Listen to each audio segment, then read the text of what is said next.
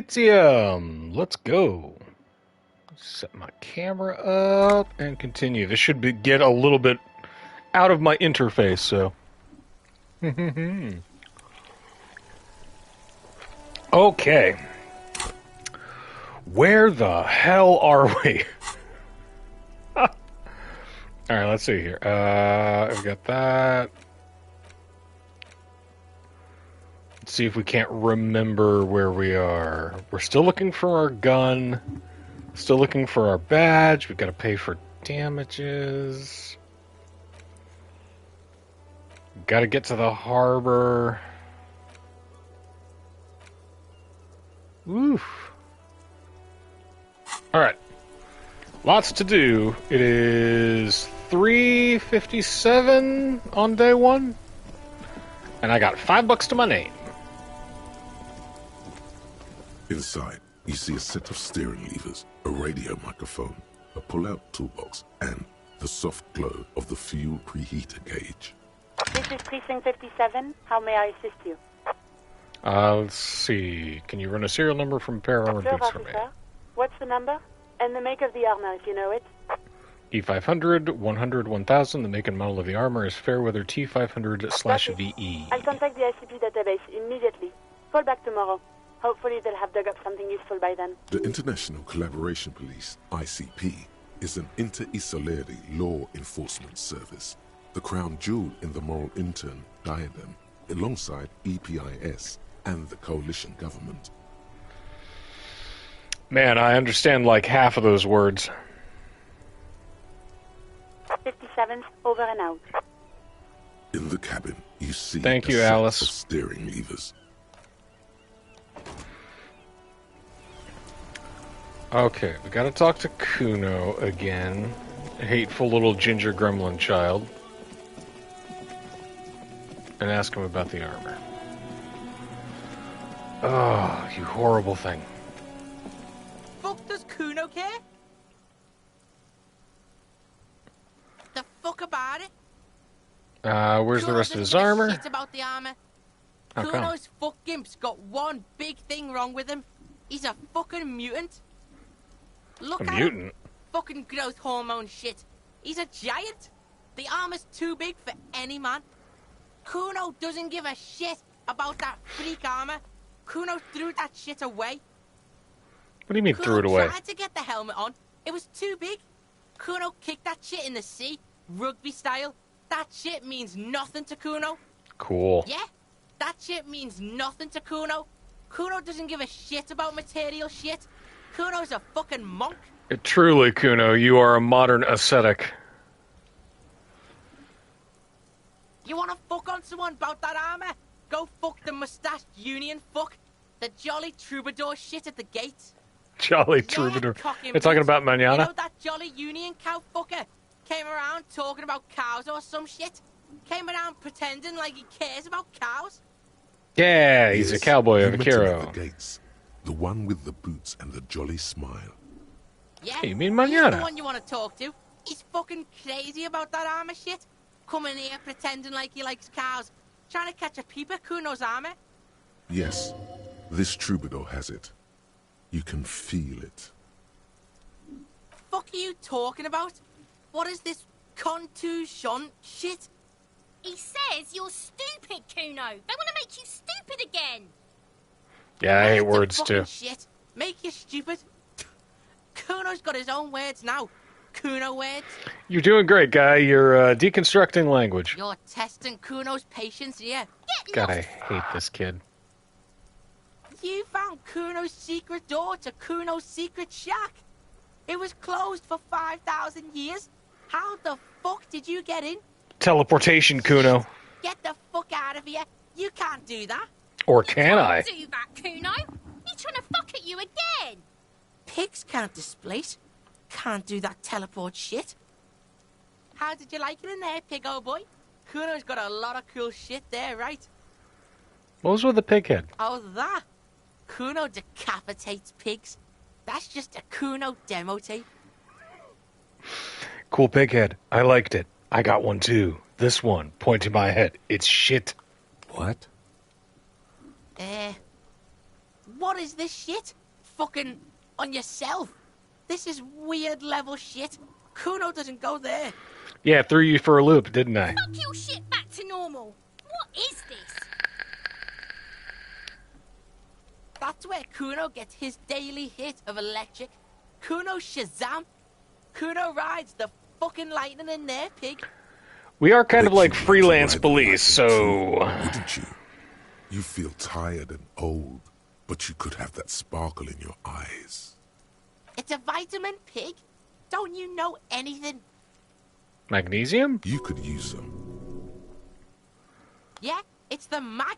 You fucking need that shit to stay on top of your game.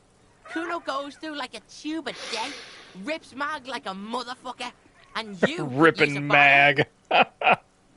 I love it. Oh, don't teach him, Kuno. He's gonna use it against you, Kuno. I know all about magnesium. I rock it all the time. Dude, don't try to prove your drug cred with this kid. You're not getting this, pig. It completely takes away the hangover. It's like you didn't do anything. Like you stayed home playing with your choo-choo. My choo-choo. Fuck you, pig. Don't do mag. You're gonna OD and you're gonna fucking die. Of course you fucking can. How do you think Kuno made all the docky boys his gimps? Just gotta fly, pig. Oh, so he's selling to the dock workers.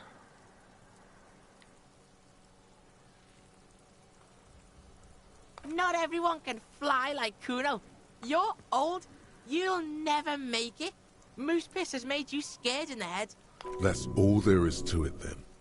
Don't be a pansy. Just jump. Good call, Pigmeister. Don't come and talk to Kuno about his kingdom. Kuno doesn't fucking care. This kid's the best. What do you see? I already visually calculus that. 8 pairs of footprints. Okay, we've been through all this.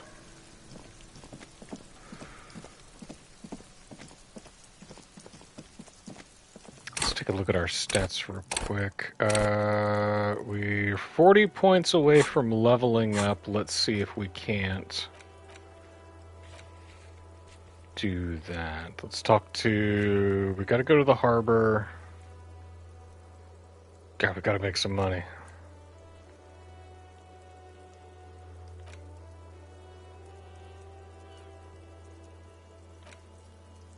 Ask around about the tattoo's possible meanings. Keep searching for the collar.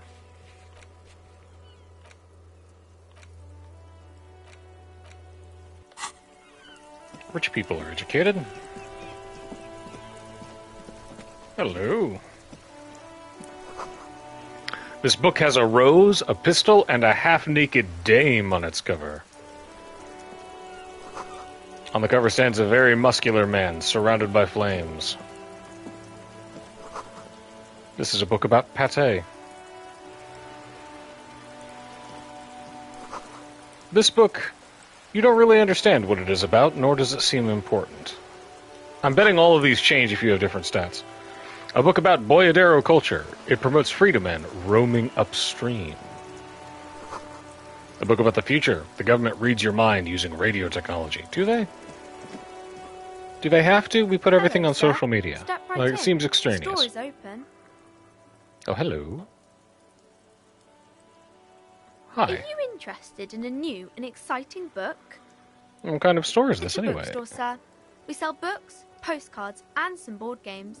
It's called Crime, Romance, and Biographies of Famous People. Good branding. Whoa, whoa, whoa, whoa. Hold your horses, little girl. What is a book? That is a book. They have stories inside them. It's like someone told you a story in a really long letter. And a postcard? is a small cardboard picture.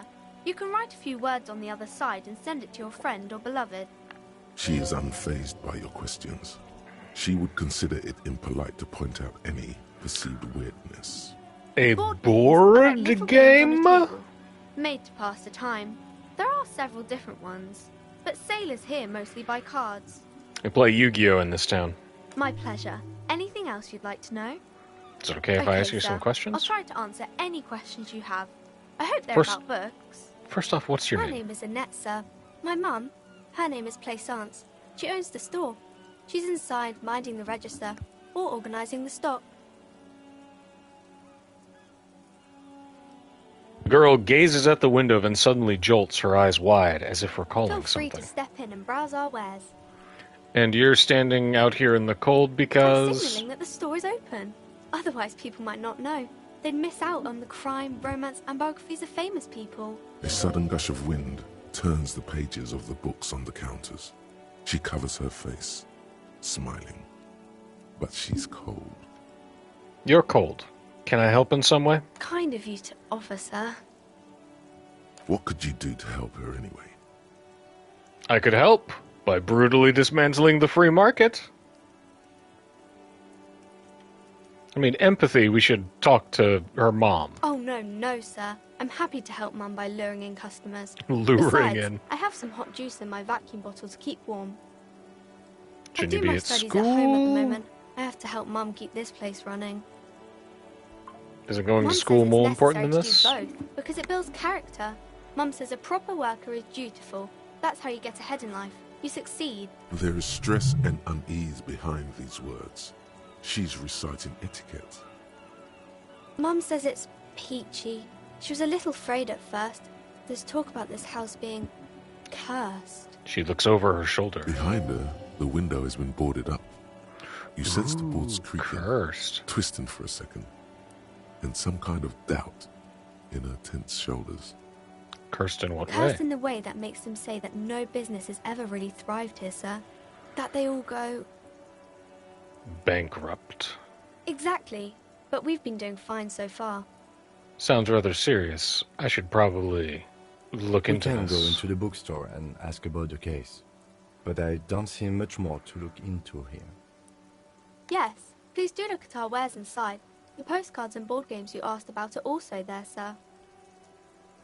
How does this curse manifest It itself? does not manifest itself in any way. It does not exist. I liked it better when we were talking about whether it's appropriate to stand out in the freezing weather.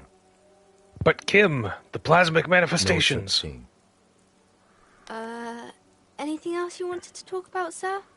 Yeah, tell me about the other failed Nothing businesses. really, sir. Mum doesn't allow me to sneak around in the back rooms or the cellar. I don't really know what's there. Maybe I can tell you about some of our books instead. Tell me about crime. Fiction is about murders or burglaries or things like that, and the work of a policeman or a private detective who's trying to solve a crime and catch the criminals. Wait, no, not crime fiction. I need to know what crime is. It's that bad. Crime is what we were solving before this conversation began. Okay, so why would anyone want to read it's about it? exciting to people, I guess. They I get feel to this way imagine about, like, dangerous true crime things, and podcasts, it's right? kinda like a Like, puzzle, where you can guess who the criminal is or how the good guys are going so to it's a catch bad him. vibe for me. I'm a policeman You myself, by don't the way. look much like a policeman. Ooh. Maybe I'm not a policeman, or I should stop being one. I should be a philosopher, really. What does a cop look like? Didn't mean to offend, sir. Sorry, sir. It's just that you don't look like Dick Mullen. Ah, look at that guy. I'll never be as good as Mullen. It's not your body that's important in police work anyway. It's your art cop soul. Head? Yes. No, it's your soul. The whole Your dang blue thing indeed, soul. Rob. Soul. The Mullen guy looks like a Hampelman. Who could respect that face? It's not even drawn correctly. He lacks soul. I'm not sure I understand. Policeman's got to have the right stuff and ingrained sense of the law. No one would follow a weakling like Mullen. If you say so, sir. He's just a fictional character. He's no match for your soul. Amen. Maybe you can show me some real police work, sir. Like in the books.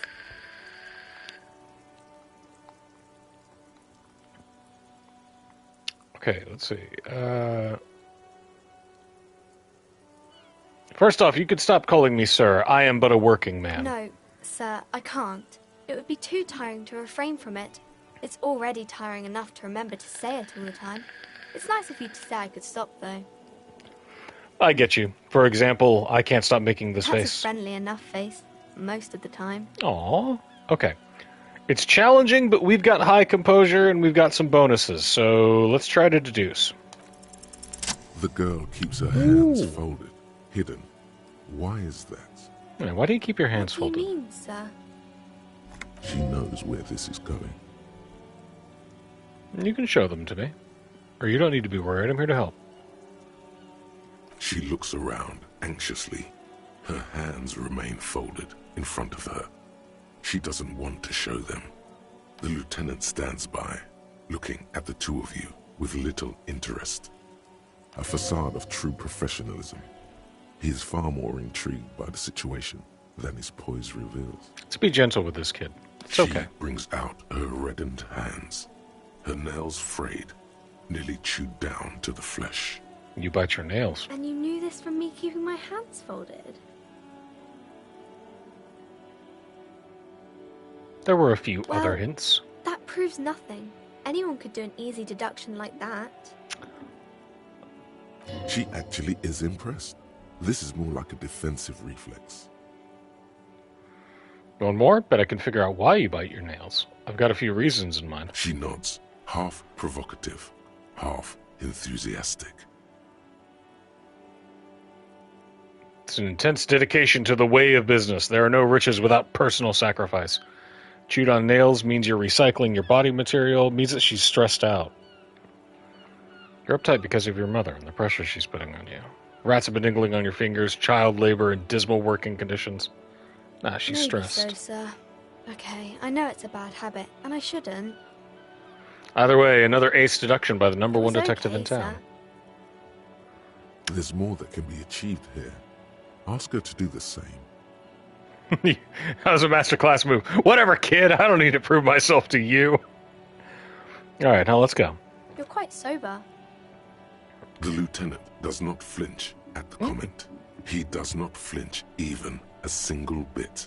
He is intensely not flinching. It takes effort. I'm also sad my head hurts. I'm sorry, sir. I hope things get better soon. There she stands, swaying on her feet, assaulted by the early spring breeze. She smiles at you. The whole situation suddenly feels familiar. What am I Somehow. missing here? Why does this feel familiar? You have absolutely no Boo. idea. Familiar? How? You must have forgotten something you heard again. It's the Hey, type what of is book where romance? there's a rich lady, and she has to choose between the good man and the bad man. She smiles at the thought, perhaps imagining herself in that Or situation. there could be a story about a Yeah, it doesn't poor seem lady like there's a picking lot rich of man. dating It's about prospects man here in and lady Martinez. business, sir. What about a poor man getting a rich lady? It happens, but usually the guy gets rich in the process. Or should actually be rich himself, but has lost his family property unjustly, like during the revolution or something. I see. Those are unhappy books, for most of the pages. People sad about what they have lost, but then it all turns out just fine in the end. What These about are when not both very men are common. bad? You can't have a choice between bad and bad. Nobody wants to read a story like that. Topical. Well, maybe What if it's then written really fine. well? Maybe if the lady then decides not to pick either, because she doesn't need a bad man. Yes, that would be interesting. And what about if everyone is poor? That's really not a proper romance story. That's more like everyday life. Brutal. Sometimes you have to write about Not real in life romance things. books, sir. These are about nice and pretty people, and everyone is happy in the end. What about a book where the man and lady business doesn't work out at all? I haven't read many of those. Maybe you should ask Mum. Think she has one about an excruciatingly painful breakup? I don't think it's a romance story if the main characters break up, though.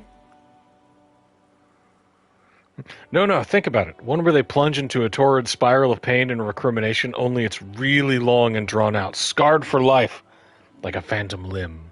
I'm not going to lay that on this kid. Sometimes they break up for a little while, but then they always get back together. That's Maybe enough some on about romance other for me. books. Oh, kings and Fame! queens Let's talk and about generals of fame. old, or artists and writers, or musicians, those kinds of people. There's usually something extraordinary about them. She scratches her cold reddened cheek, then continues. I think that's why people read them, to find the secrets of their fame. Seems like most people who read those books fail to get more famous from reading them. Yeah, but reading those doesn't make the reader more famous, does But it? it does make the famous people more famous. Fame sounds delicious. Maybe someone will write a book about me one day. Fame is for vain people. I have better things to do. Those famous people sound like a bunch of dorks. Annette's expression remains ever so helpful, but she doesn't say anything. Do you have anything really sad where everyone loses? I think this game might be really sad and everyone loses. Okay. Alright, so I have to buy more suggestion before I can try that again. Ooh, a thought. The book is titled Man from Hjelmdal and the Wild Fire. It takes willpower to even read the author's name. Jan Kaus from Iguania. Oh, thank you. It's a little more, hello. Broken window? Tibbs has windows. It's a little more out of the way in terms of our, if you had a bag in your hand, perhaps you could collect these balls and sell them. In terms of our UI, so. Oh. The distant squall of seabirds. Hey, what's up, guy? Nothing I can't do. I'm a job forever, man. Ooh. Yellow plastic bag. Fritte.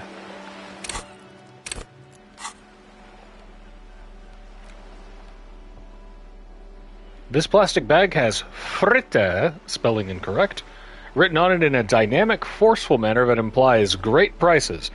As you crack it open, a malty gust of air flies in your face. Smells of yeast and beer. A perfect place for terror. Oh, it's on now.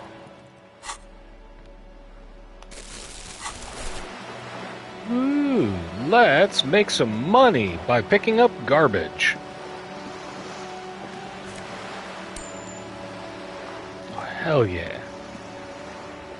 I've been kicked out of every joint in Revachol.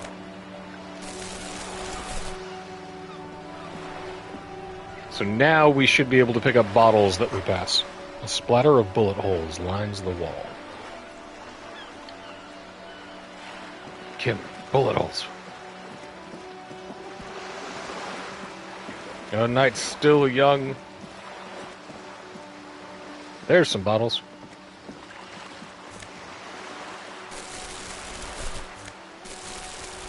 Let's clean up our community, even if it's not our community, you know?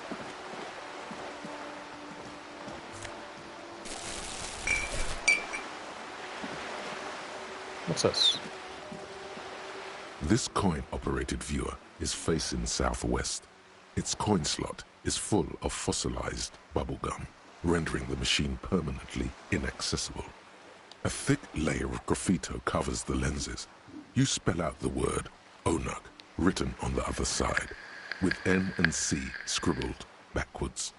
Under the graffito, a sea of blues and greys appear. Behind the water lies a coast studded with concrete and reeds. On it, a church on stilts, lanky weather-worn wooden planks, an X-shaped cross topping its tower. You know this to be the Star of Pericarnassus, or the Cairo, the central symbol of the Pericarnassian Church. A star, Pericarnassian a great moral Church. act to be strived towards. The church looks old and weather-worn.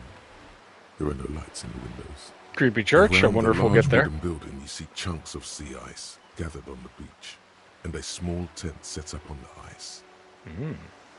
The metal feels cold and wet under your palm. It looks unhygienic. I don't really care about vandalism that much.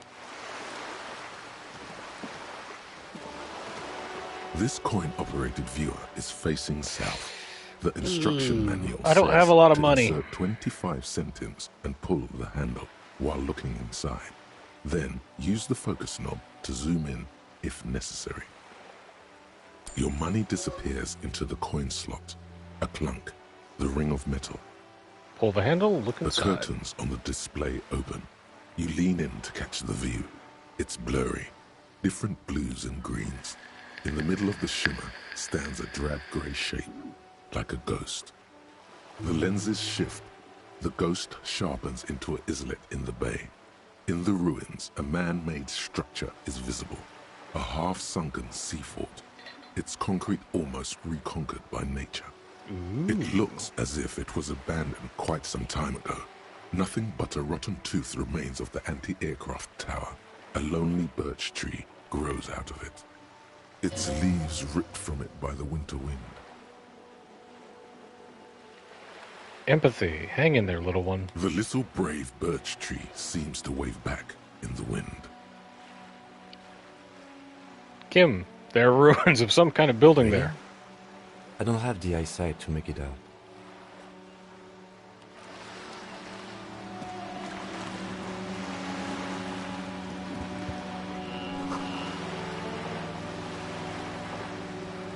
Ooh, the Martinez Pier.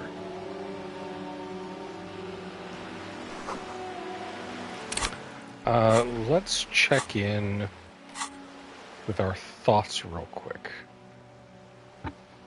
We've got our shit compressed. We're still working on Long Lonesome Way Home. And have come across more bottles.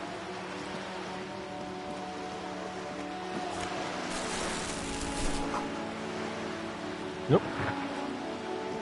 A lonely cormorant surveys the sea, indifferent to your approach.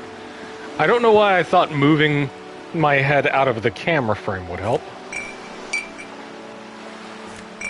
There's lots of bottles here.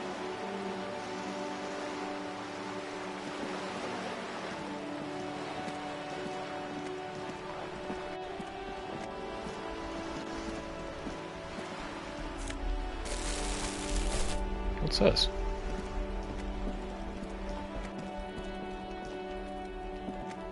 This is a wall on the side of an apartment building. Impossible.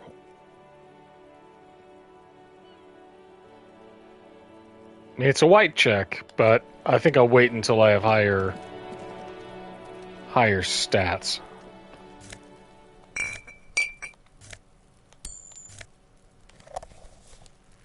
Ooh, got some magnesium. Good for me.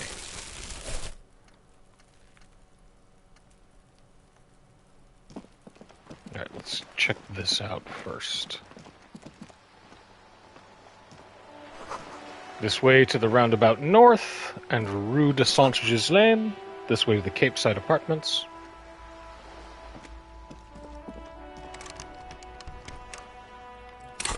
Locked, eh? I don't believe in locks. Hey, up here, piggo. Signal blue naval coat. Clothes. +1 suggestion and -1 to half light. Is that better for me than my Esprit decor? Yeah, you better keep walking.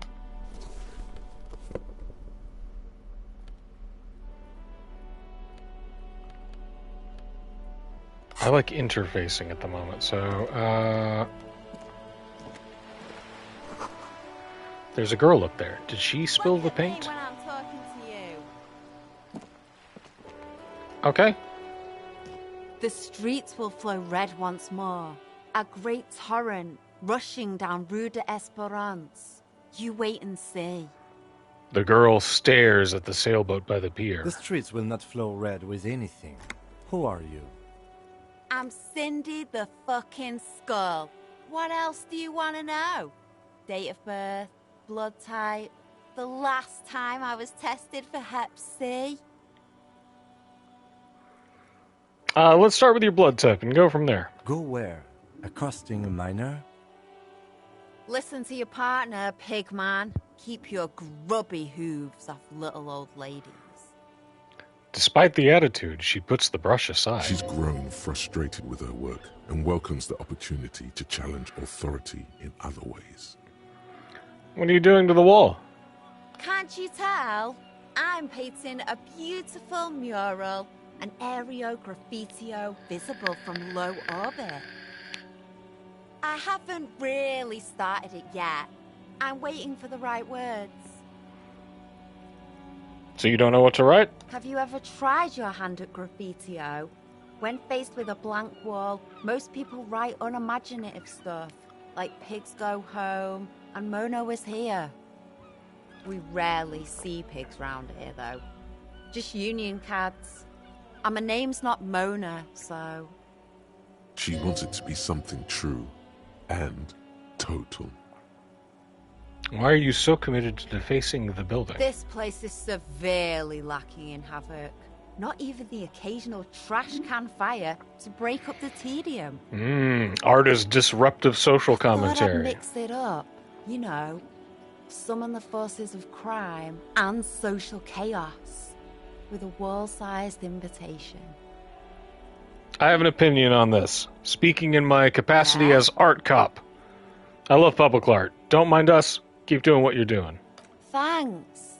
I'm sure the inspiration will come to me now that I have an official RCM stamp of approval. Right? Now that the half-jurisdictional freelance police have given me the go-ahead. Her desire to deface the building. Hey, keep looking off to the side. What are you Lieutenant looking furrows at? his brow at another one of your eccentricisms. Dang, Kim. She nods disdainfully towards the woman performing maintenance on the boat docked next to the pier. Hatred, disgust. It's difficult to tell which of the two is more present in her girlish features. The woman on the boat does not notice her staring. Joyce Messier. That is on her. Someone's got to keep an eye on her. Ozon. Ozon is an archipelago 2 days' travel away from Rivershot. Its moneyed residents, used to posh restaurants and upscale boutiques, rarely have reason to visit Martinez. The upper crust. Who is she? Probably the Wild Pines rep. We should talk to her. My She's nose a is just... professional negotiator, though. I have the feeling she will be very cooperative while telling us nothing. You should take the lead. Ask her unexpected questions, you know? Do your thing. Don't be Kim's afraid giving to me get a bit permission to be wacky. nuts? Throwing Awesome! her off is our best bet. Good idea, piggies. Run along now. Fuck her shit up good. Impound that boat while you're at it. I'd like to watch her swim back to Ozon. Hey, you seem full of youthful hate. Do you know anything about the recent I murder? ain't no snitch, pigstein. Go forth and forage in someone else's shit. No shortage of squealers in these parts. Actually, there is a shortage of people who talk to us in a normal, calm, informative manner. We weren't put on this earth to make your life pleasant, fucko. Watch your back, ungulate. You've got eyes on you. Cindy? It's too late, Cindy. I like you.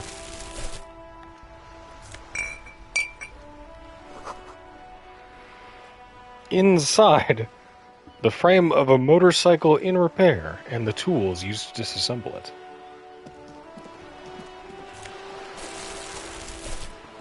Man, there's bottles everywhere. A sturdy metal door guards the southwest entrance to the apartment building. It's locked. I think we'll leave that alone for now.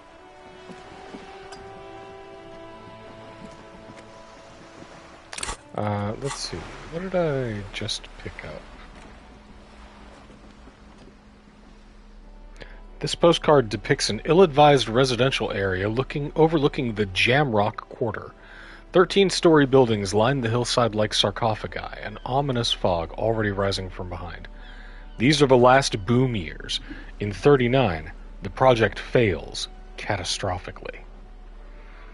And we got this from the pawn shop last time. Hold on a sec. Let me tilt this camera down just a bit. There we go. The plastic headless fallen rider sits atop his equally plastic bull, his posture indicating either desperation or pride. Comes as a set with the infamous fallen cap for which he lost his head. The head is not included. Lieutenant Kim gave us a handkerchief given to us by Lieutenant Kitsuragi. One corner is adorned with lace and tiny embroidered poitiers. Here's our green 8 pen that we got from... What was her name?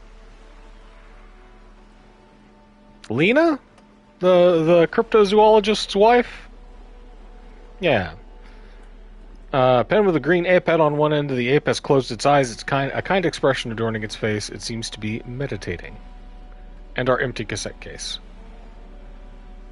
There used to be a tape in this case, but it was destroyed in a fit of rage. Something about the Atenier's single, smallest church in St. Signs, must have robbed someone the wrong way. The label says the song was recorded in 43.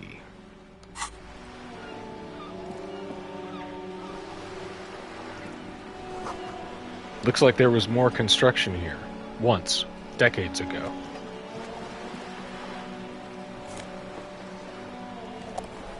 I got tons of magnesium.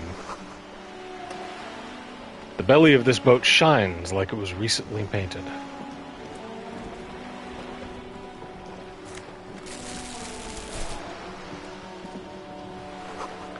Docking reserved for residents of Rue de Saint-Ghislain 33A.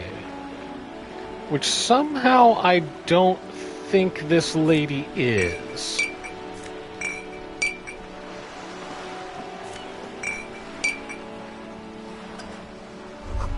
Your room in the Whirling isn't much bigger than this sloop. This is worth more than you'll ever earn in all your life. What thought was that? Logic? Or insight or visual calculus?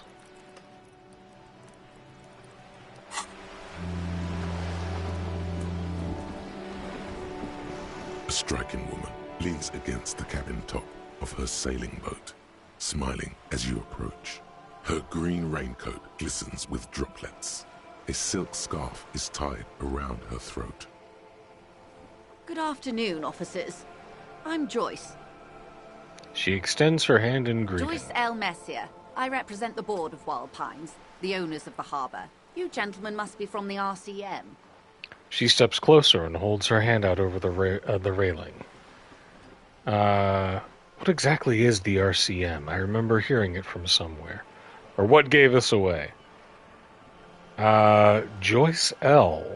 What does the L stand? Kim did say that I can get wacky, so... Joyce L. Messier. Joyce L. What does the L stand for? Nothing, what gave us honestly. away? I've said it to every drunk in town, and you're the first one who's responded. Oh. What is implied here? That you're a drunk? Joyce L. What does the L stand for? Her bony hand dangles from the sleeve of her oversized raincoat.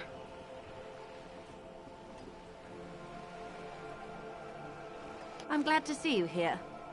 Her grip is tight and cold. Like steel. There is strength there. If she wanted, she could sink her nails deep into your skin.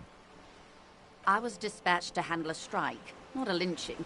Anything I can do to assist the RCM in this matter, I will, gladly. That is good to hear, madame. Okay, My good. colleague will take the lead on this interview. I should let you know that he is recovering from an unusual medical episode. Very unusual. But I can assure you of his ultimate competency. How interesting.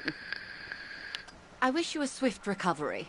In the meanwhile, you have my full cooperation, and the full cooperation of the Wild Pines group.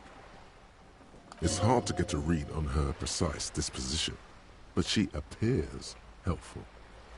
Okay, so I can't trust her, but I can trust her. You seem rich. Can I have some money? Okay, let's ease into it.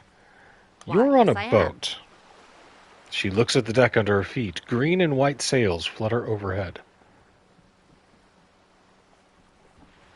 Not a lot of people on boats, are there? Of course there are. We're on an archipelago. How else are you supposed to get around? Wait, we're on an archipelago? Yes, we are.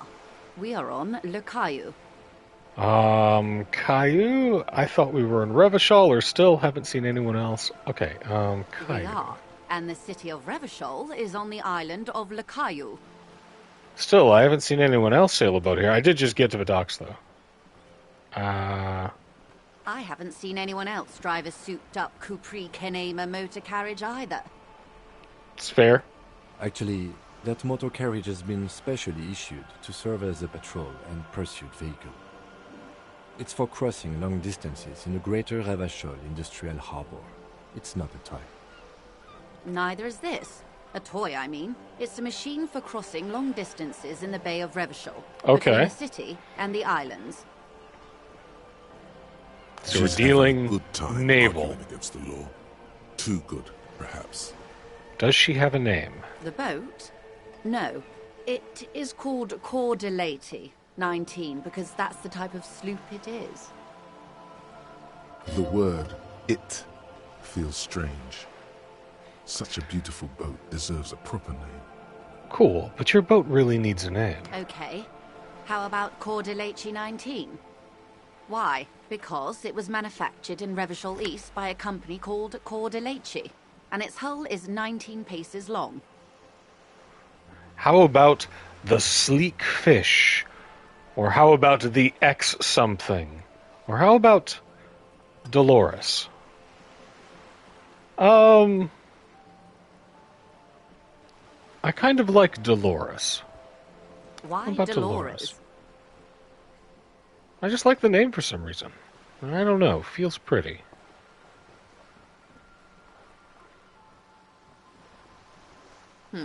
Well, it means nothing to me.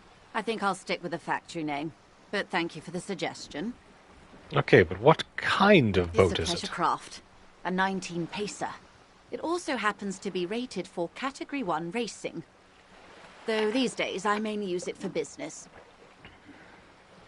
How do you like it? My sloop? I like it a lot. It's the eel's hips, baby.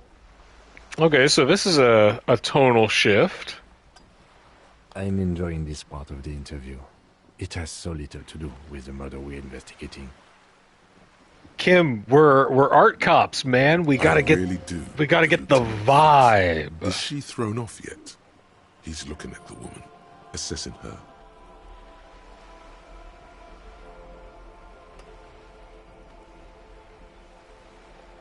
Officer, I assure you I'm a Do highly you have a qualified license? pleasure craft operator.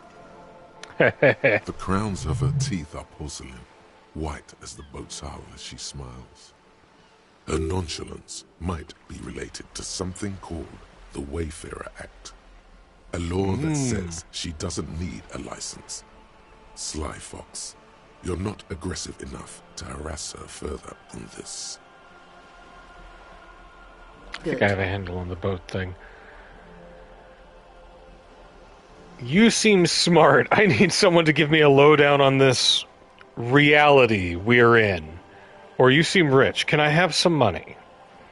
Let's start with the reality. Let's see if this throws her off.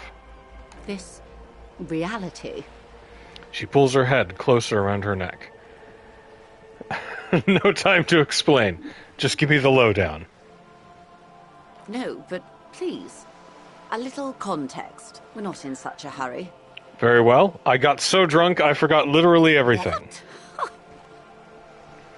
I went on a 3-day bender and now need you to explain the world to me, or a supernatural event took place within my head on alcohol. Please don't make me say it again. No shame. A supernatural event took place within my head on Such alcohol. an acute encephalopathy. Just doesn't seem possible. She puts her beverage Surely down you're and stares at joking. you. Don't be phased, madame. He functions perfectly well. He only needs a lowdown on all of reality. You may be here a while then. Ask away, officer. I'll help however I can. All right, we're in. I know these all look good, but begin with the first, okay? What are you? What is this? Reach for something fundamental. What is this? What are you? What is... Think of something close to you. What is this? Acute encephalopathy? Yeah, let's start with where are we? We're in Martinez, baby. Baby? A casual term of endearment popular among the 50-plus crowd. It's a disco holdover, pay it no heed. I'm a disco holdover myself. Aren't we all? And what is Martinez? Martinez is a district of Revachol. A very small district tucked away near the industrial harbour, north of the 881 and Jamrock. So north of Jamrock. Jamrock is where we're from. I think we figured out last time. You would be excused for not knowing about it. Unimportant, they say. Forgotten, even. Shelled to smithereens during the Revolution. It has its charms, just not this time of year. Okay, that's Martinez. Yeah, let's just go through these. Tell I'm me not more a good about ambassador. Martinez. I've only been here once before, as a teenager. Not a lot has changed. There are ruins, a terminal, fishing boats, reeds, boys with boxy shoulders. This place used to be a province, a workers' resort before the city swallowed it and the artillery did its work. The reeds are the real star of the show here now. The further down the coast, the wilder it gets. Okay, you mentioned a sea. It's What not sea? really a sea, it's the Bay of Revachol. And the bay feeds into the ocean. Yes. So how coastal We're are on we? an island in an ocean. The world's largest body of water. The Insulindic. Okay. On an island in an ocean. Known to the early Revacholians as Les Immensités Bleues, the Blue Immensities.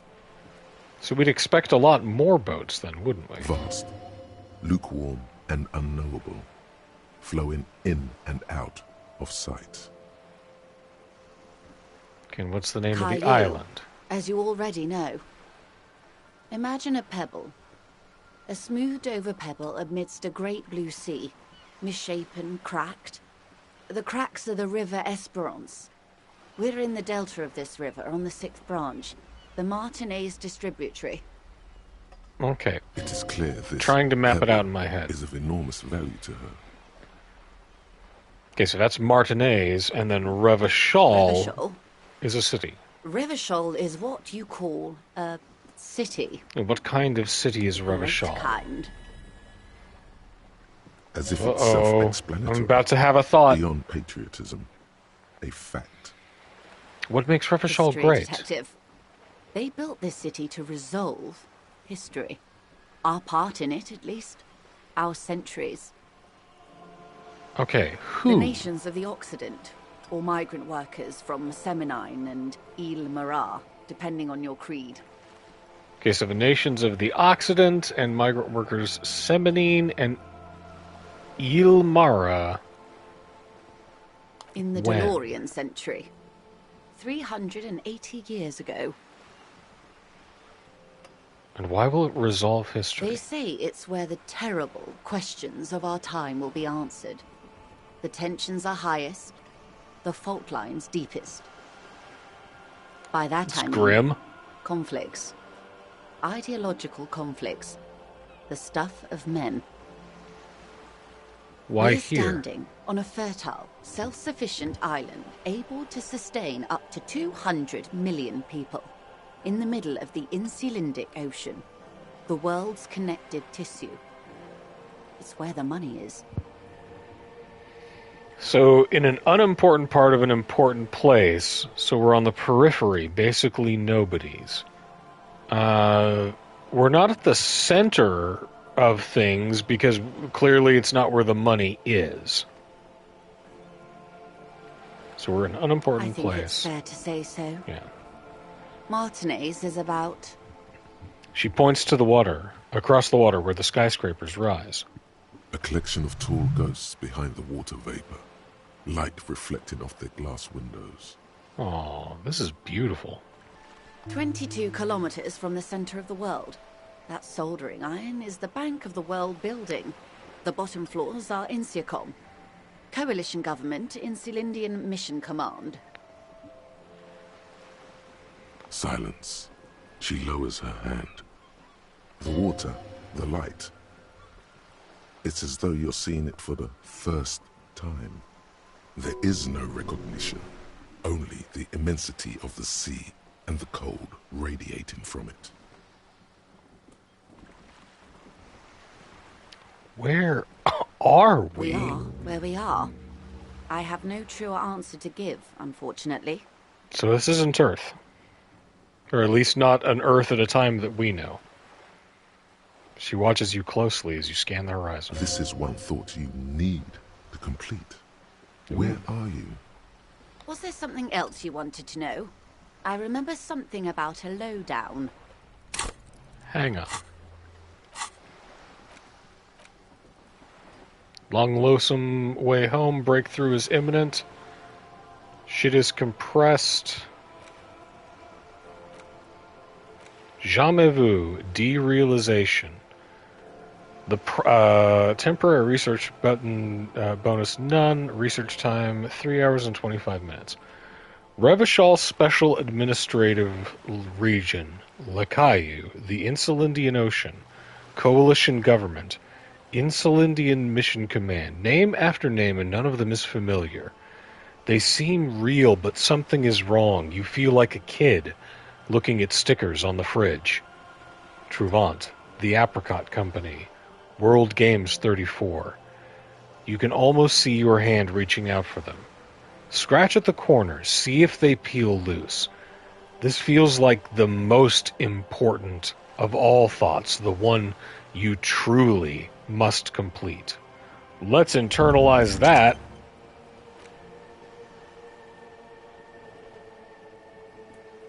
Ooh, and we're about to get our +1 to encyclopedias. We remember facts.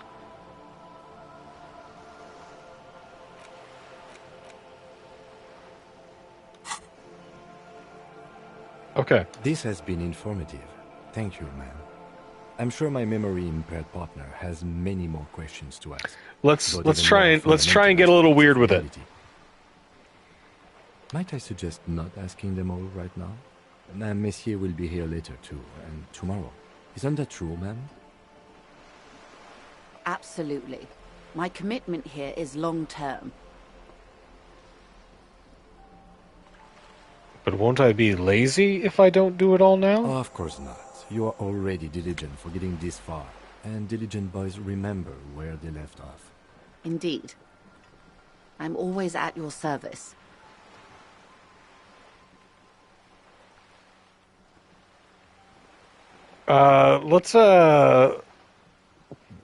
Let's see. What is this? Svenicid? A flightless bird of the polar regions? Keep guessing. Am I really that awkward? Of course you're not, my dear. I'm just terrible at guessing games. I meant, what is this place here? Ah. This is the pier of Rue de Saint-Ghislaine, 33A, where the tenants have been kind enough to rent me a slot. It's a houseboat. Or two. And Rue de Saint-Ghislaine, a 33A. pre-revolutionary tenement. Old buildings are called tenements, you see. And new buildings, bâtiments. After les bâtiments nouveaux. But 33A and 33B are not nouveaux. They're old. Okay. This one used to be 8 to 10 stories tall. A real high-rise by the standards of the last century. Built to mirror the skyscrapers across the bay in the Delta. That was before the war, of course. And who Mostly lived the in urban them? middle class, I believe. This was once primo real estate, before the cannons lopped 4 or 5 stories off. Splat, splat. From a dilapidated balcony, Cindy the Skull gives Joyce the evil eye, her red paintbrush held to her throat. You could be wrong, but from here it appears as if she's running the brush across her throat in a soaring motion. Wonderful. We're in Martinez, baby. Okay, this is back to the You would be Martinez stuff. excused for not knowing about it. Unimportant, they say. Tell me Forgotten another, even. perhaps even I more would be happy fundamental to. aspect of reality. What is a preposterously expensive education for, if not sharing? Amen. What is that? The girl in the old lady rags? Yes. It's like a sullen and rebellious member of a teen infraculture. Infraculture? Yes. You and I belong to the supraculture. We're common, the herd. The music on the radio, the food in the chain restaurant, those are all too popular for the girl in the old lady rags. Got it. She prefers a fantasy world, an infraculture with its own She's dress punk rock. code and I get vernacular. it. It is an illusion, I'm afraid. There is no refuge from the supraculture.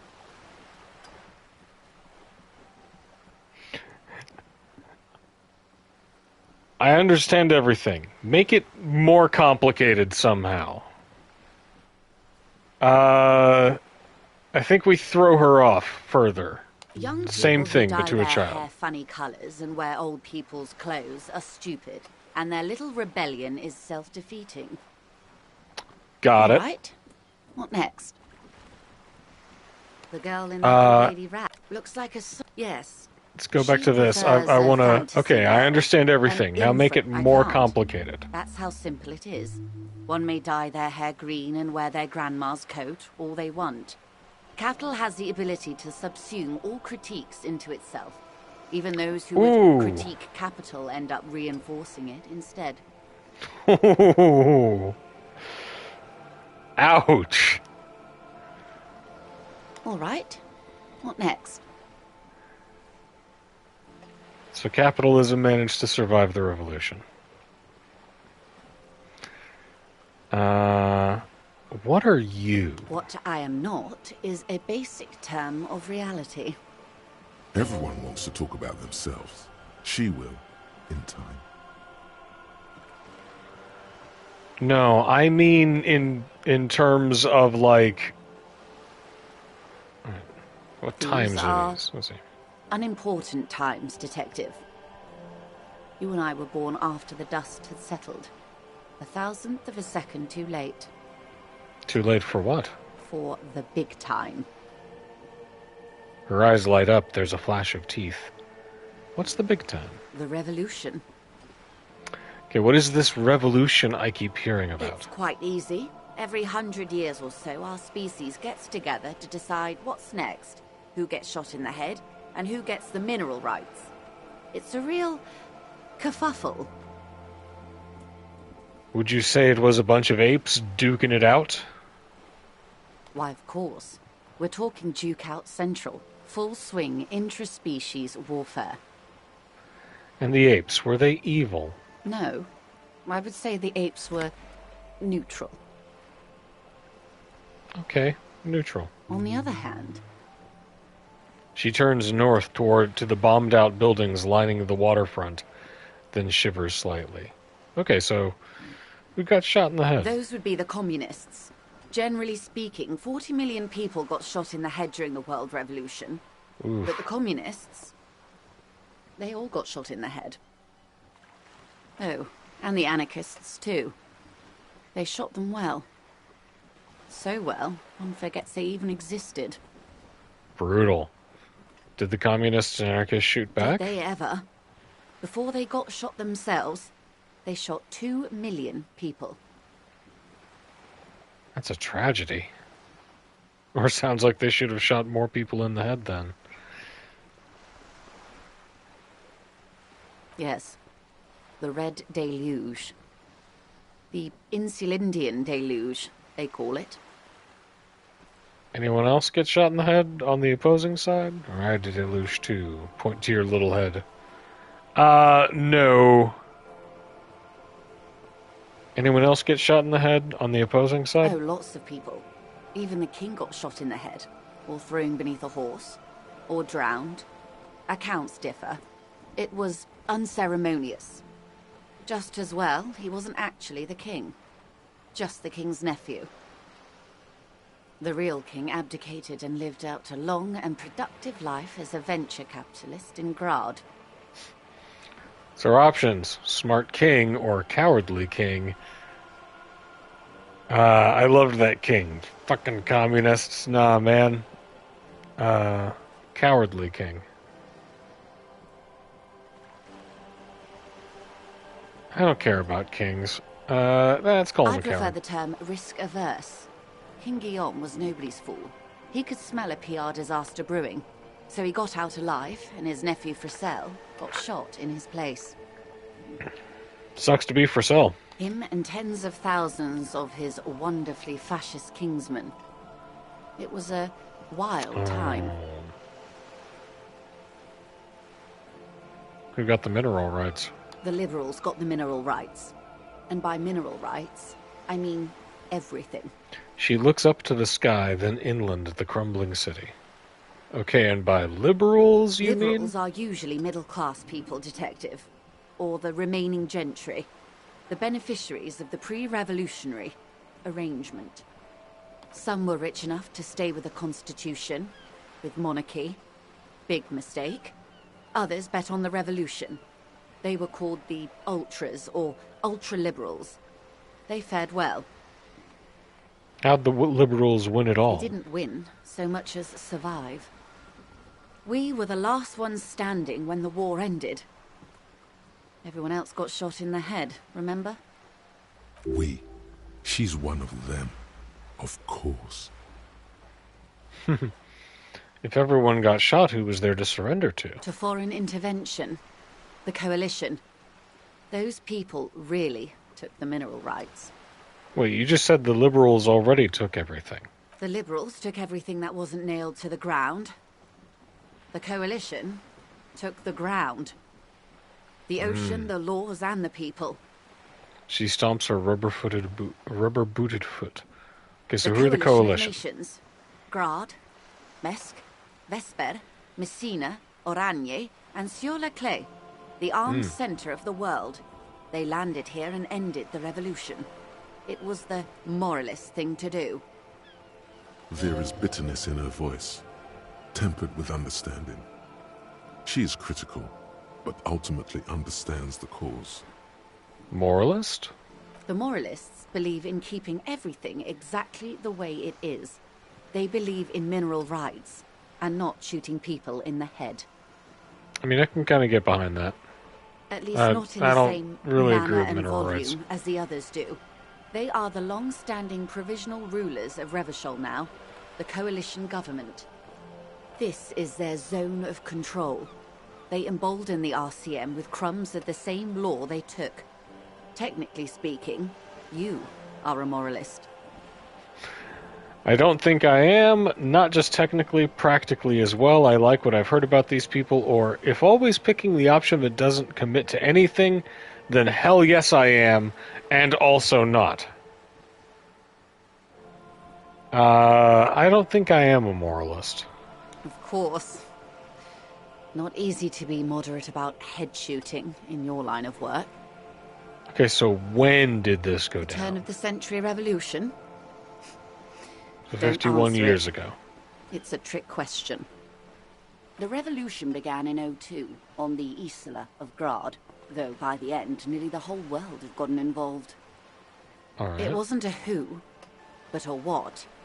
A pandemic of Zarat, a particularly virulent prion disease, which the authorities in Grad proved unable to contain. Then Marzolf came along and overthrew the government.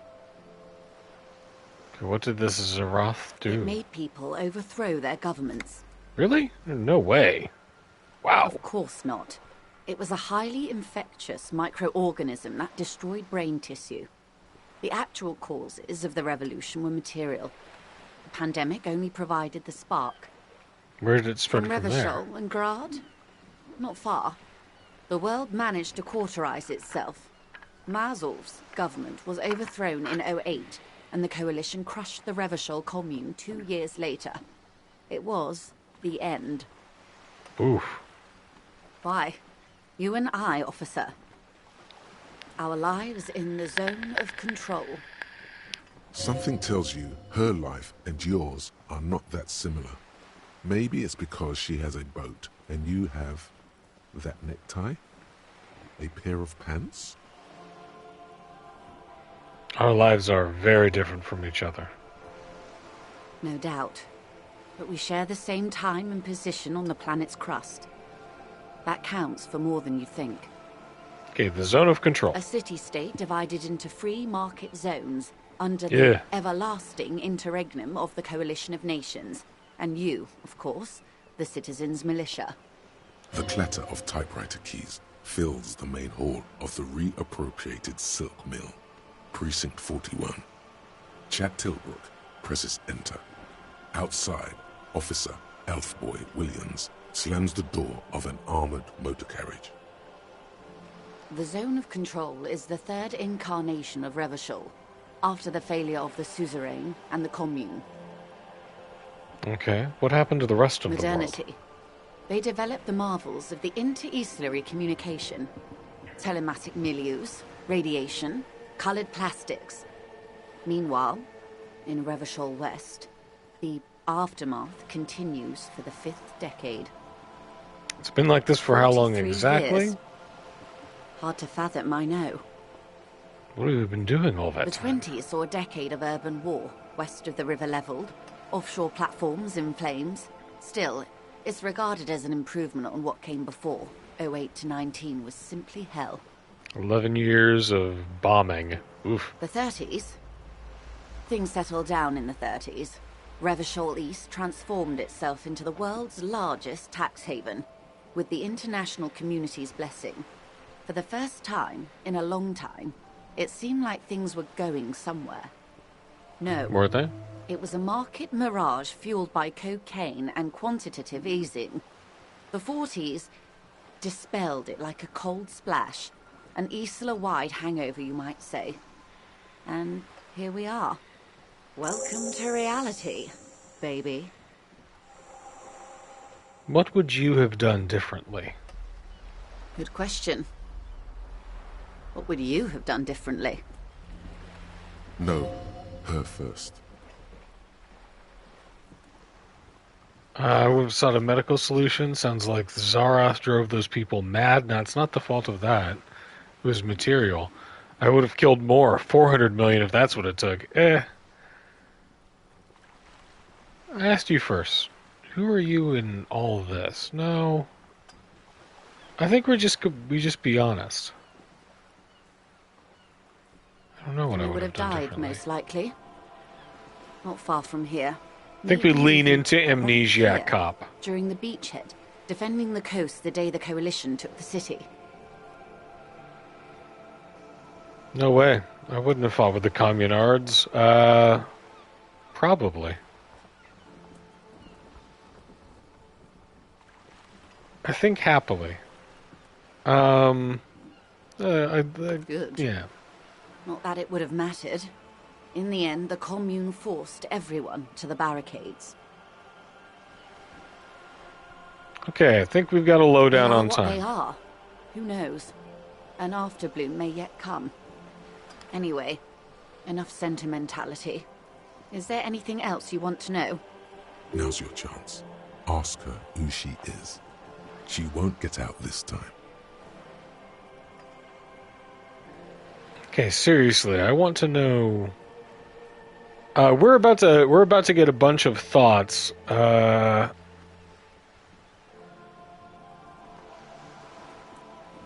What is? Well, let's give him a whack, right? Let's ask her this first.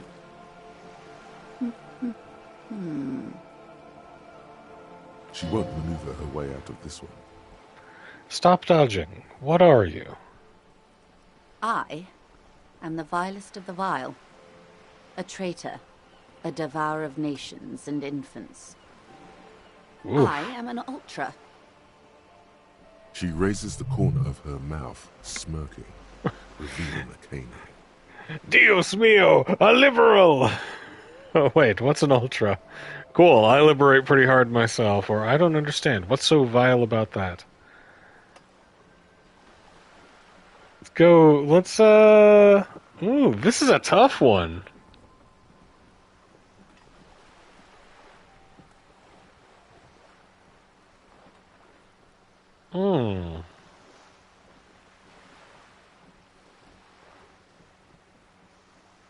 I mean, she profited off of the death of the revolution. Phew. Yes. I am the nether creature of the Forbidden Swamp. I pushed the king under a shit wagon and betrayed the revolution. My kind surrendered the nation to financial colonists. I can see you thought we'd gone extinct. After all, no sane person identifies as an ultra-liberal anymore. Not in broad daylight. She looks into your You're a eye. man of the left, no? Tell me, now that I've uncoiled myself, are you repulsed? In her green eyes, you see a mixture of truth and self-satire. Decades of guilt and pride. Forgive her. But only because you like pearlescent teeth and those light green eyes. I forgive you, but only because you're charming. I don't really think it's her fault. I forgive you. I hope you do. I hope we are able to continue as friends, despite my scales and my need to infiltrate and betray your precious revolution. The struggle is ongoing. Honestly, I may have even preferred it, had the Her communards won. her eyes are Who more knows? open and green now. They might really changed her have built picture. Something better, but they didn't, because they lost. When the dust settled, the Liberals were the only ones left to clean up the mess. By virtue of their survival, they were handed enormous power to shape the future. This was all our last generation managed. Would you have done something differently? With due respect to our overlords, the eternal caretaker government that keeps Martinez a monument to the efficacy of its artillery, I would not have relinquished sovereignty to the Coalition. Not here in Martinez, and not in the Stella Maris or Delta Beachheads either. If not for my own sake. She realizes her small, cold fists are clenched. She loosens them. Then for my daughters. We had an obligation to defend our sovereignty. We should have burned the whole Isla down rather than let them have it. Dark orange flames reflect in her green eyes. Regret. An oil fire on the ocean. You're a smart woman. You're a patriot. You have daughters? You're a Yes. patriot. I suppose I am. But I wouldn't be a patriot anywhere but here. Seditious talk, man. Perhaps You're a smart woman. my intellectual vanity will be my undoing. You have Yes. daughters. Whatever else I am, I'm also a mother and a wife. She closes her We eyes and return opens to them reality. again. What is think of something close to you or reach for something fundamental? Let's reach for something fundamental. A strange coldness comes over you as you look at the world. The waves sway the sloop slowly. That's all. The doubt is fully formed in your head.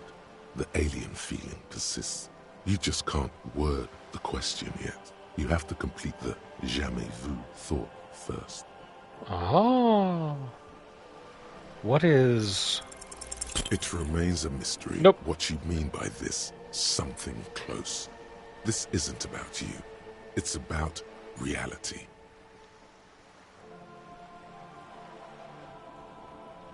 What is this acute encephalopathy? It's a neurological disorder caused by a lack of Right, vitamin right. B in the brain. She conveys it in Medical short, help. cold bursts, trying not to invest too deeply in the condition of this doomed detective. In case he goes down later, souring the entire portfolio. I'm not really looking for her approval. I know you've got a lot riding on me. I won't let you down. I am going to solve the case, though. I know it causes encephalopathy. Well, it's either bariatric surgery or long-term alcohol use. Which I've had, so it's definitely the drinking. She nods slowly. Yes, and perform autoerotic asphyxiation on yourself with your funny necktie, out in the open somewhere. No, let's not do that. Glad to have been of assistance. The little that I know. Anything else? You seem rich. Can I have some money? Is what you want to say, but it isn't that easy, is it? Look Why at not? that lady. Take a gander. Squint your eyes, bub. Okay, what nice fabrics. What lustrous hair. Why, yes. Tucked away under that sturdy green raincoat, almost rustic in its simplicity, a silk shirt and matching scarf around her gentle throat, while dull orange pearls hang from her earlobes, red from the cold.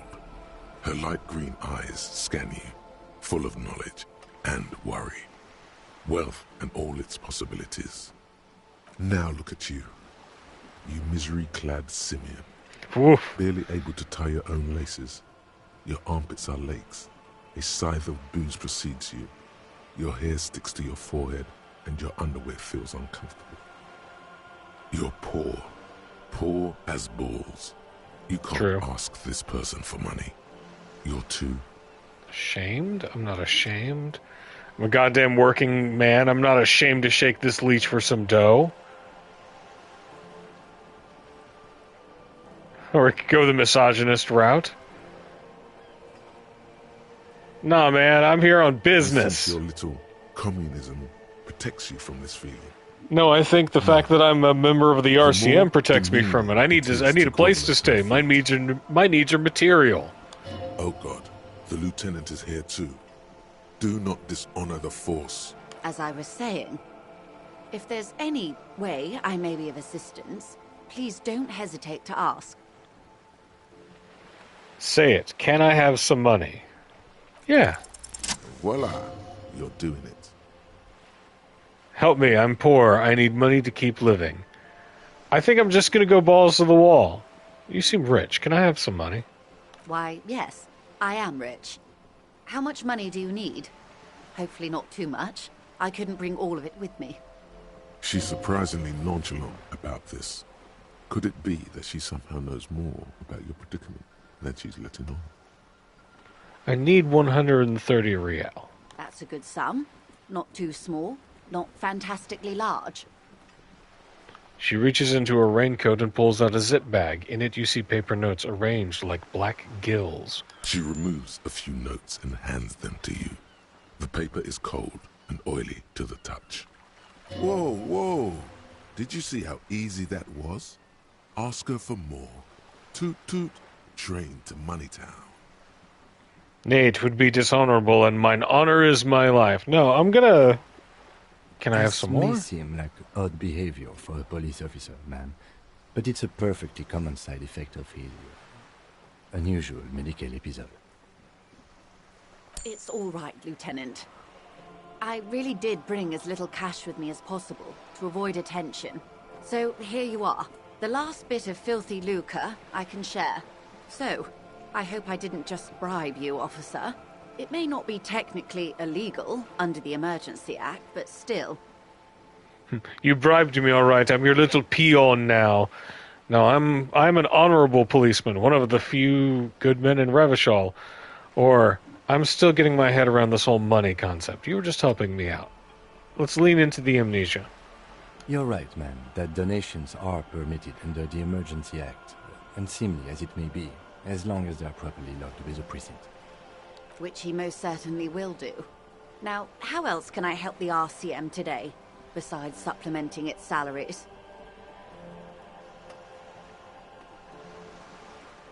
Do you know something about these tattoos?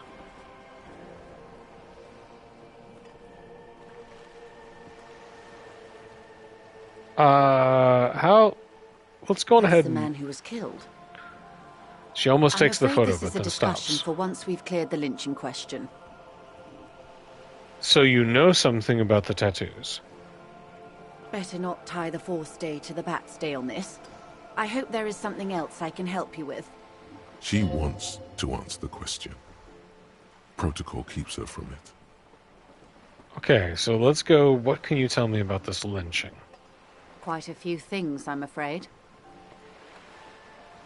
She falls silent for a moment, contemplating The something. information I'm to share with you includes sensitive trade secrets. For the sake of my employer, I have to ask for your names and badge numbers. Of course, ma'am.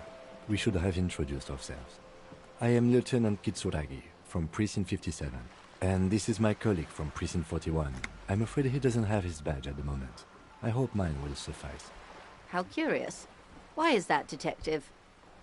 Awkwardness washes over the conversation. The woman doesn't like this turn of events. Remember when I told you I literally cannot remember even the most basic facts about reality? How can I forget? One of those facts is where my badge is. Another is my name. I was hoping your condition was rhetorical, Detective. A questioning technique. Perhaps it is. But it's also true that I don't remember where my badge is. Or I wish it were. Let's go sympathetic. She did just give us a bunch of money. I have sympathy for your highly unusual conditions, sir, and I believe you. But as it stands, I cannot share any confidential information until I've seen both your badges. I understand the dictates of protocol, ma'am, but is there no way around it? I'm afraid not, Lieutenant. These are my employer's orders. Hang on. She's a professional negotiator. She should be open to some sort of mutually beneficial arrangement. Sympathy for your amnesia. How do I negotiate my way out of this? Let's see. I mean, favors for favors. A dirty alliance of some sort. It's a red check. It cannot be retried. I'll find it somehow. Let's do it. Easy. Just offer her a favor. Like I said, nice and dirty. Surely there's some other way to demonstrate our law enforcement credentials? I will be frank with you. If I'm going to break protocol, I need to be able to justify it to my superiors. They're going to want to see something very tangible. You're in, but expect her to drive a hard bargain. Reports from inside Terminal B suggest it's a hub for the local drug trade. This is an open secret in Martinez. The Union controls the terminal, so it goes to reason. They're profiting from this trade. The company has tried looking into this matter before, to no avail. Perhaps someone with your authority and resources might turn over the right stones. Or you can recover your badge. Though if I may be blunt with you, it sounds like that may be a lost cause. Detective, a word in private before we continue. Excuse us for a moment, madam. We've got a couple of thoughts to deal with first, though. Lonesome, long way home. Here we go. Home awaits. Walk past Station 41 and through the market, past the Boogie Street spearhead, to the other side of the lake, the frozen eye at the center of the district. Then, past the video rental store on the corner. There, at the end of a street lined with pine trees, a small house no larger than a matchbox. 11 Voyager Road. You no longer live there. Those times are gone. And so are those people. Why did you come here? Why are you still here? And where's the dealer? You have to get back to work. That's all you have now. Learning cap for perception raised by 5, and speed gives +1 psyche?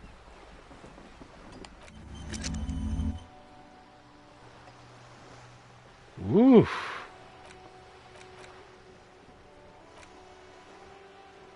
Okay. Okay.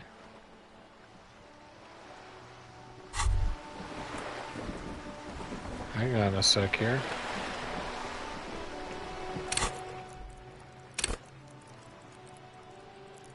Visual calculus was working really well. Volition did some work there.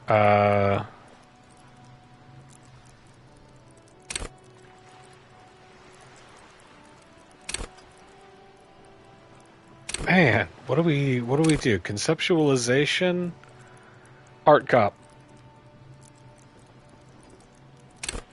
encyclopedia was pretty good though.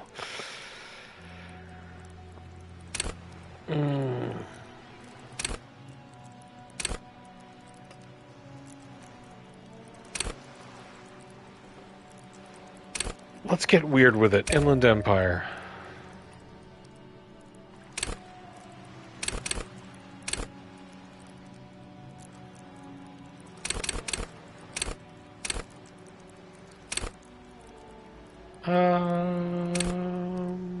Let's go ahead and do... No, we want to save one. Hey. Psst. Look around. Psst. Hey, you. Who, me? Yes, you. Word on the street is you're ready to start building communism again. How come there's word on the You street? keep saying things like, down with the bourgeoisie, eat the rich, sodomize the landowners. Oh, this all escalated people quickly. Who have more than 25 real in their pockets. Literally murder all human beings, regardless of their political beliefs. That kind of stuff. I've said some mildly left-wing things, but none of those. I haven't said anything like that. Oh yes, the mask of ambivalence. Don't deny it. You're about to rip it off and reveal the monstrous seven-eyed lamb of global communism that would devour and masticate mankind. Everyone can see that. So tell me, do you have any questions before we fire up the big communism builder? Or do we get right down to it? Wait, first, what is this communism even about? Failure. It's about failure. Yes. Failure? Abject failure. Total, irreversible defeat on all fronts. Absolutely grim. vanquished, beaten, curb-stomped and pissed on. Until you came along. You will reverse the fortune of the workers of the world. As a white leftist, I feel called out. You alone, against every living thing, against every human alive. 800 trillion real in the hands of an impossibly well-organized ruling class. Towering city blocks of bankmen who have the ears of prime ministers. Million-headed armies of nations and the love of your own mother. You against the atom, the charm and the spin, where the whole world failed. Matter failed to bend to human will. Human will failed to get out of bed and tie its laces. You alone, single-handedly, will rebuild the dreams of the working class. You are the last communist.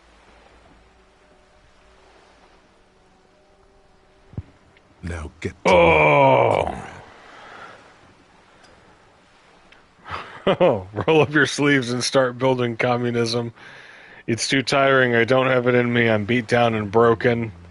Man, I gotta maintain hope. Oh yeah. Get the firing squads and the animal wagons ready. Wait, firing Too late squads? to back out now.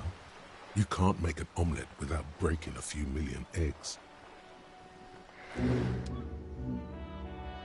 Thought gained. Mazovian socioeconomics.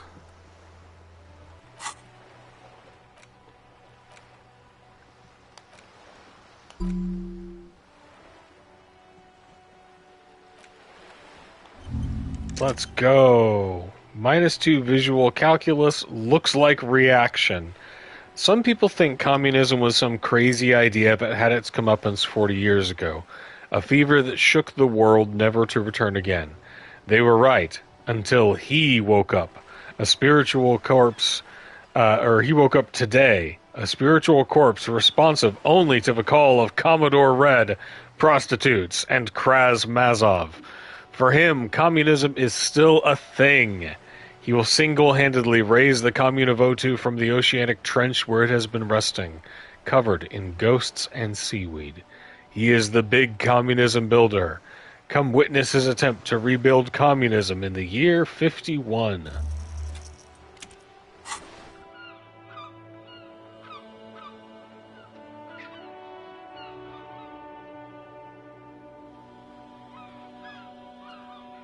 Where did I go?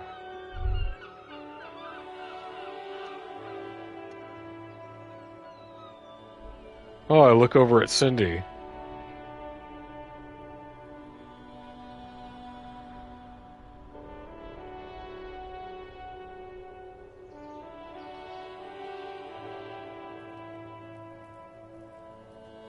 Hello again, officers. Have you come to admire my mural? No, but I see a window. Catch you later, Cindy.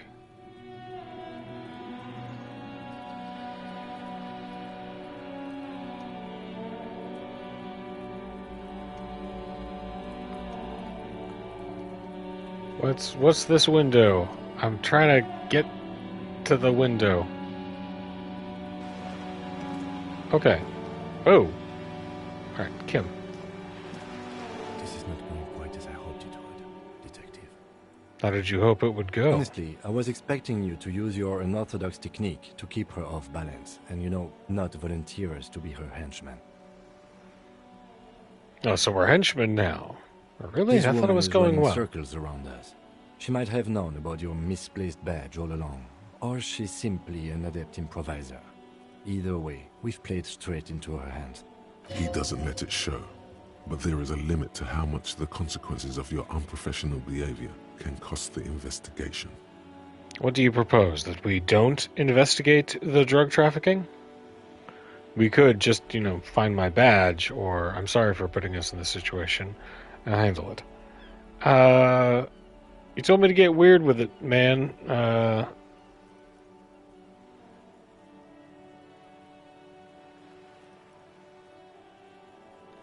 That would be fantastic, but do we have the time? The world is large, and your badge is 8 by 6 centimeters. You could request a new one from the station. I'm processing.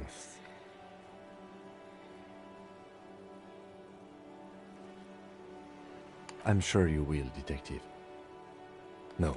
If there is reasonable suspicion, we must investigate.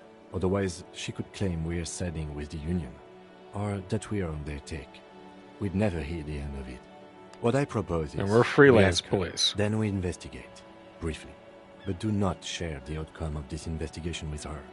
We tell her it's done, and demand for her information on the lynching. So we investigate briefly, but do not share the outcome. Alright.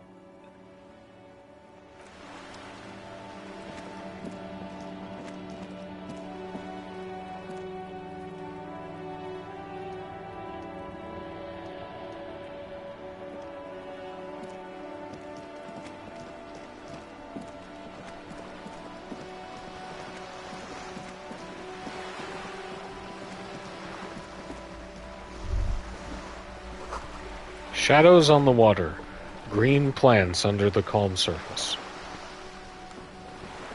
You're back. Good. What can I help you with?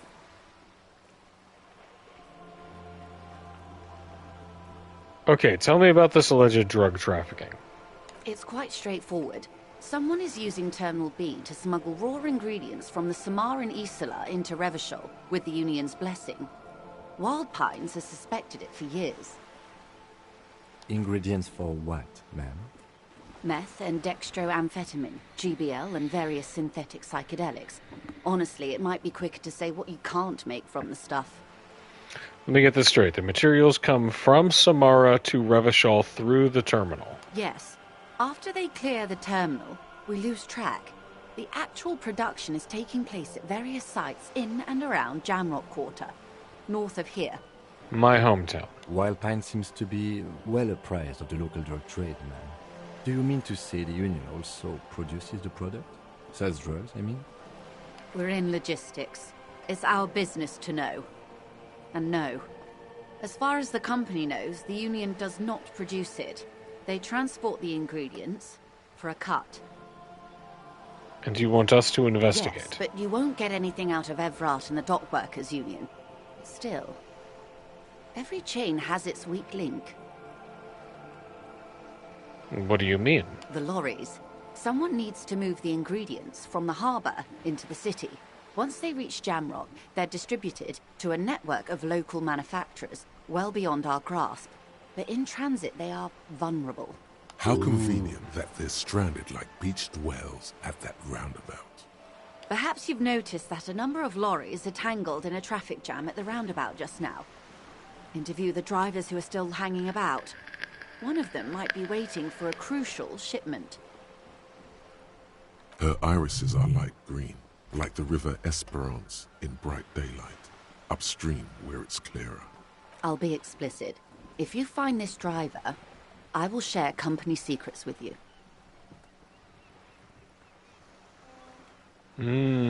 So why didn't you come to the RCM earlier? It's no coincidence that the lorries are stranded there like that, is it? What proof do you have that the Union is involved? Okay, what? Ooh. It's no coincidence, is it? No. We asked East Motor Truck Nice. to raise the drawbridge. The road company is a partner of one of our subsidiaries. However, this is a limited time opportunity. Once the complaint has been processed by the Trade Committee, they'll have no choice but to lower the drawbridge, and the operation will continue. She looks north. Thousands of litres of raw ingredients will pour onto the streets of Revachol. Not the east across the river, but the west. The vulnerable, the weary. Well, at least this solves one mystery. What is that, Lieutenant? Why I had to call East Motor Track and beg them to open a drawbridge for me. I'd wondered since I first drove in, on my motor carriage. I am sorry for the inconvenience, Lieutenant Kisaragi, but we need them trapped here. This is a unique opportunity. I'm sure you understand. We already have some suspicions that one of the drivers was present at the lynching. We don't tell her that. Okay, I've made my mind up about the smuggling investigation. Yes? We'll take this case, probe the drivers, and see what it yields. Excellent. According to my reports, there are at least 3 lorry drivers lingering near the roundabout. Hopefully one of them will know something. It may come to nothing, or it may just blow the case wide open. I can keep the drawbridge up for a few more days at least. You should have the time you need. In the meantime, let me know if there's any other way I may be of assistance. Got some more questions about reality. My favorite part of the day. Go ahead. Glad to have been of assistance. The little that I know. Okay, Anything Wild else? Pines. What we do. I'm afraid I don't speak for Wild Pines as a whole. It's a giant undertaking. Okay, tell me The about this Pines' company. core competency is logistics. Container shipping, freight, that sort of thing.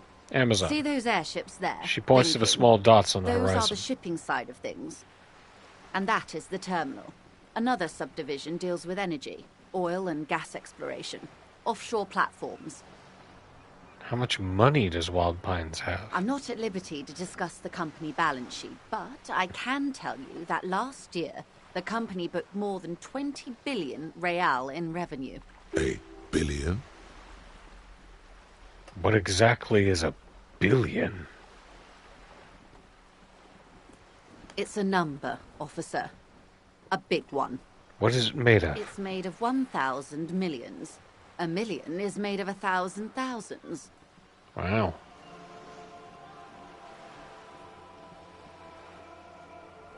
$20 billion is a large number, but the conglomerate employs 72,000 people. They all need to be paid. Then there are capital improvements, interest payments. A wave hits the sloop. She grasps the mainstay for balance. A conglomerate the size of the Wild Pines is like a shark. If it stops moving, it will die. Then what becomes of those 72,000 families? It's a tremendous responsibility. Where does the Wild Pines get all these billions? They started as an exploration and cargo fleet conducting trade between the Samaran and Insulindian Isolas 250 years ago. What a when great Pine way to ships drop explored history. the South Seminese and charted Lormentang on behalf of the suzerain. Centuries of care, deliberation, and madness have gone into this endeavor.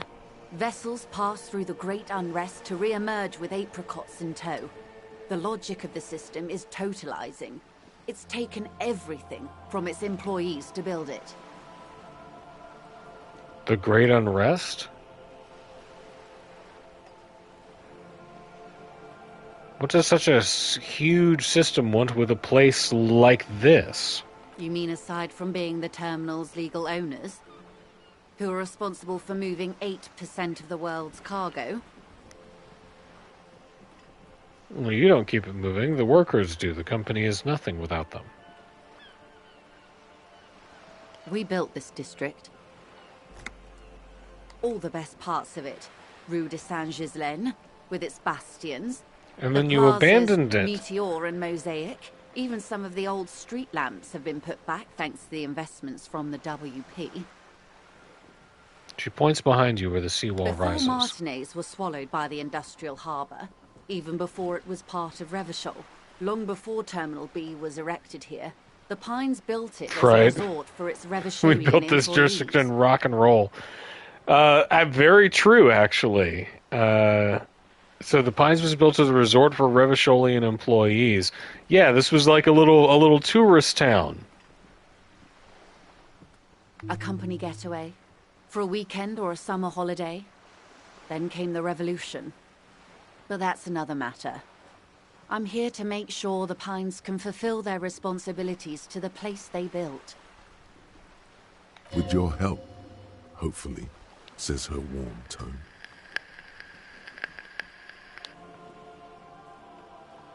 Do you know something about these That's the man who was tattoos? killed. I'm afraid this is a discussion for once we've cleared the lynching question. Okay. How? Why? How is you? Or why? How is you looking at a photo tied to the lynching? Better not tie the fourth stage. She wants Okay. to answer the question. Protocol. Protocol keeps her from it. Everything. Okay. So now we Right have to up to, figure but out not the drug including thing first. Trade secrets. What if I want to hear about trade secrets? What is your role in this precisely? I believe the official title is Senior Labor Negotiator. In practice, I'm a grocery clerk. I relay the union's demands to Wild Pines and return with Wild Pines' counteroffer. And how are the talks going? They're not. That's the problem. The union stopped all negotiations a week ago, after that awful lynching took place. Now they won't even let me into the harbor. There's a 2-meter-20 racist behemoth blocking the gates. Oh, you mean Measurehead. Yes, Jean-Luc Measurehead. She leans back and rolls her eyes. How were the talks going before the lynching? Let's say I was not making the kind of progress I'd hoped for when I first arrived. And when did you first arrive? I arrived 3 weeks ago. Yes, in the middle of February. The bay was still partially frozen then. Jean-Luc I prefer to do these Eraserhead, things just a on giant site, screaming like the worm RCM. baby. But the strike began in December. I wasn't the original negotiator here. I took over after Mr. Gaumont hit a wall with Mr. Clare, the union boss. Mr. Clare refused to speak with Gaumont despite concessions he'd granted the union in prior negotiations. This isn't the first time the union has gone on strike. Heavens no. There have been 2 prior strikes. Both times the union won significant concessions, including overtime pay and a medical plan. This time their demands are more, I guess you could say, aggressive. And what are their demands? There are leaflets everywhere, and banners. What did they say again? Oh yes. Every worker, a member of the board. Over-aggressive commie posturing. Seems like they have no idea about business. Or I like it. I mean, I do like worker ownership, but the board structure... I don't know what to think about that.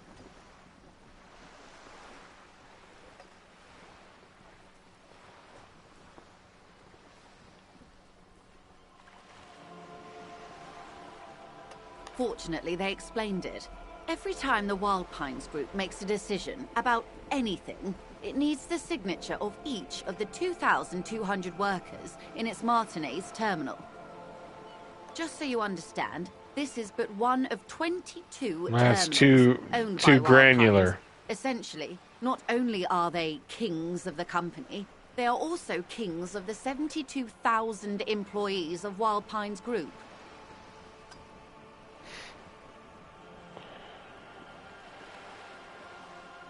That's pretty funny, I have to admit. The king is dead. Long live the workers. So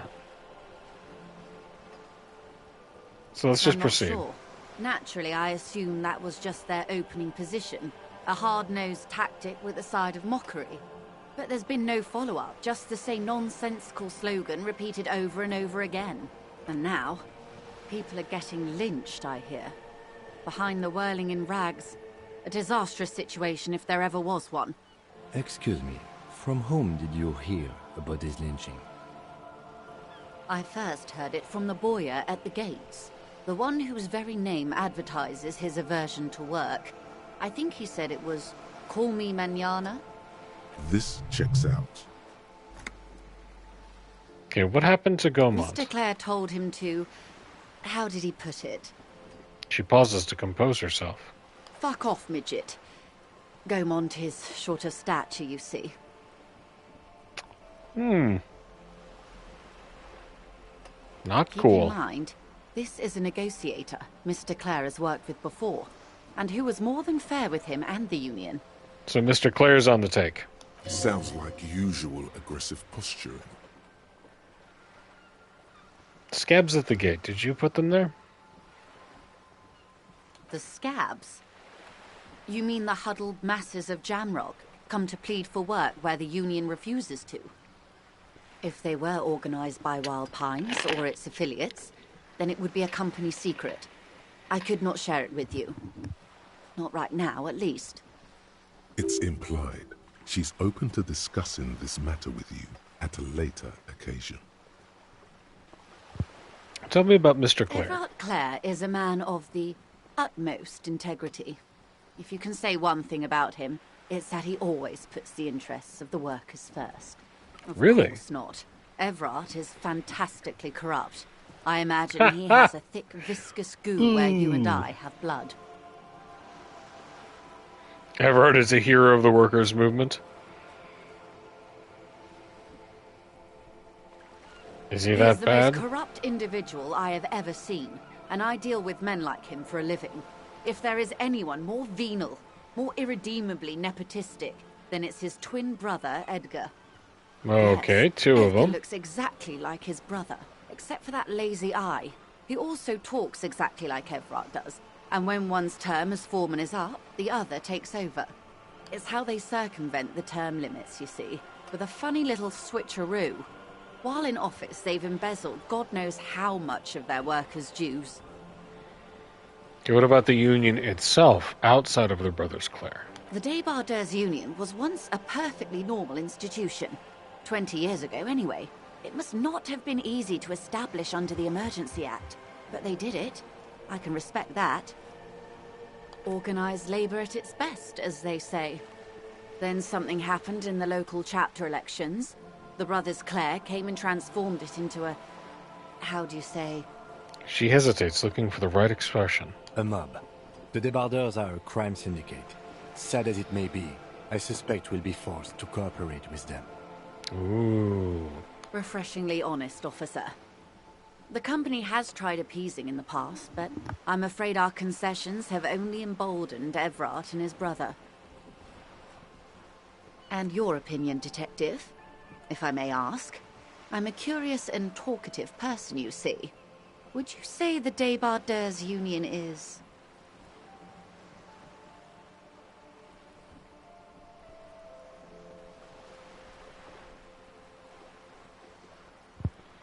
I mean, they're sucking the life out of Revachol, but they're...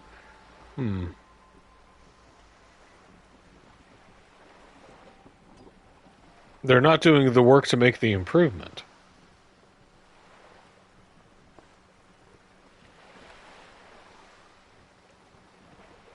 we're still working out Mazovian socioeconomics, so I'm going to say I prefer not to have an opinion on... No.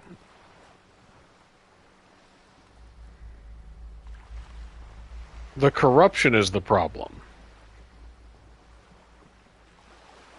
Indeed. And a hungry one. Sadly, Wild Pines have cooperated with what amounts to a crime syndicate for 2 decades. However much you feed the leech always hungers. One more thing. You said something happened in the elections? I'm glad you asked. There was a woman, the previous forewoman of the Union. She disappeared. Disappeared? Yes.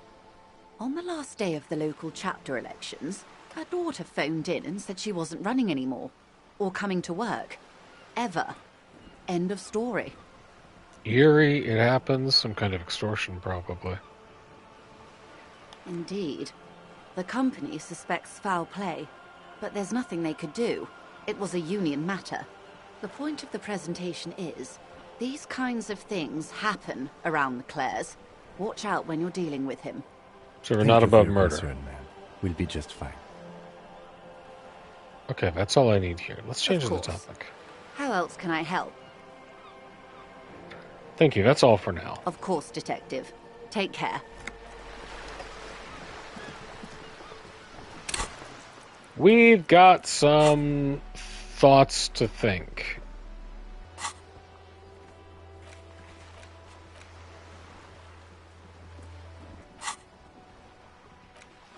Right. We have another hour and 43 for bringing in our derealization. Right, we're still thinking about Mazovian socioeconomics.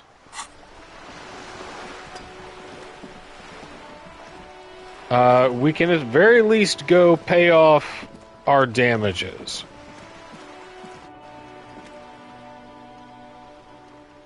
Can't reach up past there. Hey, Cindy. Hello again, officers. Have you come to admire my mural? What are you Can't doing to you the wall? tell? I haven't really Okay, stopped we've there. already got through this.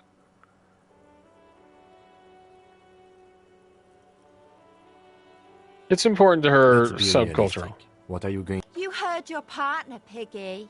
I'm unstoppable. I like you, Cindy.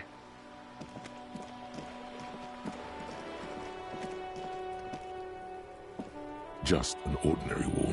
Nothing to see here. Art cop. Because this is Oh, no dang, we did ordinary it. wall. It is sublime. Let Look the at it. The shadows, the colors. Let the conceptual joy flow into your pupils and blossom into thoughts in your brain. All the other walls on all the other houses must make a pilgrimage in adoration of this, the uncontested pinnacle of wallcraft, color peeled from the very face of God. More. Oh, Wallfather. Kim, I must paint this wall, add even more beauty to it, or no, there is nothing to add to perfection. Oh, Rob, you're the artist. Do we add something to this, or are we inspired by this? Art cop.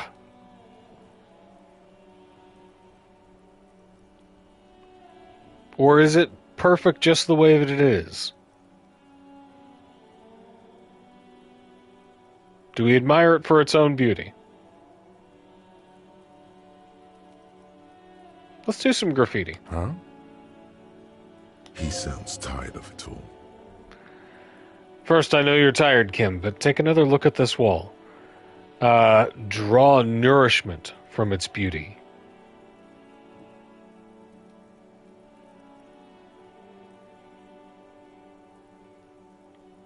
I suppose we have to pass by it again at some point anyway. He says in a tone of resignation. Poor Kim.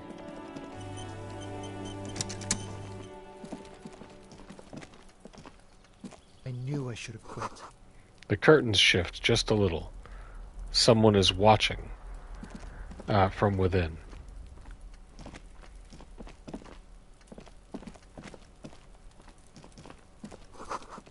Another splattering of bullet holes on this wall. Okay, hang on a sec here.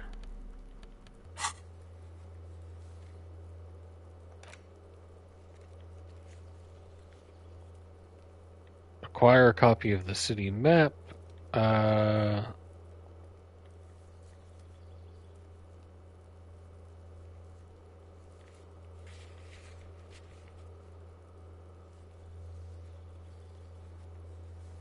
It's been a week and now they show up?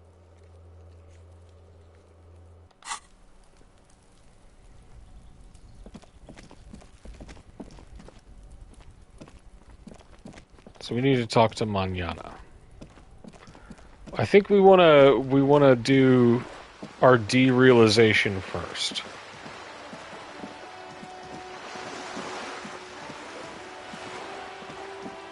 And we have enough money to pay off Gart.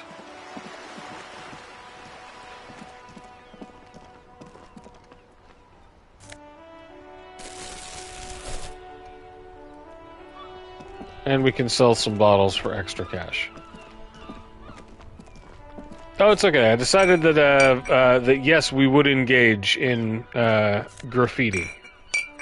We're going to add our mark to this world.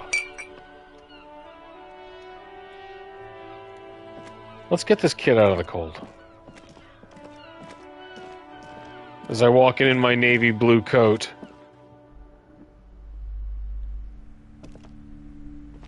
Let me see something real quick. Controls. Zoom in and menu navigation is L2. Zoom out and menu navigation is R2. Oh, I don't think there's any way around being political. Ma'am. Welcome to Crime, Romance, and Biographies of Famous People. My name is Plaisance. Be welcome, and please take responsibility for the energy you bring into this space. A golden pendant hangs around the woman's neck, in the shape of what looks like a tiny fish head trapped in amber. Before we go on, you seem to be well off enough. Can you give me some money? I feel there won't be an opportune moment to ask later. Right, what kind of books does she sell? So you're the owner of the store? I am the proudest owner of our little shop of culture.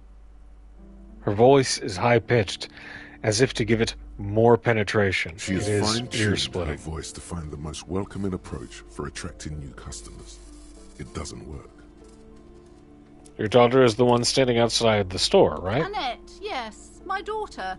I hope she wasn't slacking off again with her nose in science fiction. Tell me, was she at her post, doing her job like a proper girl? Brutal. It doesn't matter. Yes, of course. Wonderful. Did you talk to her? Great. Yes. On a scale of 1 to 10, how compelled were you to buy books after talking with her? Her opinion of her daughter depends on how well she lured you into the store. I'm not going to grade a human being. I don't do that. Come now. It's not personal. It's about proper sales practices and market research. Brutal. I expect an answer. 10. She's certainly very polite and helpful. The kid is great. Dedication brings joy to my heart. If you have children, I hope they turn out as great as my Annette. All this pressure has made her really anxious. You know she's been chewing her nails. God. I've told her not to do that. It's such a disgusting habit. A part of hers, too, clearly. I don't think she can do anything about it. She can, if she has enough willpower. This is what's called growing pains. Life isn't easy. Come on, ma'am. It's obvious she can't do anything about it. You are placing an unnecessary burden on a young child. That is true, and obviously the will of the market, but maybe make an exception. Yeah, it's super all right for kids to chew their hands off. Forget I said anything. Now, what she's doing She is wrong. stands stiff and severe, silently fuming. 10 or so seconds pass without change. This is a person coming to terms with a new reality, one where they are wrong. It's not easy. Oh no. Hold on. I need to invite her inside and apologize. She must be freezing out there. All of a sudden, she exhales sharply. Her shoulders slump down. There. I don't know what to say to you. My husband, he tries to teach me business lessons. I have what my mother called a dull mind. All this stress. She stops, but her mouth keeps moving. It sounds like both the husband and the mother treat her the way she treats Annette. You're like Annette to your husband. And your mother. Oh, well, my mother was horrible, of course. Absolutely perverse energies around that person. But my husband... My husband is completely different, of course. Is this husband Annette's father? Yes, my husband is a successful entrepreneur east of the river. If only he were more involved in the business we're running up here. No matter. Soon we'll both be off for Grand Couronne. Wait, Grand Couronne, what's that? It's a proper place to live. One of the most peaceful neighborhoods east of Jamrock. You may know it for its massive housing projects. The suburbs. Most of the buildings are empty at the moment. It's a great opportunity to get ahead of the crowds. Better times ahead for sure. And your husband's also involved with the bookstore? He made the initial investment. Since then, he's been what you might call a silent partner. She told me she doesn't go to school anymore. She's been too busy helping me here. So she studied at home this trimester. This is a temporary solution, of course. I assure you, I of all people understand the importance of education. She will be back in school the moment the store takes off. Yes, I'm afraid so. A real treat she is. It would be nice if she had... No, we couldn't have afforded more children, really. Not in this economy.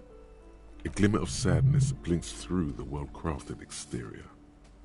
Why not? We're quite busy people, you know, my husband and I. Quite busy. Children are a lot of work. You don't look like a father, so I don't expect you to understand. I'm sorry. I'm sure you do understand. Alright. I had something Laura else in mind. looks aloof. Her features much softer. Occasionally she glances at her daughter's silhouette. What if I want to buy a Then book? why are you talking to me? Everything is on the shelves to browse. Oh, we Don't can't you ask feel her. compelled to buy anything? She fiddles with her See pendant those and waves her shelves there? bony fingers Go, directly at Be you. drawn. Alright, I'll take a look then. She smiles and nods, seemingly relieved. Hey, kid. I'm sorry, sir. I can't talk right now. I'm very busy with my homework. I have so much homework now. You just can't win. Out of the rain and into the gutter.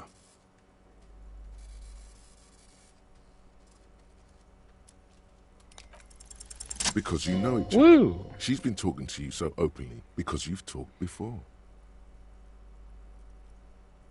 Hang on, so you know me? We've met before? Yes, I used to stand out there all the time, before Mother told me to focus on my homework. You've been running around all week without your shirt on, sir, apologising to everyone. I don't really understand what you've done wrong. Did I ever talk to you? Of course, you stopped by a few times. You certainly look better than the last time I saw you. What do you mean better? I look like shit. Yeah, but you don't have party eyes anymore. Party eyes. Yes, of course. That makes sense. I'm not surprised children have seen you running around with party eyes on, he thinks. Not at all. You know, Party like eyes. a cat in the dark, all big and wide-eyed. It certainly looks odd on a man. The swiveling eyes of a loony drug addict. That is what she meant. You were probably gurning too. Gurning? Fuck yeah. You should get some party eyes right now. Snap those sequins on you, boy. Does that mean I've been partaking in narcotics? Oh, baby, that's not what you have to worry about. Worry about the important thing. So why didn't you tell me you knew me to begin with? I didn't know I had to do that. Thanks. I've learned something about myself. I'm glad I could help you, sir. What are you Math. doing now? It's really difficult. Like, really. They say you need it to get rich. Better than standing outside in the cold, I guess. Oh, I found something while you were away. Ooh, I what thought is this it? would fit you. Like, thanks for helping out. Aw. Not me. The city, I mean. Like a detective does. She gives you a hat, almost exactly like one Dick Mullen wears on the covers. Wait, where'd you get Just it? what Dick Mullen would ask. I got it from behind the curtains. I'm not really supposed to go there. It's a fedora? Maybe. It's the hat Dick Mullen wears all the time. You'll look way more serious with that. Right, I have to get back to my homework now, before Mum notices. Man, this is hard. She looks back at the infernal scribblings under her nose. Okay, bye. See you around, Annette. I like that kid.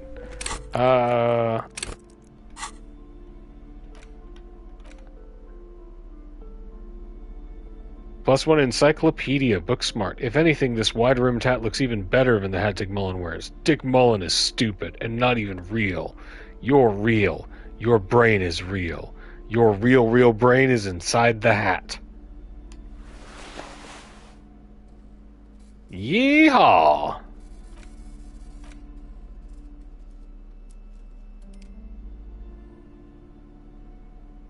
Let's see. The blazer makes me a little less weird and allows me to worm my way into people more. But the disco blazer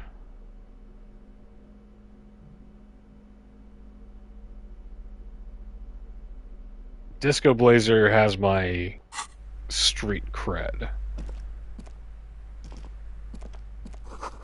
Old sports magazines tucked away in a dark corner.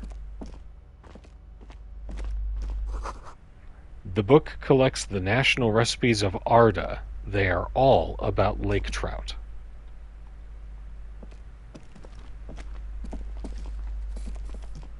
A small mountain of colorful board game boxes.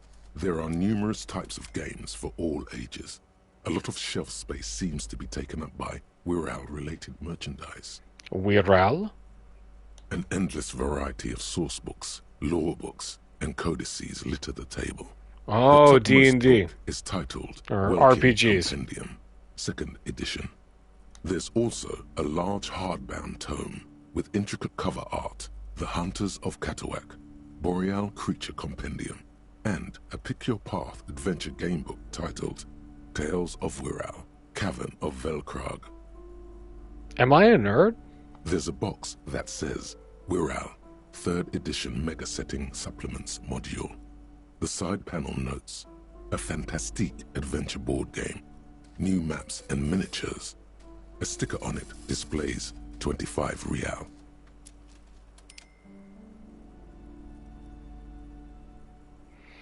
We should come back and buy that.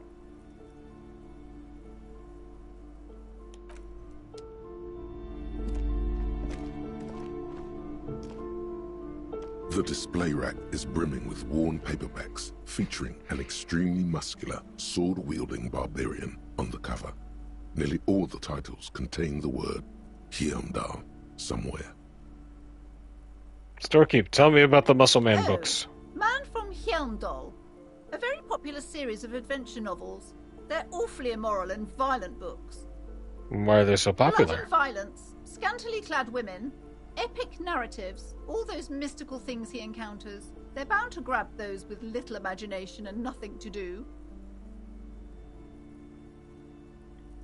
This is like your basic fashy. At last, someone sensible. However, I still urge you to buy one. If you're a novice of the Yeah. series, I'd recommend Heimdallaman, the man from Heimdall. It's supposed to be a good introduction to the series. Maybe later. Rows and rows of Heimdallamen blur your vision. You make out some Heimdallamen. titles. Man from Heimdall and the Mammoth Riders. Man from Heimdall, Return to Heimdall. And the solipsistic Man from Heimdall and the Heimdall Man. Good God, how many are there? Maybe 100. Man from Heimdall and the Sages at the End of the World. Man from Heimdall and the false god. Man from Heimdall and the scorched earth. Man from Heimdall, the Heimdall colonies. It's like Dune. Man from Heimdall and the swamp beast. Man from Heimdall and the snow crabs. Not even close. Man Wow. from Heimdall in hell. Man from Heimdall and the forest of slaves. Man from Heimdall under the lake. Man from Heimdall, Heimdall burning. There's even The Trial of Death, a pastoral combat game book set in the world of Heimdallaman, and so much more. Pain threshold. Do any of these books call out to me? A twinge at the back of your head makes you flinch. Your eye starts twitching. Ow! Your hand reaches toward a book with glossy cover art of the very muscular man from Heimdall in chains, kneeling in front of a staircase leading to a throne. A woman sits on the throne, leering at the man. She's laughing at him, belittling him.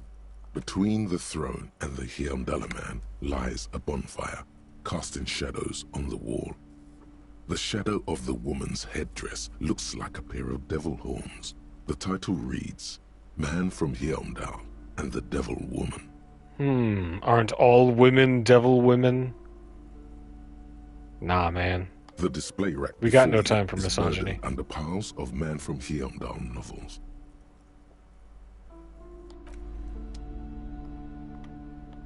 We'll come back to that if we decide that it's necessary to a case.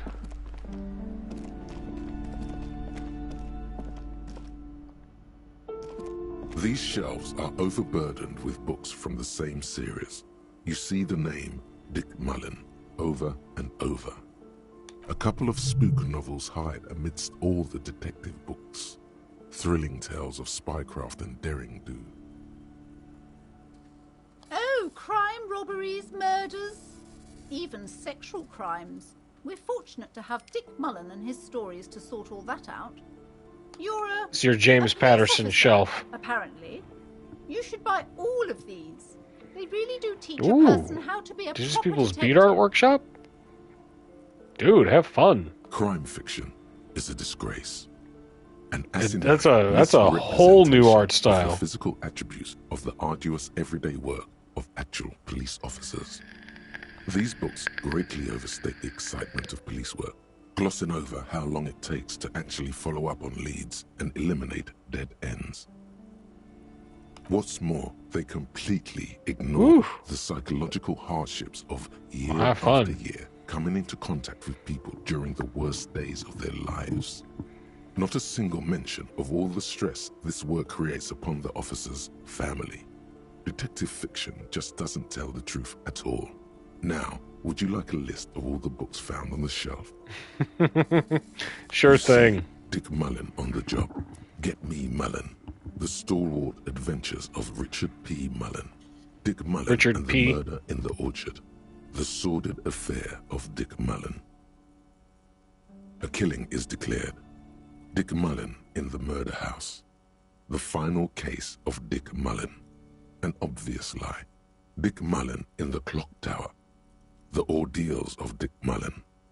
Dauntless Dick. Dick Mullen's funeral pyre. The murder of Dick Mullen. Dick Mullen dies? Turns out he faked it to solve a case. Any Yes, more? There's also The Dame Who Did It. Farewell, My Mullen. Faking death seems to be a common trope in the Mullen series. The morbid tales of Dick Mullen. A dark tide turns. Tragedy calls for Dick Mullen. Another one with fake death. And, of course, Dick Mullen, the murderer. In order to catch a murderer, Dick Mullen must become the murderer. After all this, you still haven't found the answer to the one question that matters. Who is Dick Mullen? Reaction speed. Who is Dick Mullen? Your quick eye notices a small caterpillar crawling across the spine of a book. The title reads, Dick Mullen and the Mistaken Identity. A worn paperback from Dick Mullen's classic hard-boiled phase. The premise seems to be that Dick Mullen is framed for the murder of his best friend and has just a few days to prove his innocence. Why does Could this it be speak the to me? motifs of unstable identities and shocking betrayals? It's probably right. I'm a complicated guy full of contradictions. Or no, it's got to be something else. Perhaps you're drawn to the dark and noirish atmosphere. Damn, pretty intense. Pulling a dick left and right. Dude, Dick Mullen and the Firm Grasp. Goth Kid, Art Cop. Then this is the book for you.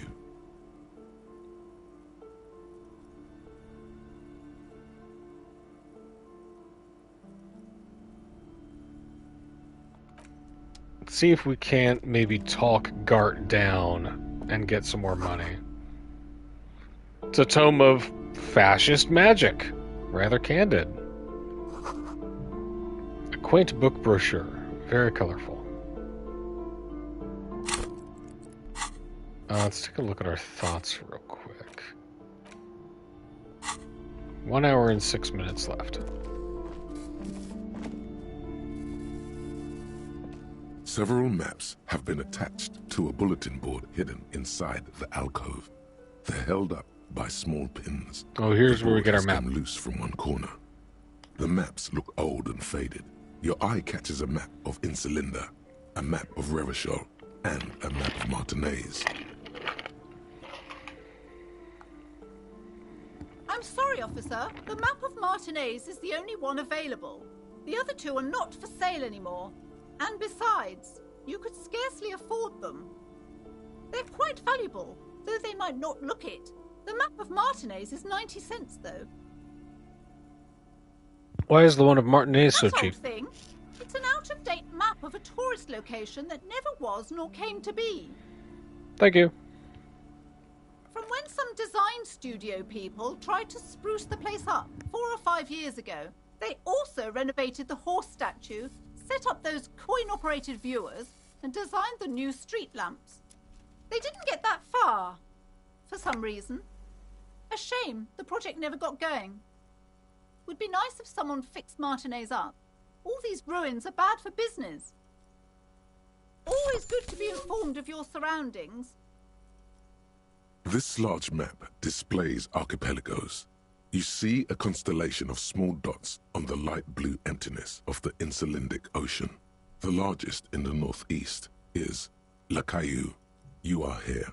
Another far away in the southwest, Seminese Islands, Ile de Fantôme, Ozon, Laurentide, Fas a la Mer, Archipelagos, North Arcade Islands, all just specks of dust on the vastness of the Insulindic.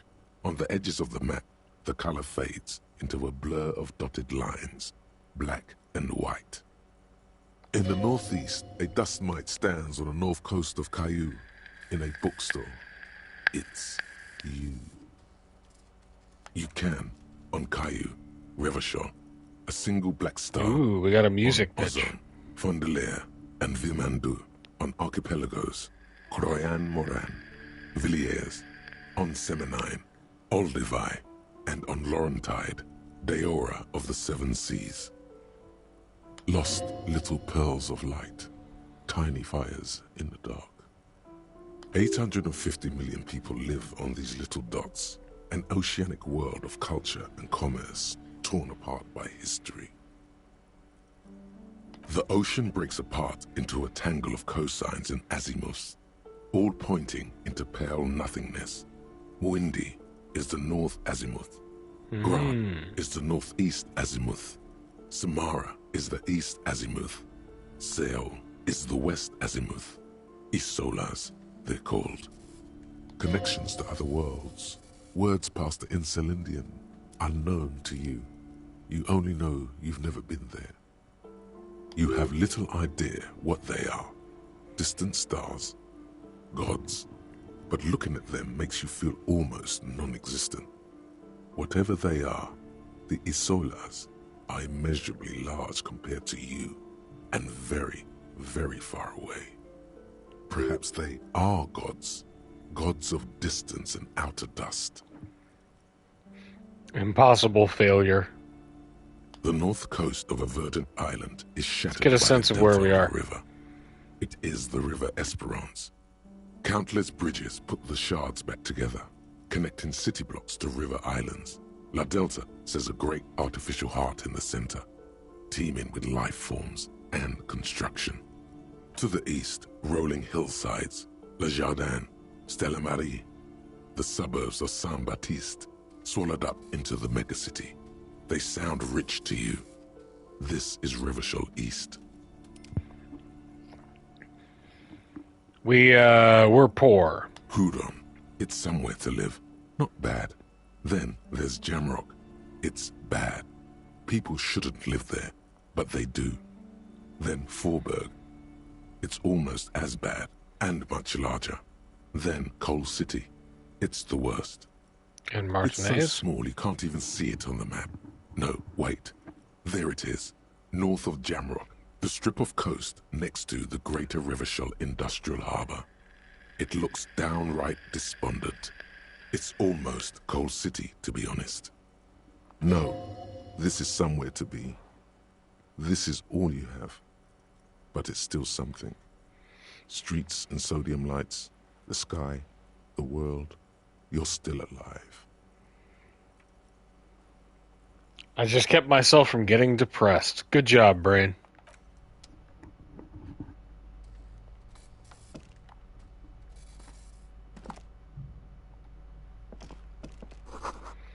Another boring book, just discarded here. This bookstore is not strictly about crime, romance, and biographies of famous people. There's also a wide range of paranatural literature. Amidst the various books, you find one written by someone named Matthias W. Dundas. It's about wholeness, unity, balance. Ooh. The point of the book, and many others on this shelf, is to give people medicinal advice in situations where they don't have access to paid health services. It serves platitudes, while also telling everyone that traditional medicine, the kind people don't have access to, and which costs more than this book, is garbage, and would only give you cancer anyway, without even curing your cold or anything. That's brutal. Wholeness, unity, balance, on the other hand, can basically take care of anything. Though it is important to note, when it's up to your mind to heal yourself, then it's because of your mind that you're ill in the first place. The book features chapters on topics such as how to find magnesium. It even lists plants you can harvest magnesium from. How to continue drinking. Ooh, I can use this to justify my destructive self-behavior. And there's even a chapter on the ancient Seraïs tradition of using duck gallbladder preservatives to treat and prevent sexually transmitted diseases. Pre and post factum apply. Nothing worth buying. This is just mundane garbage. What's even paranatural about this? Let's find something truly otherworldly. The throbbing in your head increases with every passing moment you gaze at this shelf. Vibe card. Suddenly, as if out of nowhere, a small green book becomes apparent. The title of it reads, Medicinal Purposes of the Pale. What's the pale? The book contains very little explanation on the matter. This knowledge seems to be taken for granted. The book contains descriptions of various pseudoscientific therapies, alternative medicines, and folk remedies involving the pale, also known as le territoire. For example, it recommends vigorously swatting one's naked body with a venik or hand broom, made from the leafy twigs of a young birch tree from the near pale. Sounds painful. It is supposedly invigorating and good for the circulation. It also recommends consuming distilled spirits like vodka or whiskey that have been aged in the pale. Readers are instructed to cover these jars in a shallow hole just inside the pale and leave them there for 30 to 60 days, depending on the potency desired. Among other benefits, what does this pale it age is liquor alleged do? to restore a damaged liver to perfect health. I should probably get my hands on some of that. How is that Is it possible? any more improbable than anything else that human beings put their faith in? Fair For enough. general health and well-being, readers are encouraged to take regular strolls through the Pale, though a sidebar cautions readers to limit each stroll to less than an hour. What mystery These is strolls this? promise to cleanse the mind of worries and the body of toxins, especially if the perambulator performs this ritual in the nude. Nudity figures prominently in a number of these prescriptions. This is exactly what you need. There's an entire section devoted to cures for men who are struggling to perform their marital obligations. Oh, I certainly don't need that. You close the book and return it to its place on the shelf. Indeed. It's 4:20. Let's get it. That book does seem to have spoken to you. Well, I hope it contains what you're looking for. Amidst the point of Let's the see. book and many others on this shelf, it serves platitude, wholeness, when it's up to your mind. To various paranatural books still litter the shelf. Sir, please, no browsing in that shelf. That wisdom is not for free. I already bought it. I can't have you end up, like, opening a police store next door and stealing my customers. Oh, no. Okay, hang on a minute.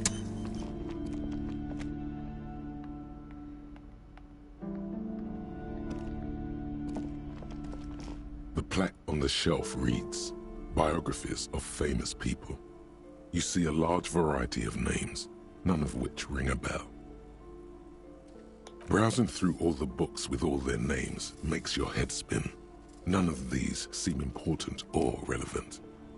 It's all just vapid egoism. Suddenly, a particularly odd title catches your eye. It reads, High Speed Love, the tragic true love story of Jacob Irv and Alfie Delatraz, by one Cecilia Averbrook.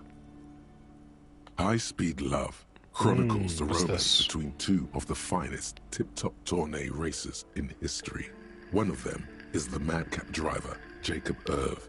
His blonde mane graces the cover. Next to Irv's life story, you see a slim biography of an Occidental rock star called the Anti-Star.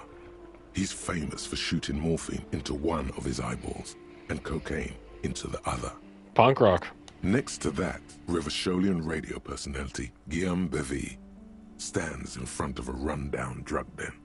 He's a permanent fixture on Channel 8, reporting on real-life crime and ruining cops' days. I really must insist you buy one of the books. Reading them is not for free. Do still browse, though, but not too long. She understands she has erred against the customer and immediately corrects course. I'm sorry, I did not mean to rush you. Oh, it's because it's getting late. Go ahead.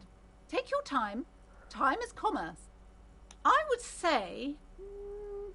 The Greatest Innocence. Yes, most certainly. It's an important educational tool, delving into the depths of history, religion, and their relation to innocentic power. Who or what is an innocence? A very influential historical figure. But surely I don't have to tell you that. You're a law officer, and law officers have at least some education. The book is also very daring. The author aims to re-examine the universal understandings of the innocentic system, creating a fresh vantage point and a shift in the tired order of things. Thought it was about which of these innocences is the coolest and greatest? Certainly. So you recommend it's prudent for a person to have at least an elementary understanding of history and society. Imagine the chaos we'd be in otherwise. You feel like you should get this one. Definitely. It's important somehow. There's something personal inside. Well, we gotta. We'll come. A true cultural touchstone. Enjoy the read. Okay. Getting late. You see a set of tattered curtains blocking the way to another room. It's like 10 o'clock at night. A strange cage-like trinket dangles from the curtains. Excuse me, officer. The back room is strictly for employees only. You see some kind of charm, an irregular polyhedron assembled from bones. She's superstitious. And straw. Inside, a disturbing fish head with empty eye sockets stares at you. This is a traditional Seminese ward, meant to provide protection against ill luck, bad dreams, curses, and other supernatural scourges. Inhabitants of Île-de-Fantôme, the Seminine Islands down south. Aside from poking at it suspiciously, there is nothing else to do with the fish head charm at this time. The curtains remain shut before you. Nothing. Now please go back to browsing the books. Don't you feel compelled to look at the books? The books are all you care about. Oddly enough, the more she tries to draw you away from the curtains, the more alluring they become. Just as you're about to pull apart the curtains, the petrified voice of the shop owner cries out once more. Sir, don't touch that. I told you it's off limits for the customers. Her hand is closed around her pendant, her fingers nervously playing with the talisman. Parapsychologically speaking, we're done if you decide to open them. I won't be held responsible for the consequences. It's too dangerous. She looks away, mumbling. Why is everyone always messing with the curtains? Why can't they just buy books like normal people?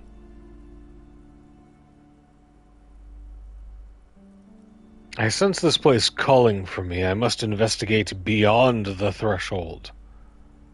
This is about the curse? That's why you're afraid? No, it's just a storeroom for the employees, I told you. Now please step away from the curtains. I sense this place calling for me. You do? My God, even more reasons not to mess with the curtains. Just step away, dear sir.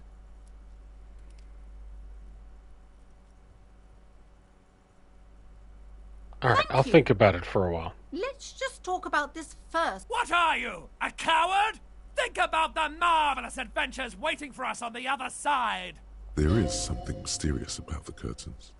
Be careful. The curtains, tattered with age and covered in dust, hang before you, as if taunting you. Let's check in first.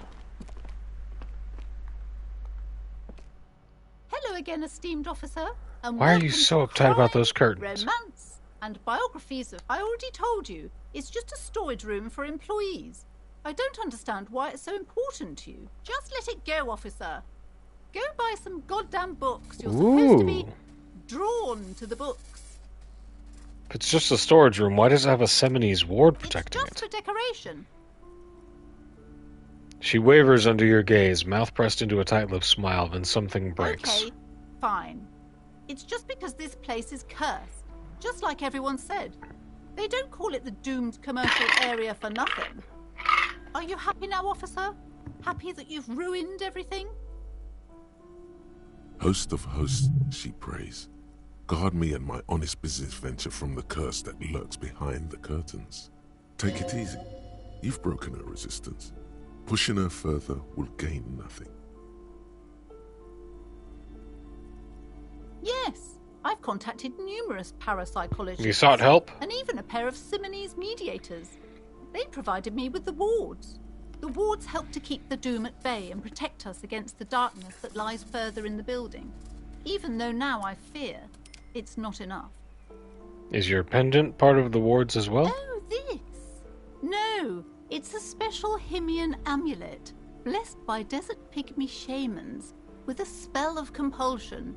It's to compel people to buy books. There are numerous spells cast throughout the store. I had the books anointed with a different inducement spell, for example. It's guaranteed to boost sales 15%. How does the curse manifest itself? It's so much worse than you could imagine. It's a disease, eating at the very foundation. A shiver runs through the woman as she looks around the dimly lit store. It's the curse of financial distress, of ruin and bankruptcy. She peers at the curtains again. Didn't that curtain just move? Ah! Annette mentioned from the previous tenants had experienced some final woes. And that's it? I was hoping for something more paranatural. There's nothing natural about entire companies declaring bankruptcy. I'm talking about cacodemons feeding off bad business practices and disappointing income statements. There's something wrong with this building, I can tell you.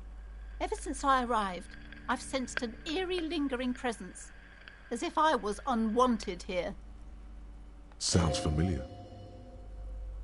Strange, I feel unwanted too. What does it mean? Truly so? Perhaps the dark energies are leeching off you. You shouldn't stay in the store too long. It may be dangerous. Oh, we gotta poke into this mystery. Business curse? Most certainly not. I don't want anyone who's not familiar with the psychic arts to get involved in this mess. Stay away. Leave the spirits be, so they can return to their slumber. Psychic arts? Sounds right down our alley. Okay. Slither up to her, you silver-tongued fiend. Show her what world-class perfidy looks like. Wait, what if I don't want to lie? You're not lying. You're giving her peace of mind. The means are thus justified. Ah, that's clever. Are you sure? Don't think I haven't seen charlatans before. I've returned from the void. A paradetective from a long line of paradetectives, or I sense the psychic emanations from afar. The sleeper beyond calls out. I've returned from the void. You're no paradetective. You look nothing like one. And you're clearly a drinker. Pardon me for being so blunt, but... The lieutenant keeps his usual stony calm. He silently picks out his notebook. Go ahead then. Rock her world, he thinks. I'll compose some notes. You see, it's necessary to drink the spirits in order to contact the void. How do you know all this? Here we go. I am the Void Revenant. I have the powers to debad all the bad energies. Your wards brought me here in the first place. The Seminese blood also runs through me.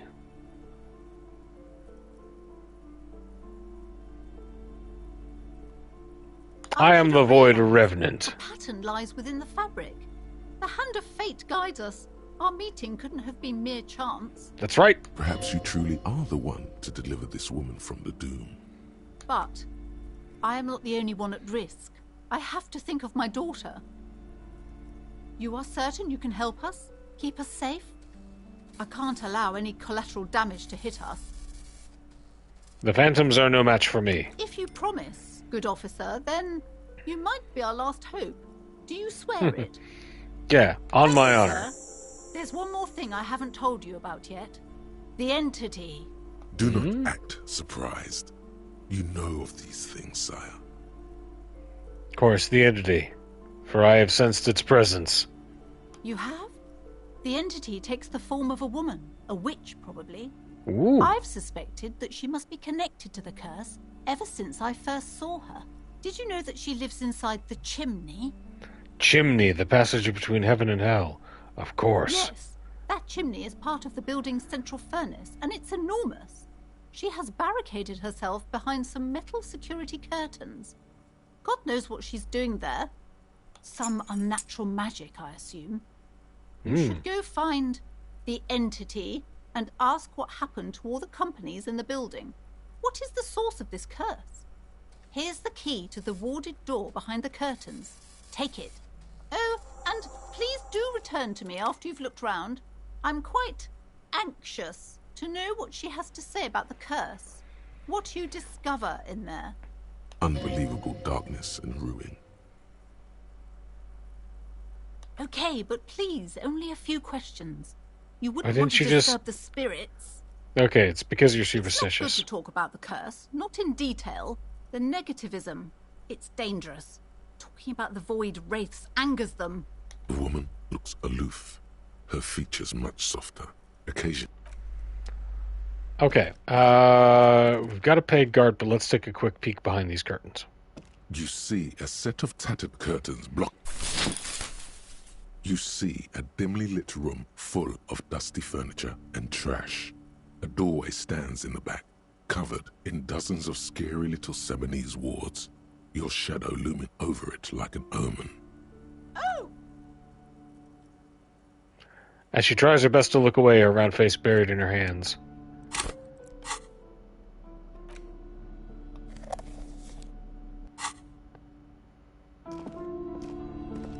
Flash my light. Ghostly silhouettes of hair dryers. A vaguely androgynous portrait of a man.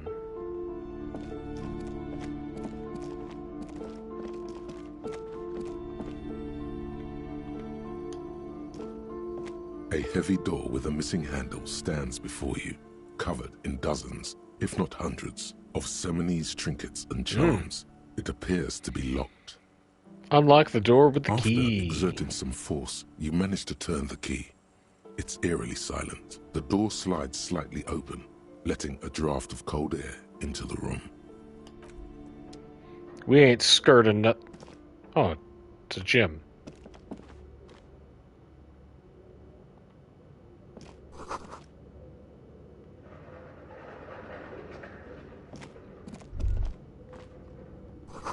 Smells like leather and sweat. Okay, got a shot put ball. The poster says Citius Fortis. The rest is worn off.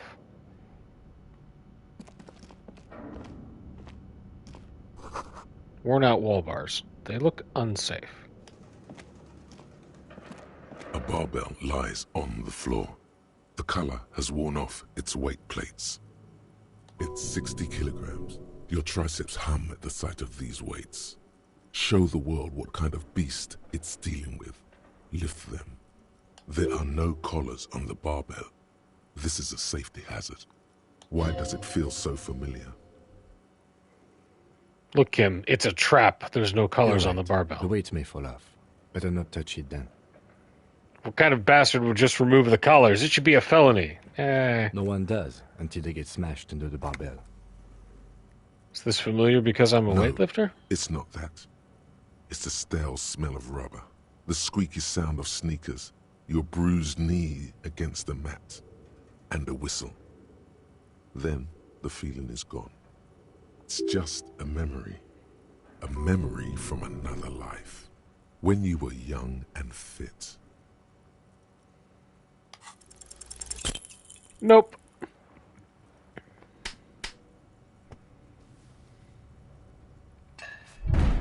Oh, hurt myself. You manage to hoist it off the ground, but the barbell feels wobbly and dangerous. Your hands slick with sweat. Turns out you're no beast, just an old man with bad form. See? See? This place is cursed. Seems I'm a little out of shape. Or maybe these gloves just suck. Proper weightlifting gloves would definitely afford a better grip. Okay, we'll come back and try that again if we ever decide we're buff. No. Oh, no! Yes? Convince Kim there's something dark, there's a sexy dark mystery twist in this case. What if you did it? Did what, the Hanged Yes, Man? you killed him. And then, as part of the plan, you drowned out the memory. Maybe this is why your chest feels so hollow. You did an awful thing, and you can't even bring yourself to acknowledge it. Are you sure you would have the strength to take down a hardened mercenary? You're not in the best shape. Kim, I think I may be the murderer. I killed the man and then tricked myself into forgetting about it. No, that's nonsense. I'm not strong enough, clearly.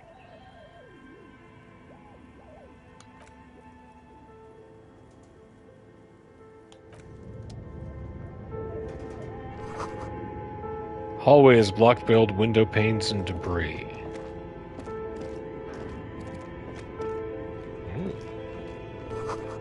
Wild animals stare at you in the dark, stuffed and mounted. A large demijohn full of strange liquid.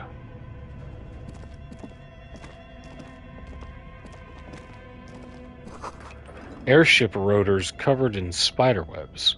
They remind you of blades.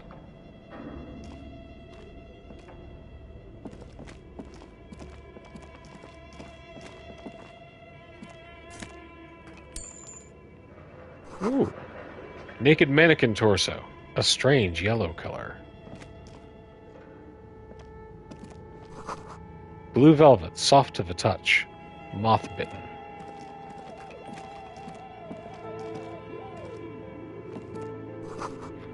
Skis with slipstream printed on the laminated top layer.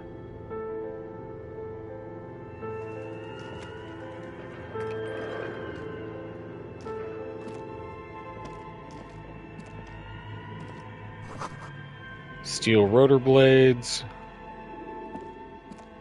Bearing a slipstream logo. Item gained. Production schedule. Memory filament. Where are the clothes that the mannequin used to display?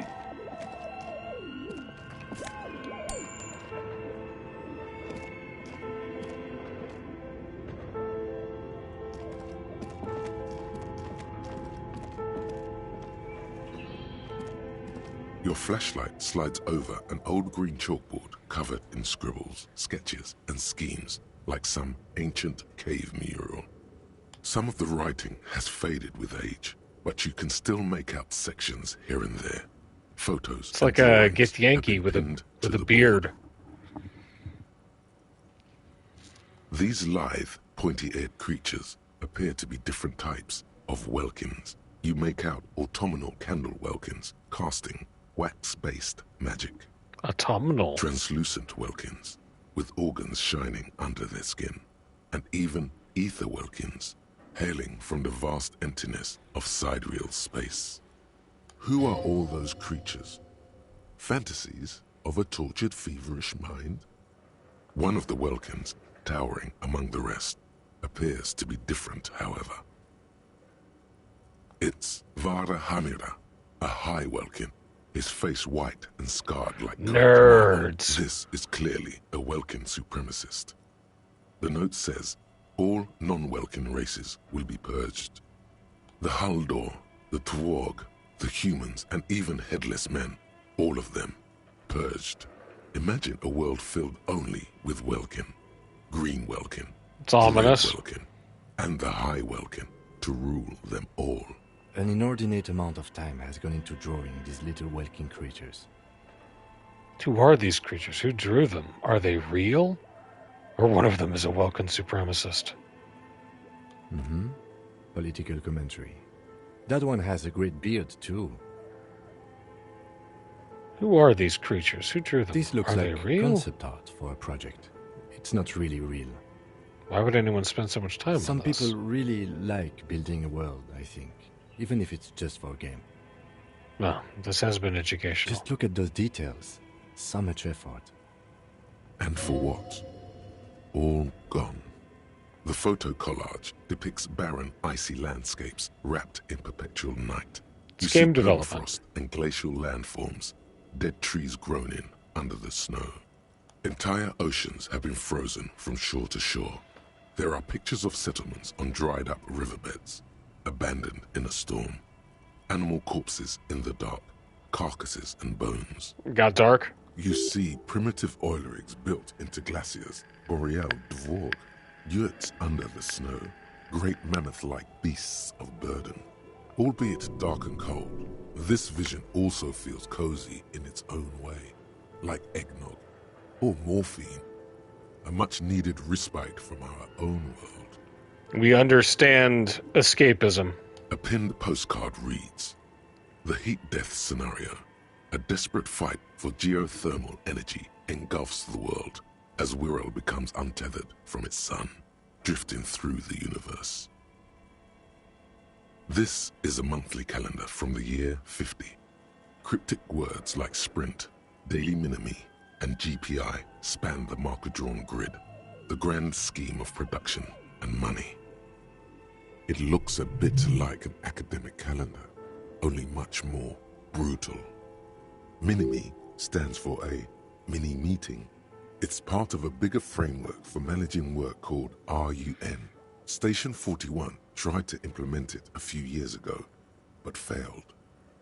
As time goes on, the numbers in the boxes grow rarer and rarer. The board becomes an empty snowfield in the final days. Only failure and regret dwell in this region. Looks like they didn't make it.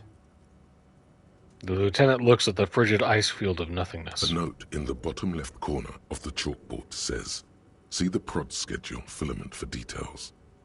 The handwriting is only partly legible, but you can still make out 3 slogans: Call in, Tune Out, Wirral Untethered, and Heat Death of the Universe. The full text reads, "Heat Death of the Universe is the new black." Another note says, "The biggest advancement in role-playing systems since the 30s. Let's derealize. Derealization. Jamais vu, the opposite of déjà vu. Not already seen, but never seen. Everything that should be familiar appears strange and new, like some half-forgotten day in your childhood. Only now. That's the feeling you've been having. And for who knows how long. You should go and ask Joyce Messier about this. What world are we in? This is a fundamental question. Oh, let's get it. Oh, +1 XP for every orb clicked? Oh, dang, Kim, we gotta finish up and get out. We gotta go talk to Joyce. This fireplace is covered in lines drawn in blue and red marker. The mesh spreading over the stone like blood vessels on alabaster skin. It looks ghostly and strangely ancient. A diagram for summoning some time-forgotten being. The symbols seem very esoteric. Radio frequencies, it seems. UKV 123.6. UKV 123.7, UKV 123.9. Some written notes, too. Sparse and cryptic. Unclear. It looks like a cardiovascular system split into veins and capillaries. Very advanced. You think so? The web is comprised of radio stations, all lead back to one red heart, titled the Game Master Frequency. A note says, this one can listen in on any station it wants. They must have had massive airwidth. These things don't come cheap. Wait, who's the Game Master? Someone very important. The leader of a massive on-air game built by these people. If it's a game, then who's Whoever playing? decides to call in to a call-in station, it looks like. A list of names under the stations suggests people across 6 Isolas would be playing. Muindi, Insulinda, Kotla, Grad, Samara, and even Ilmara.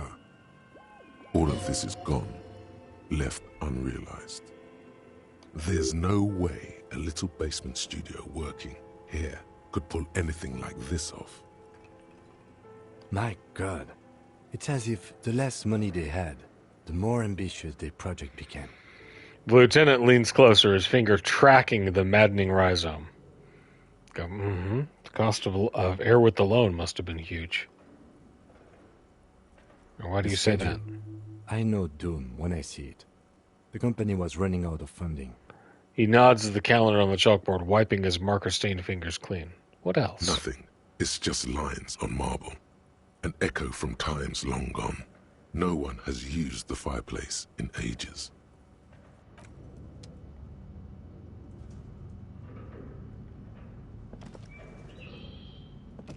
This old fire diagram for summoning some radio frequencies, unclear. So if I get the proper frequency split into veins, you think so? The web is comprised of radios. They must have had massive airwidth. These things don't. Someone, the leader, whoever decided, a list of names. All of this is. There's no way. My God, it's as if exactly. This schedule. Nothing. It's just lines on mark. Okay. Let's check our thought real quick. Cool, so we should get all of these orbs first. Developers of the most advanced RPG in the universe.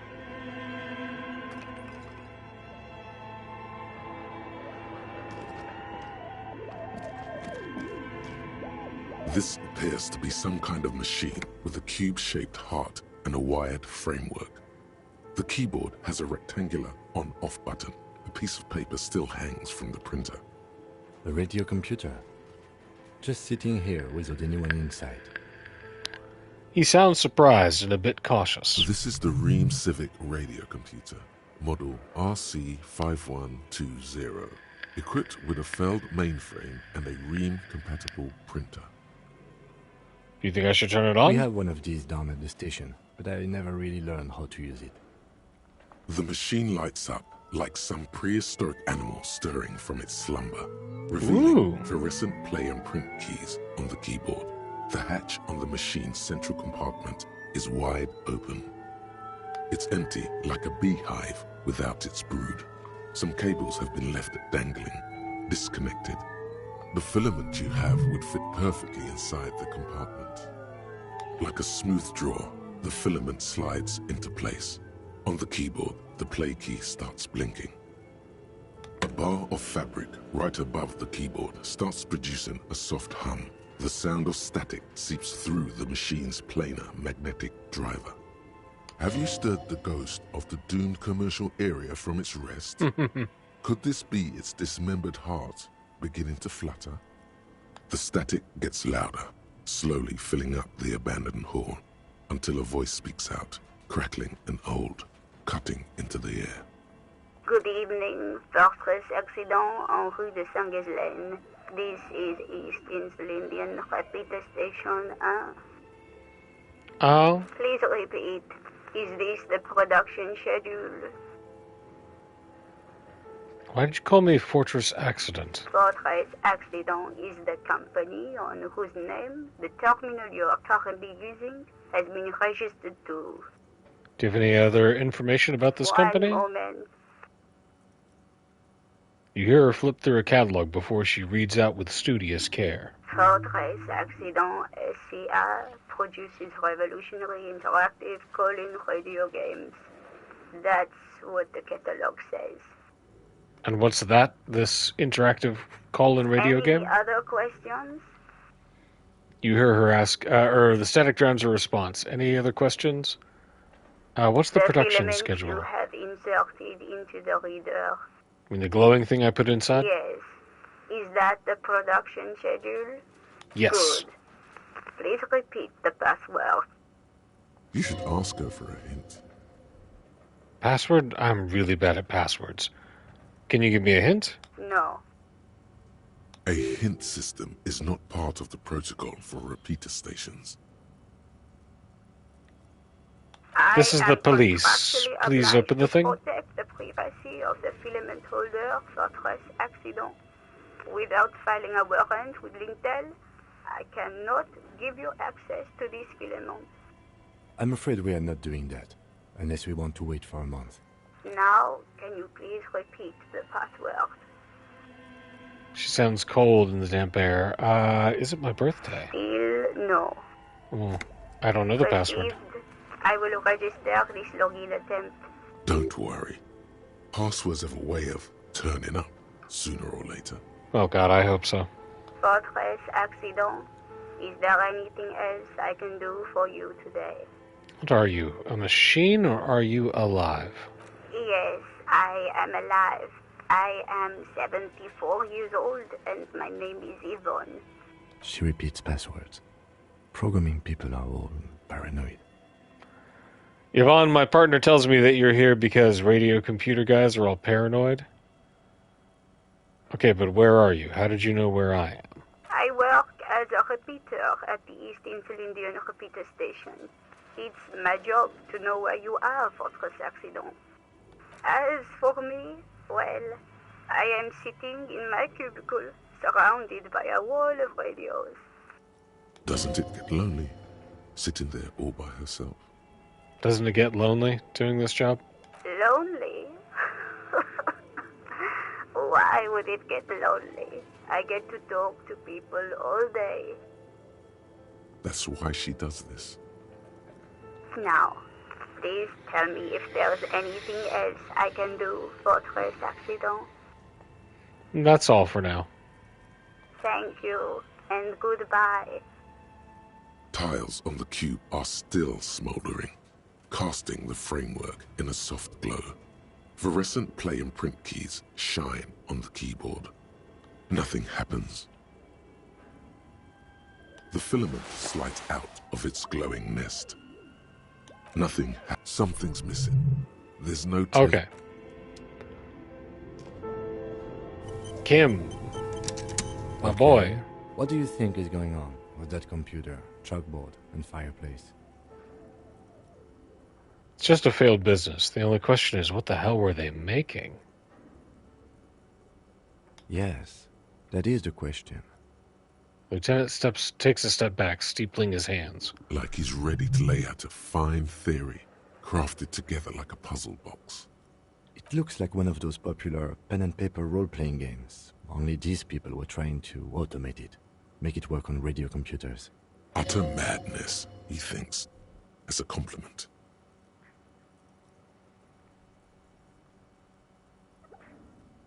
Has anyone ever done this before? Not to my knowledge. They make automated games in Graz, Messina, Königstein. You know, places with industry. But I don't think anyone has attempted to create an inter-isolary game before. We just don't have the technology. How are they planning to do that?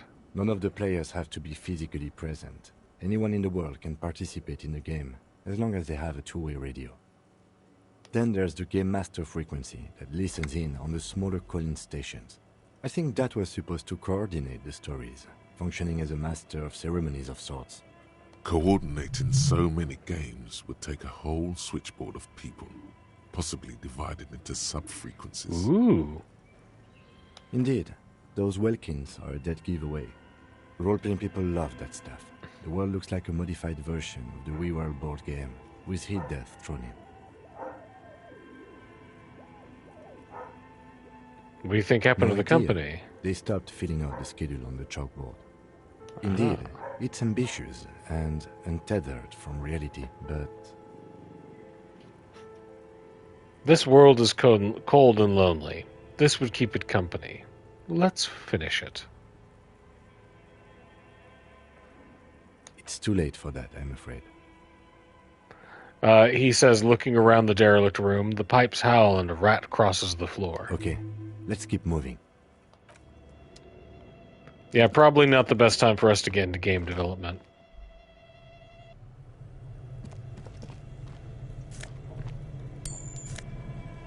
Hello?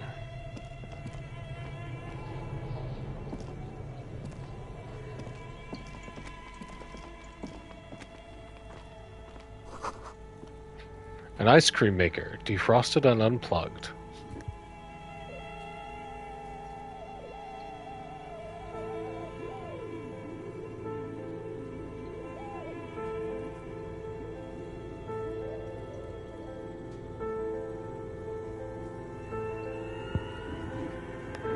Amanda just got back home, so... Let's take a look around. Okay. A flashlight casts a strange shadow. There's a hidden doorway here. Ooh.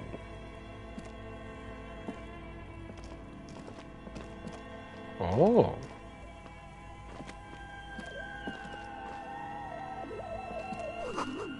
Two rusty rifles are hidden above the piping. They look inoperable. A few bricks have fallen off, revealing a compartment behind the wall. It's too dark to see in. Look, there's a hole in the wall. There is, yes. And there also appears to be something inside the hole. Interesting. Do you want to take a look? Yeah. Your hand reaches deep into darkness and spiderwebs. Rummaging around, you find rusty rifles hidden away. Rifles, Kim. Are these any good? Most of them are rusty and inoperable, like the rest. But one catches your eye. A bolt-action model with a fine wood stock, in better cosmetic order than the others. Take it. You're a police officer. Police officers carry guns. This one looks nice. That's a rare sight. Seems to no longer be functional, but still a beautiful thing in its own way. Where Seems are like we? an old bunker from the Revolutionary period. Look at all those rifles. Must be an old weapons cache. It means there are firearms, albeit inoperable, still lying around in So what does this Martinez. mean? It's an interesting coincidence, I would say. Might come in useful in the future. He likes this find. Good. Someone has stuck some busted guns beneath the ceiling.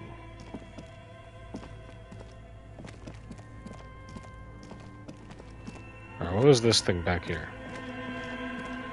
Yikes! You The see a bear terrifying fridge? ice bear with a strange compartment in its belly. The door is covered in frost, and the bear's eyes are glowing red. A gust of freezing cold air rushes to greet you. You hear a low grumble as the bear regulates itself. This is the inside of a refrigerator. The lieutenant takes a peek inside. His hand has found the holster of his gun. The shelves are empty. All you I don't see think we need to are rub it in crumpled his ice cream face. wrappers with the brand name, Revachol Cash. A handwritten note has been Cache. attached to the door. The fridge is huge. A handwritten note has been attached to the You door. pocket the note and the little fridge magnets keeping it on the door. Examine one of the ice A cream friendly wrappers. cartoon bear smiles back at you from a glossy cellophane wrapper. It looks nothing like the fridge. The paper still smells of vanilla and chocolate. What is a giant bear-shaped fridge doing in an abandoned cellar in the first place? Good question. It looks like an ice cream fridge. So they tried to sell ice cream from this hypercarnivore? The lieutenant reaches for one of the wrappers. He studies it in the light. I know. What an unfortunate marketing choice. What is even worse, the bear is still costing them money to this day. The lieutenant points at the red snaky cable running The from the fridge fridge. buzzes with energy. The electricity bill on this thing must be catastrophic. Okay, well, we know where a fridge is.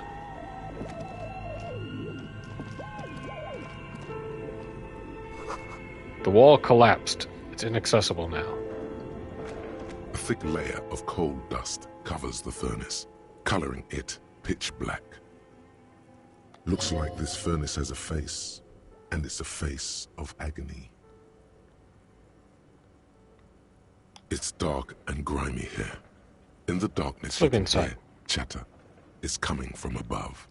A voice or several voices talking to each other. Near the smoke chamber, upstairs. The echo is so prominent, it's impossible to discern what the voices are saying or what's producing them. What are you doing? I'm not sure, Kim, but I think I can hear someone talking upstairs. Wait, really? We should investigate, see if someone's upstairs. Smear your hands with coal? Let's not.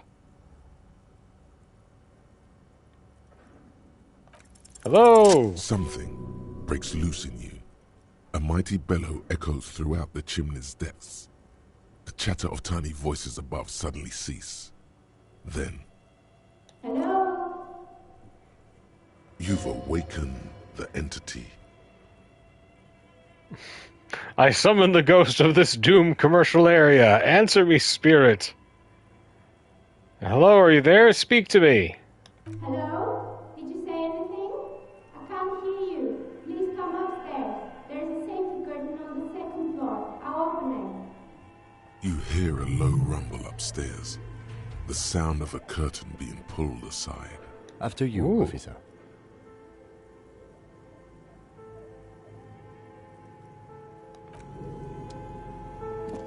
Well, la-dee-da.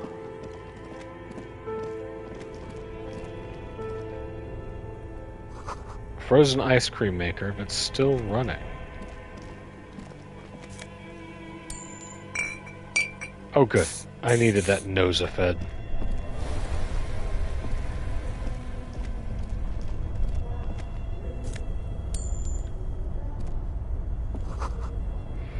A cellar window, people's feet shuffling by on the street. I should have been making sure that I had my trash bag this entire time.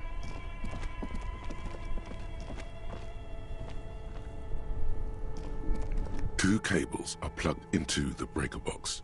The red one leads to the ice bear fridge, and the black one to the ice cream maker. Let's leave those alone for now.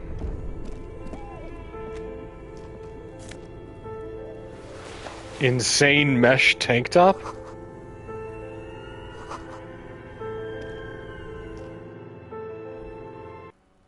Ooh. Alright. First things first, we gotta... Tell you what, let's see if we can't talk our way down with Gart.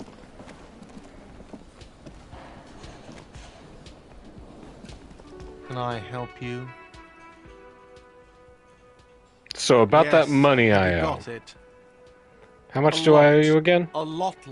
For the room, drinks, and broken window, 130 real. I have your money. Do we go a neutral, apologetic, or aggressive?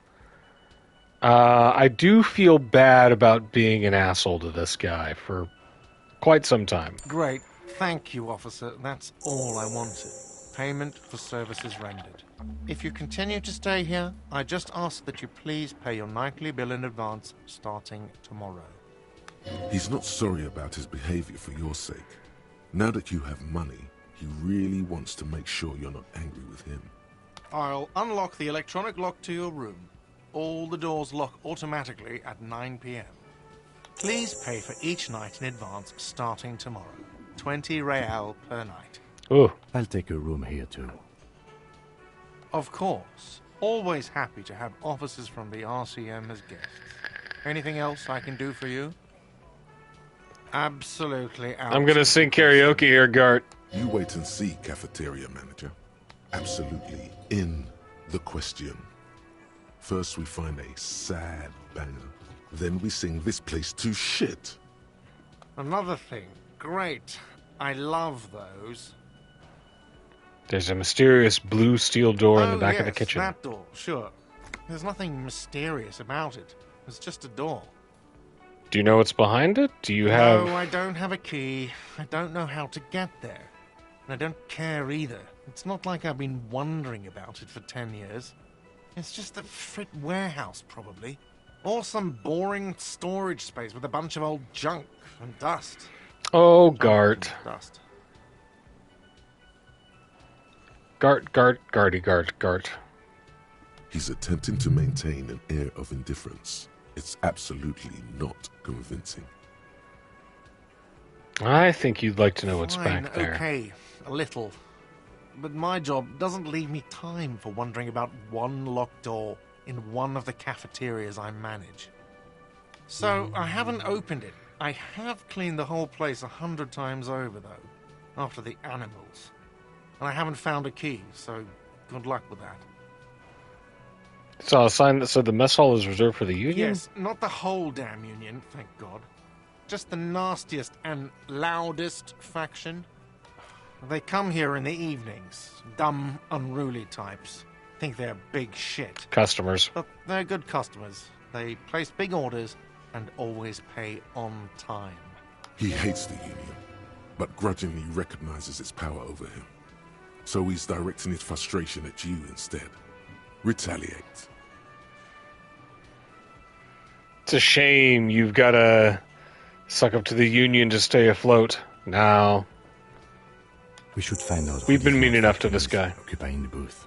Loudness means talkative, and we need info. We don't. We have to wait. They'll show up sooner or later.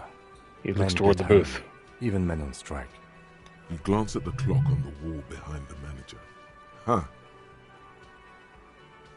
It's after 1600. The sign said reserve starting 1600. Why isn't anyone in the mess hall? Good question. They're probably getting drunk or protesting something somewhere. Or laying low after the, lynching. Whatever he may feel about you, he can't miss the opportunity to throw you a look of what he assumes is shared understanding. Go with it. I think I see. The Union guys think they're untouchable. They probably fucking killed that guy or something. Yeah, tell him, Guard. They can hide out till it all blows over, and it's fair weather again in Martinez. So this is a fair weather place. Acquaintance sooner or later. Yes. Hey, so we've been monitoring you internally, and now we know your Capo type. Yes. Capo type? Guess what's yours? Cool cop? No, you're the sorry cop. The cop who's sorriest. Let's make it official then, shall we? Huge lack of enthusiasm going on in here. You know what? Actually, I'm not sorry. Fucking, they should be sorry. Yes, yes. Impotent rage and lamentation. Let's wrap it up? No, I'm not sorry. I changed my mind. You'll be back to saying sorry in 2 minutes. Stop wasting time and begin the repentance. No, I'm really not sorry. Fuck off. Okay. Fuck off. Maybe we were wrong about you then. Sorry, cop. Get that shit out of here. Inside, you catch a glimpse of Union paraphernalia. A strike poster, some red pennants.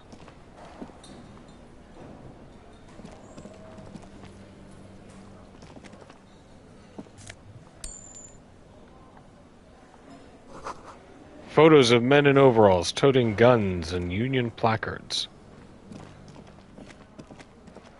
Taking a look at everything now that I have my flashlight. Who are you, guy?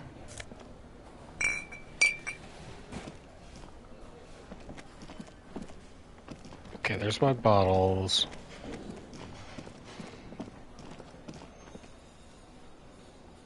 I don't think she has anything else to say.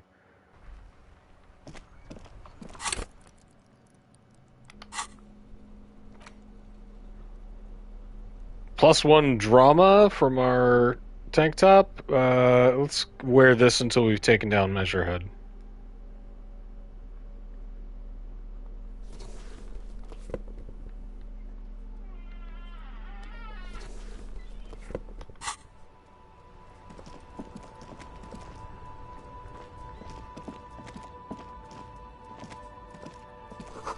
Closed for winter. Please use main entrance.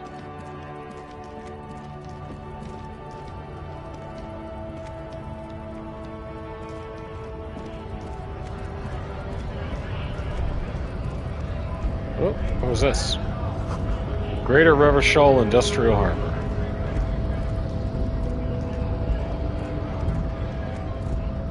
Gentlemen, gentlemen, gentlemen.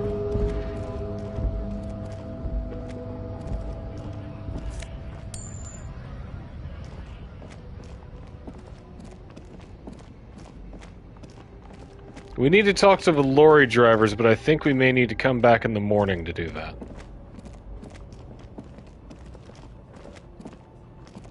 I think it's too dark for me to do anything else. This industrial song taking down Measurehead. I'd listen to it. I'd blast it, man. It's beating up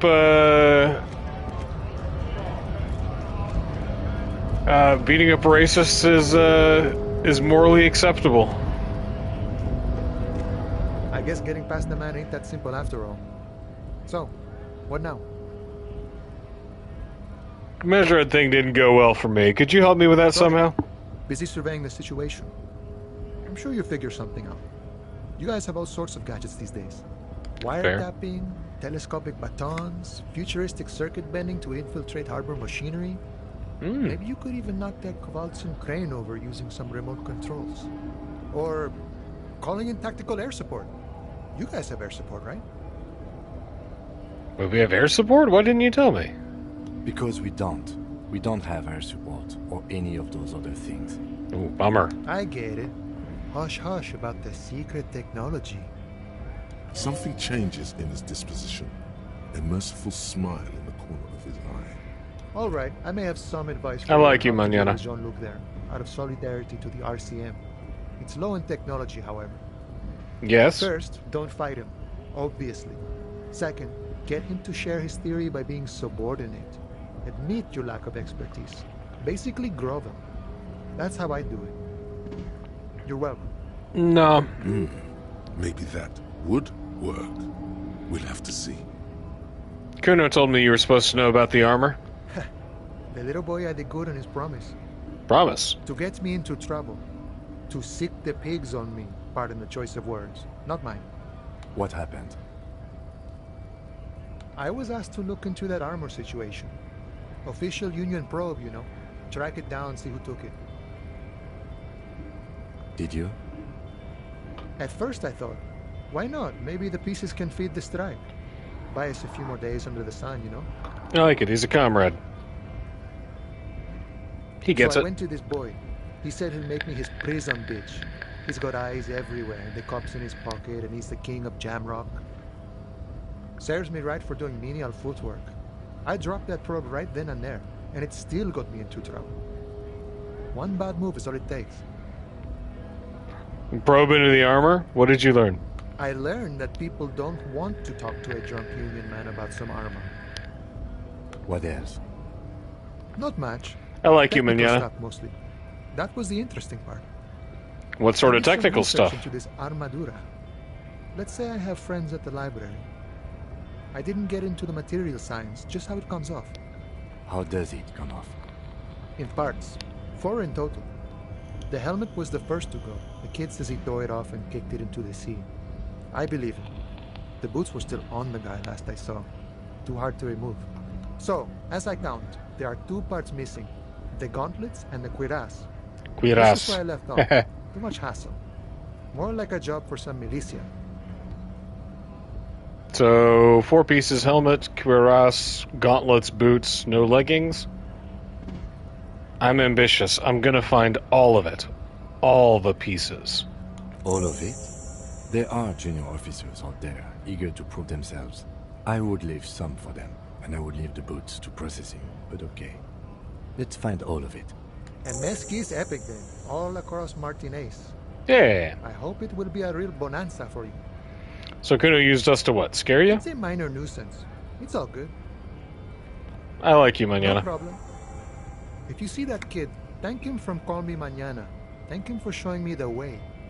He is sincerely grateful he is not tracking down pieces of armor right now. Good talking to you, man.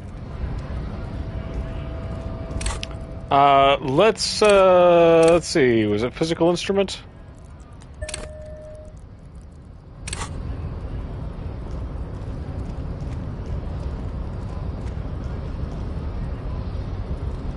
We should think about calling it a day, maybe. The nights are still miserably cold this time of year. Yes. We can pick up where we left off tomorrow morning. My hostel room calls. One more thing before we go, Kim. We're just gonna... Your race descent has only worsened since I last saw you. Volition says You do have him again. really let yourself go.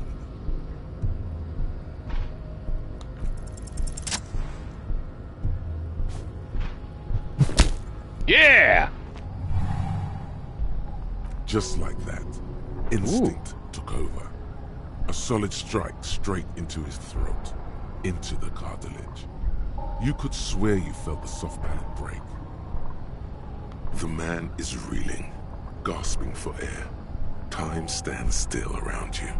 In the distance, the sounds of the harbor are falling silent. All you hear is a small gurgling sound as a trickle of blood appears on the man's Oh!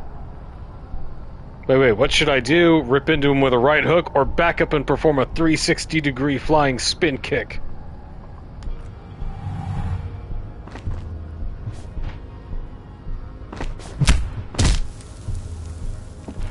Kia! The man lands with a dull thump, like a broken-down puppet of muscles and sinew. For a moment, he still tries to keep his head up, dazed eyes looking at you with unimaginable surprise. To your left is the button. Disco Inferno, do we sarcastically say, welcome to Revachol? I'm so sorry I didn't want to do this. Let's Disco Inferno it. You slam your fist on the button. The man collapses entirely, his head rolling to the side. Looks like you're the new measurehead now. Her voice is surprisingly calm. No one is the new measurehead. Let's go before he gets up.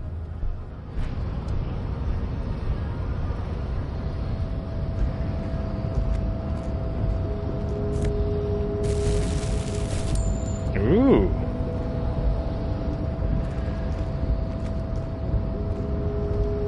Is there anything back here? No, he was just guarding the button. You just got knocked the fuck out. The man is still knocked out. He breathes slowly and steadily.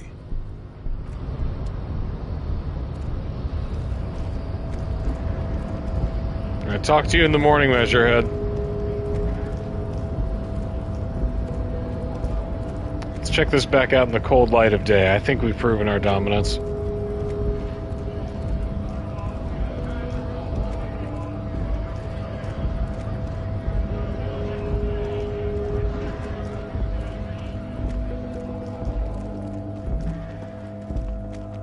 Is the freight still open?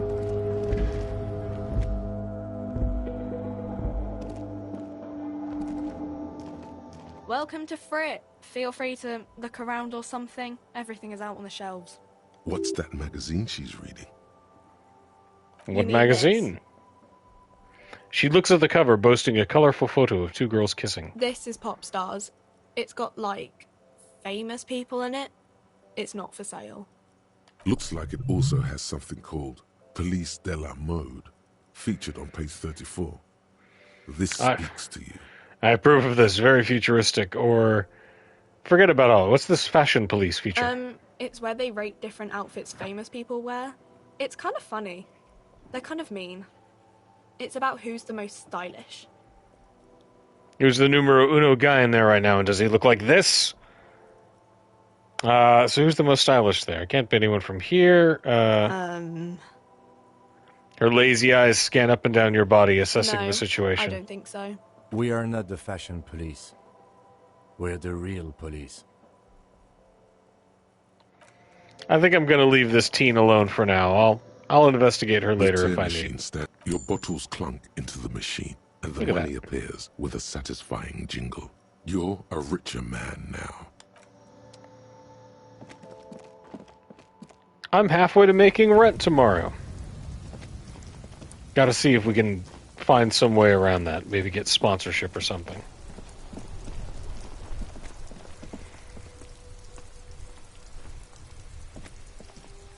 Let's call it for the night.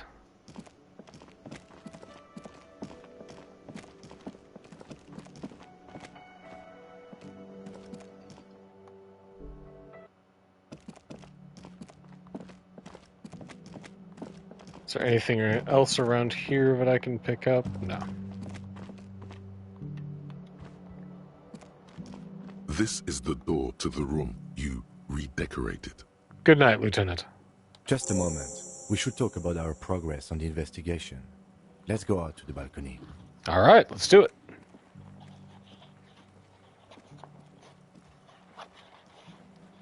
The air outside Sandwich. is brisk. The lieutenant is silent for a moment. He listens to the traffic hum. Then... Now then, we should talk about the investigation. But I also feel you're a bit hazy on the RCM. Our role here, our rights, our jurisdiction, basically. I didn't know you smoked, Kim. I have a cigarette every night when I go over my notes. It's something of a ritual. Oh man, he looks so devastatingly cool with that cigarette. I consider smoking one of the worst experiences in my life, so I think I'm going to stay straight edge. How did you get so cool, Kim? You mean this? This isn't cool. It's an unnecessary trial of will and unhealthy. No, man. Keeping the I mean you. parameters he's given himself takes a lot of focus. it would be easier to simply quit.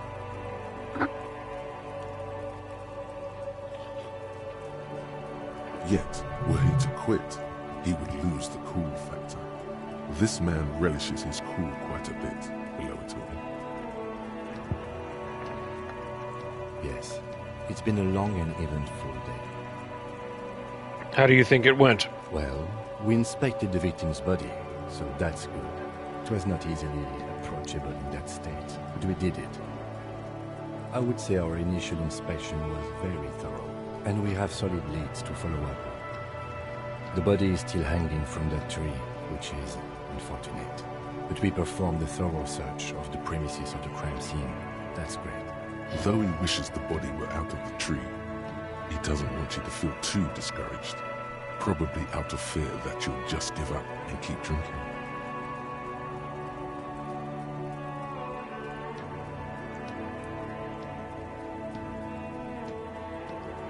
I look forward to that. As for the interviews... Kim wants to solve the case, and I get that. To find the union leader, Everard Clare, much less interview him.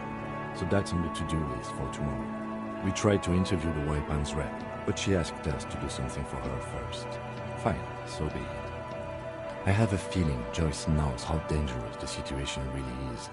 We have to get her to talk to us. Above all, though, today was exhausting.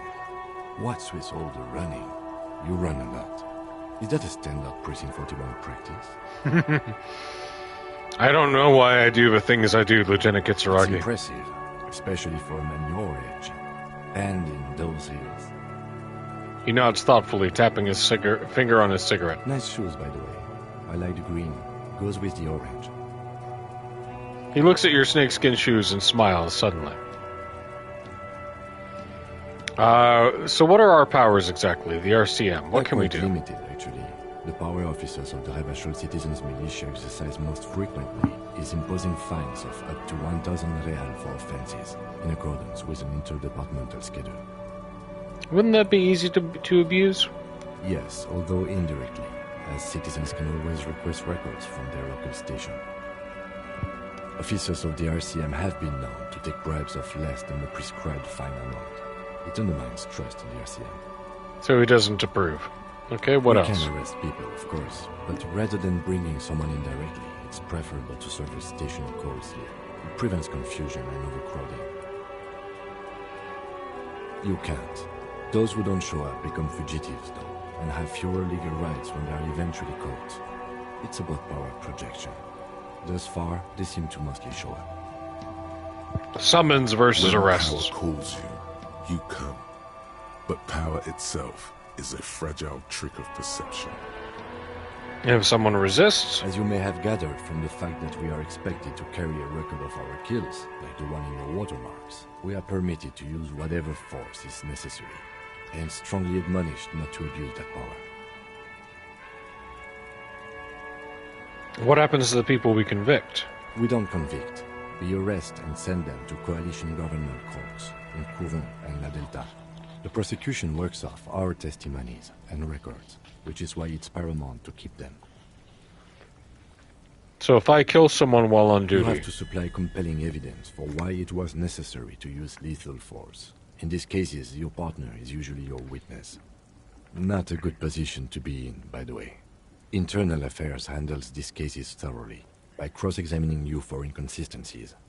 It is hard to cover for anyone, which is for the best. Okay, break down the power section for me, buddy. Moral intern, more broadly. The RCM was formed by the coalition government to restore order in the international zone after the revolution. So we did. Now we attempt to maintain that order. No more, no less. Or perhaps it is better to say we were allowed to form. It's a point of contention whether the citizens of Revachol or the coalition government founded the RCM. Let's say it was the citizens of Revachol. Be sentimental if you like. Either way, the moral intern leases us the right to keep the peace in this city, and they will take it away if we misuse it. The Moralist International are the world's largest political organization. You know who they are. They have been running this place after the revolution failed. If I didn't know, how would you describe them? They're a union of center-left and center-right parties across the Real Belt. Our coalition government is just one of its many projects. They also run the ICP, EPIS, most intergovernmental organizations in the world.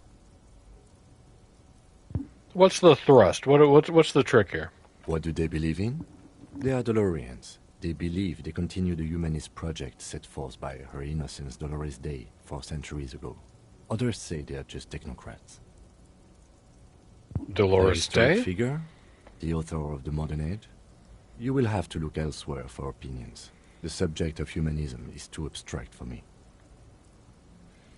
Interesting question. What's their It's symbol? A blue forget-me-not. Their motto is love, compassion, self-discipline. I think you can gauge what they want you to think of them from that. Something ominous. Something like the dark blue, serious color of the early night sky above. The moral intern are a fact.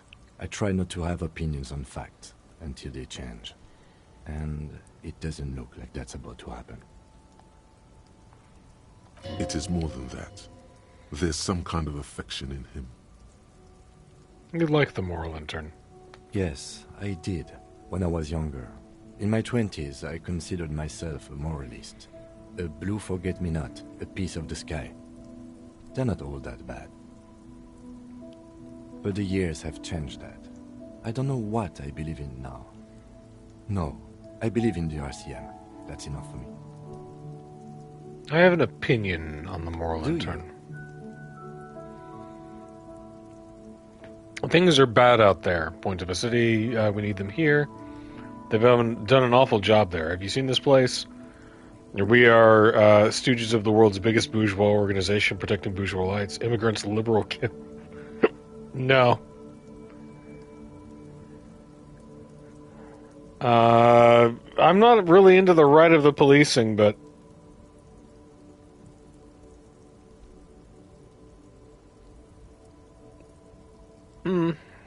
Let's go the communist route.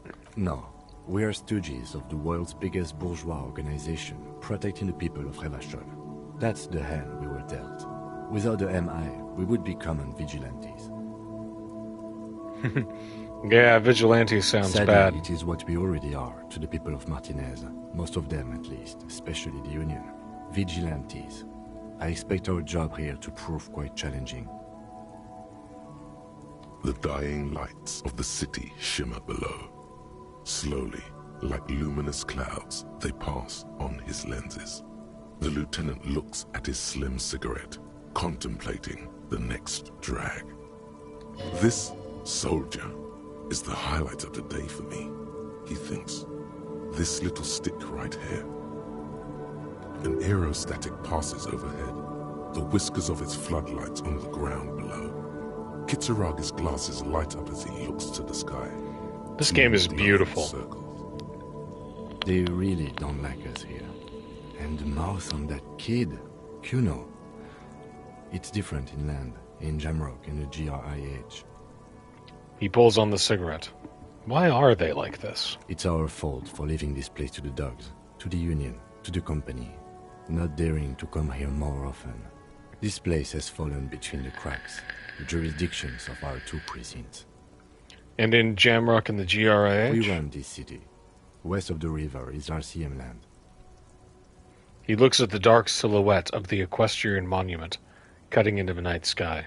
It's incredibly hard. Human beings are... But we are in control, and it's worth it. The organization works. Our systems work. If they didn't, the city would disintegrate. I hope our investigation will help improve the situation here, at least do some good. Me too. But I wouldn't count on any drastic changes in our lifetimes. He is very tired, but the dark circles under his eyes make him look younger, not older. Thank you for this, Kim. Yeah, it's getting very cold now. Let's go. He puts out the stub of the cigarette and looks to the door. Mazovian Socio-Economics. Nord 0.000% of communism has been built. Evil, child-murdering billionaires still rule the world with a shit-eating grin. All he has managed to do is make himself sad. He is starting to suspect Krasmezov fucked him over, personally, with his socio-economic theory. It has, however, made him into a very smart boy with something like a university degree in truth. Instead of building communism, he now builds a precise model of this grotesque, duplicitous world. Left-wing dialogue options give +4 XP. I have a -1 to visual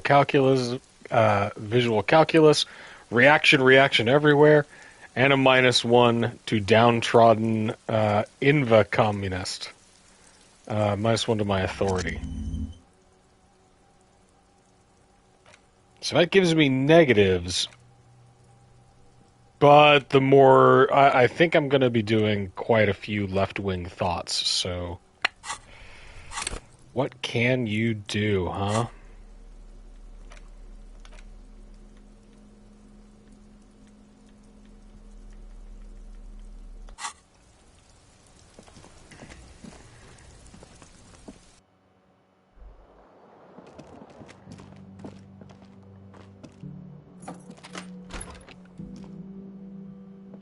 Good night, Kim.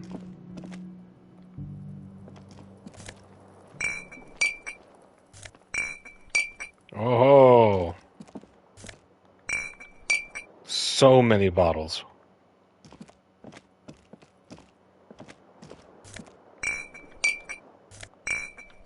Me and my security flashlight.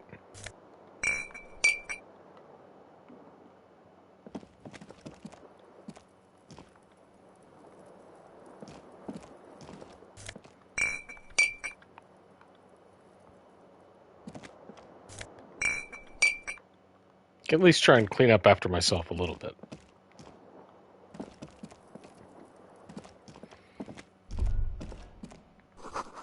Words fail to describe how rank it smells in here. They should have sent a poet. A mirror hangs on the bathroom wall. In it, your face, adorned with the expression. Ooh. Like the rest of you, it comes from a bad place somewhere in the past. That's all you know for now. Hey, sweetheart. Let's equip our chain cutters and our flashlight.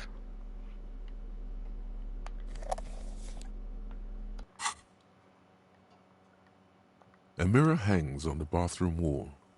In it, your face, adorned. The chain cutters slip out of your hands as you attempt to twist the faucet into place. Well, you know one thing for sure. You've probably never been a plumber.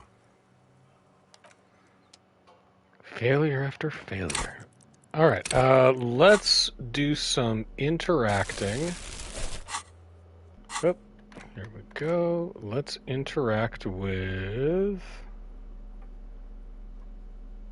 our map of Martinez. Features the patchwork grid of the streets of Martinez, with directions to appropriately touristy locations. Year 48 resides on the upper right corner. Trace a path through the Your grid. finger moves through the various streets, across Rue de Saint-Ghislain and Rue Saint-Cypar, over Saint-Brun and Martinez North. Finally, coming to a halt on the spot where you are currently standing, although the map gives no such indication itself. For a more detailed view of the map, go to your journal and select the Map tab. Alright, let's get some literature in us. Medicinal purposes of the Pale. Medicinal purposes of the Pale. The cover of this heavy tome features a number of esoteric symbols. Flipping through the book, you find a number of sections on the general benefits of the Pale. A large pharmacopoeia makes up nearly half of the book. What's a pharmacopoeia? You come across the following explanation. While modern pharmacopoeia are continually updated by so-called experts based on the results of clinical trials. Readers will find assembled here the timeless wisdom relied upon by generations of traditional Seolite medicine practitioners, Mesk mystics, and Ilmaran folk doctors. It's all quackery, in other words. Finally, something to calm the angry spirits that have been plaguing you. It seems to contain descriptions of the medicinal properties of various ingredients that may be gathered from the pale, as well as instructions for producing a variety of herbal remedies. Anything in there about restoring lost memories? There are a number of Seolite tonics that promise to improve your short-term memory, but nothing that speaks to your condition. Anything about curing an apocalyptic hangover? There's nothing in here that speaks to hangovers directly. However, while browsing through the various descriptions, you become convinced that you could assemble something from the ingredients listed here. Want to give it a shot? Let's go. First, let's make our own drugs. Choose a base ingredient. Common meadow rue, a sprig of fresh mint, ginger root. Next, you'll need to combine the base ingredient with an appropriate vehicle. Boil it with a tea made from birch bark. I'd love to mix it with a dram of whiskey, but I think a jam of whiskey is a bad idea for this guy. Lastly, is there anything else you'd like to add? Ginger ginseng, ginger with a little bit of sugar. The ginger root will help with the nausea, and the birch bark tea will help you flush out the toxins. The sugar just makes it taste better. Great. From the pale, of course. Or perhaps from some enterprising entrepreneur. Where you would find one of those, though, the book does not say. Very well. Well, let's see. First, let's see if we can choose do a base ingredient. mint. Next, you'll need to combine the base ingredient with an appropriate vehicle. Lastly, Aloe is there vera anything else you'd and like? The some ginger pomegranate. root will help with the nausea, and the birch bark tea will help. You close the book and find yourself staring at the familiar cover once more. I need to talk to Joyce again now that I've finished derealizing. The Greatest Innocence by João Paulo Salomão Lopes de Fuego. The book is large and heavy. Browsing through the various chapters, you try your best to understand the ceaseless overflow, the sprawl of names, dates, places, events historical. Most of it ends up as a twisted mass of facts inside your brain. Your educational survey is done. Did you catch any of that? No. Oh well, it's pop quiz time. Let's see what you've learned. This might take a few minutes. You ready? Sure. Let's That's go. the Vibes. spirit. Here we go. Question 1. Who was the first innocence? Oh yeah, this is what I was made for. Okay, encyclopedia, hit me. Pop quiz is a short examination designed to test your Oh. knowledge without any prior warning You or dick. announcement. Such exams allow the teacher to assess how thoroughly the students have retained the material at hand. Voila. Now blast that first innocence. Dolores Day. Dolores. Incorrect. Dolores Day was the innocence of humanism, you lied to me. internationalism, and the welfare state. She codified parliamentary democracy and created modern institutions. Among these, the moral intern, she was powerful and beautiful on all her icons. Her colors are silver, white, and apricot.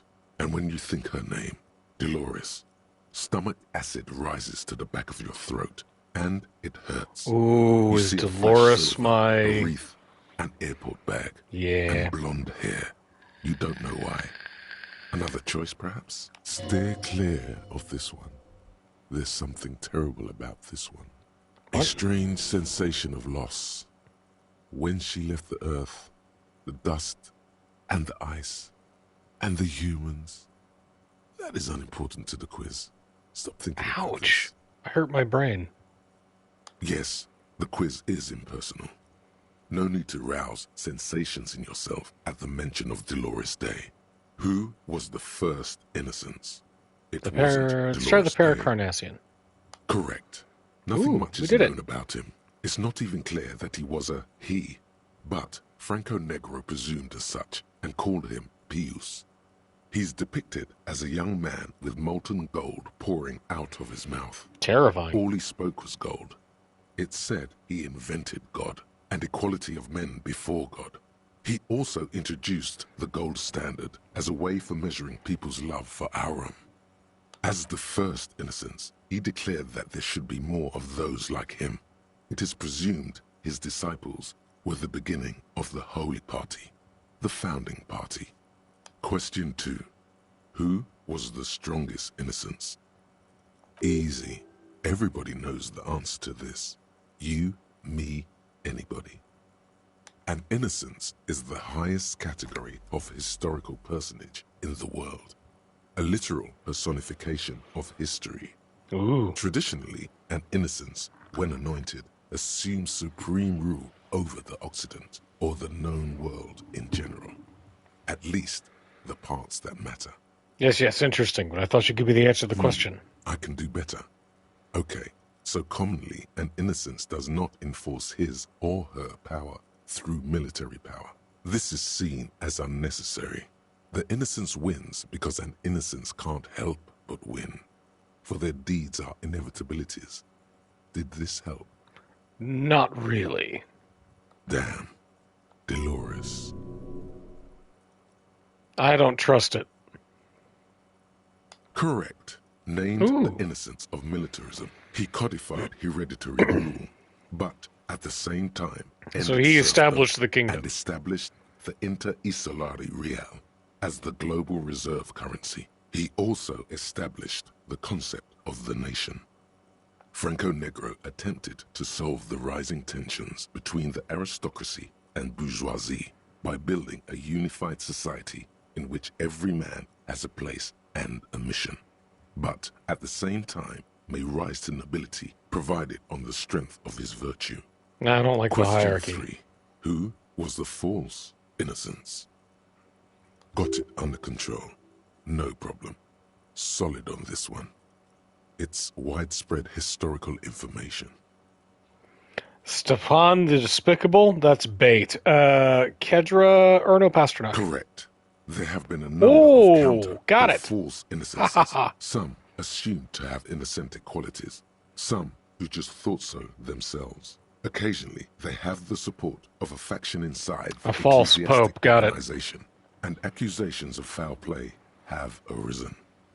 The most famous and important of these was Erno Pasternak.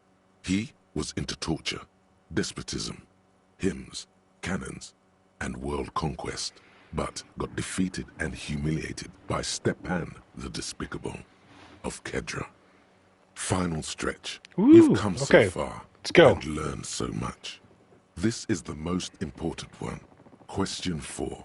Who was the greatest innocence? I've got it. Honest. Dolores Day. Correct. The Mesk might see Franco Negro as the father of nations, but as of this century, there's been a great shift in attitude. Dolores Day has become widely regarded as the greatest innocence. A most radical change to the whole fabric of the world. Everything from inter-isolary travel to the connected world to 3 consecutive scientific revolutions can be traced back to her. Every decade that passes, she seems less human somehow, and more beautiful. Congratulations on finishing the test. The results and your subsequent grade have been calculated. You get a B. Good enough. Everyone misses a few from time to time. Yay me. You would have done better if you just dialed the Dolores Day down a bit. Good enough. Take that, you really book. Just talking to yourself. It is quite silly. Man, something's weird about this book. You should do something fun instead. Rock out. Forget about it. All right. So we've gotten a little bit of a lowdown. We're not quite ready to sleep just yet. We got to go talk to Joyce. It's 1 a.m.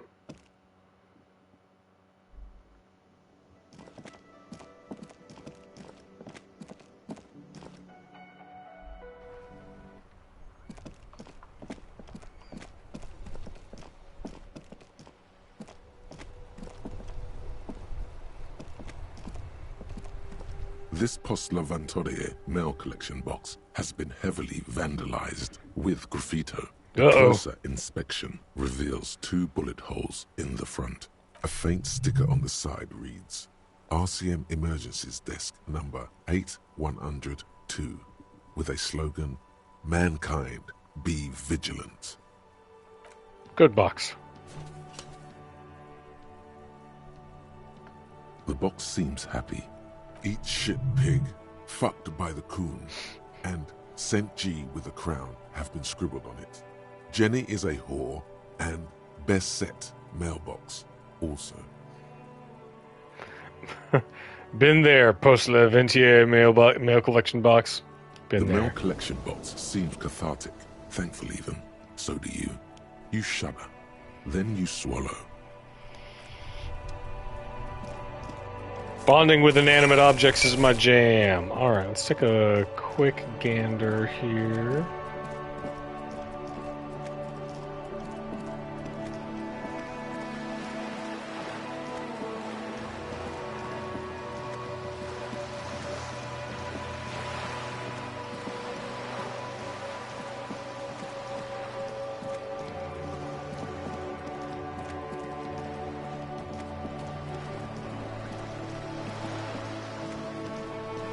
You still up?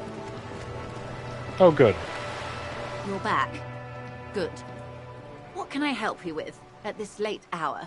It's night. Don't you ever sleep? Matter of fact, I don't. Why's that? I have a medical condition of my own. Nothing unusual, though. I'm old, you see. Old, huh? Don't think worry. I have that too. It's curable. With questions. Ask me some. It'll help pass this night. More lessons in basic reality? My favorite part of the day. Go ahead. Ask me anything. Let's try this. It remains a mystery what you mean by this something close. This Ooh. isn't about you. Plus 12. It's about reality. What is all of this? The scent, the sound, the air. What world is this? What world? The only one, I suppose. The world of matter. And its pale antipode. Pale antipode.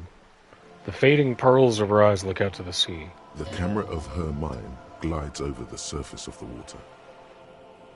What do you see? Great bodies of water. Forest-covered surfaces. Clusters of light where the cities lie. You've seen the montage. We all have. This world is enough.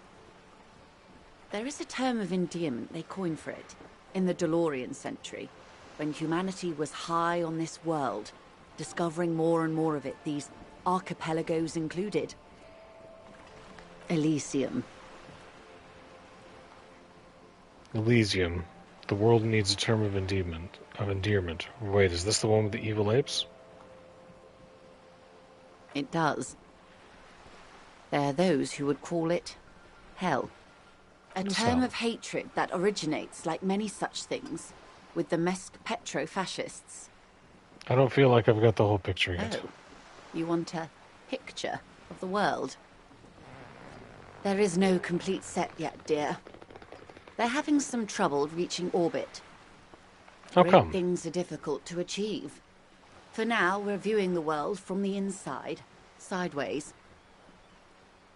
Inside sideways? Wait, what shape is this world then? We used to think it was a sphere, but that is beginning to look less and less likely by the day. You wouldn't know it from the tabloids, but the ORG nations have been launching weather balloons into the lower ionosphere since the 30s. ORG, Occident Revichol-Grad. There's a steadily increasing trend Whoa, of wait a images. minute.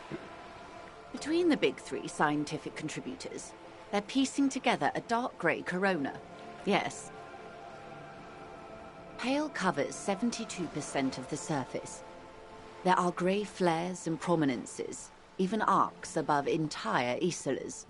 The What? images are blurry. Grey but flares? if there was a sphere in there, it certainly looks like it fractured a long time ago. The pale, and what do you mean corona? You seem to be spooked. Please don't be.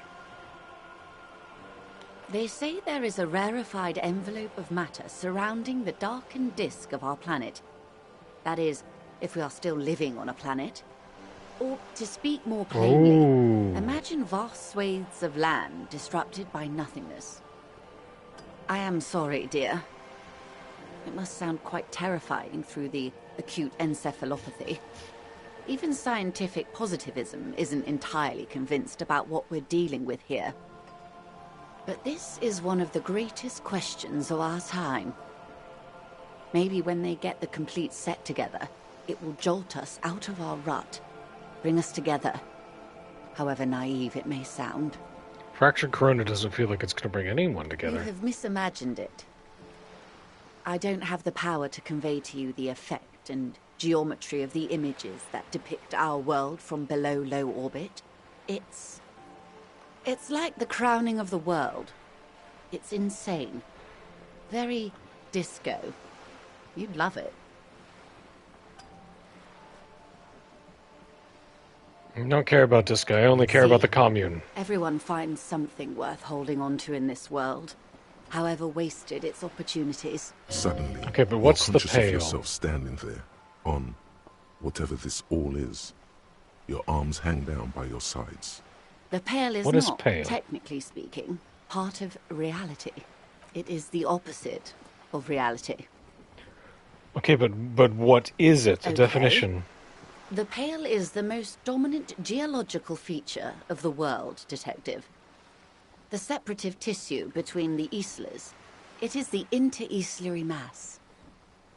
Okay, and what is an isla? Is a Messinian word for a continent of matter, enveloped on all sides by the pale. Also... Oh, so it's not just a river, it's like... Mass. We used to believe there was only one. It's like a different In the last 4 reality. centuries, we have discovered 7. Windy, Seol, Samara, Ilmara, Grad, Katla, and this, Insulinde. An oceanic isla. It comprises mostly of water. Muindi is the largest, Katla the coldest, Insulinde the bluest. What can I say? Each is perishing and dear. Achromatic, odorless, What is the featureless. pale like? The pale is the enemy of matter and life. It is not like any other, or anything in the world. It is the transition state of being into nothingness. Is it here? No, Detective. We're safe. It begins there, 6,000 kilometers to the north, and even more to the south, east, and west. You are in the middle of the Isla. Surrounded by, like, void As your stuff. gaze instinctively turns north. A small black pit opens up in your stomach. 6,000 kilometers from the end of the world. Yes. That is enough. Many cities are built much closer. And An uproar there? of matter, darling. Rising into the pale. Rolling. Evaporating even. A great vision. The area of transition between the world and the pale is called porch collapse. Imagine a grey coronal mist. Cold vapor marked by spores of an opportunistic microorganism. A mold that's adapted to grow at the edge of the unrest. It's the most disco thing you will ever see. It's difficult to describe. destruction. Or even measure. Something whose fundamental property is the suspension of properties. Physical, epistemological, linguistic. The further into pale you travel, the It's steeper nihilism. the degree of suspension. Right down to the mathematical. Numbers stop working. No one has yet passed the number barrier. It may be impossible. If we're surrounded by pale, how do you get from Isola to Isla? Oh, it is so difficult for us. Her lungs deflate. Her words sound like a sigh. A squall of birds. Hardware operating in the harbor. Firm. Self-evident. Flight. It is possible to force dimensions on the pale. In modern times, we can even compress its latitude, bouncing radio waves from one end to the other. shortening the path. But it is still hard for humans to navigate the Pale without getting lost. Or having our minds damaged. Wait, the Pale can damage the mind? Extensively. How? Some say the damage stems from extreme sensory deprivation. Others argue that Pale somehow consists of past information that's degrading, that it's rarefied past, not rarefied matter. They call it the blend over of the self. History The collapsing Pale in on does not only itself. suspend the laws of physics, but also the laws of psychology, maybe history even. The human mind becomes over-radiated by past. What does this over-radiation feel like? Feels terrible. Absolutely terrible. International standards strictly limit civilian travelers to 6 days of Pale exposure per year. It's more for her. Way more. You're not a civilian passenger? No, nameless detective of the Citizens Militia. I am a member of the Entreprenetic Business Class. I'm cleared and trained for 22 days of Pale transit annually. Perhaps that explains her strange pining after the revolution. Some degraded early memories. Are you over-irradiated? Up to my gills, officer. So what is entreprenetic? Entreprenetics is the scientific study of the Pale, or a recent iteration of it by way of Grad. The study of the Pale reaches back 6,000 years. The Pericarnassians called it the Western Plain. There are signs of pre-modern crossings. Successful navigation of the Pale relies not just on technical know-how, but intensive psychological preparation. Some of these tactics have been known for thousands of years. So what has entreprenetics changed? Nothing. We remain powerless before the Pale. The only real advance in Pale transit is the speed with which an aerostatic craft can pierce it. Less exposure leads to less effects later. Hybrid airships, detective. Conventional rotors or jet engines no longer add velocity after the point of reference for motion is suspended, once you've crossed from near Pale to far Pale. In essence, we throw them in and they come out the other end. If we throw them precisely. And if we do not? Then they don't. Gone, like a skipping stone beneath the surface. Just people vanishing. How much Pale is there compared to the world? The Pale outweighs reality 2 to 1. There is more Pale than there is matter, and the ratio is slipping. To our detriment? Detective? Shrinking. There's more and more of the world. Precisely. One of the few measurable effects of the Pale is that it is expanding at an unknown rate. An intuitive conclusion of that development is that one day the Pale will cover everything. But this sort of talk is mostly left to extremists. It's not extreme at all. It's going to happen. Most people, and indeed most private and government sector organizations, entire civilizations and religions even, find handy ways to ignore or downplay that knowledge. Because it always... You do the same. It always seems so far off. We go. You see the hanged man's mouth open. Off we go into the wild Pale yonder. And all.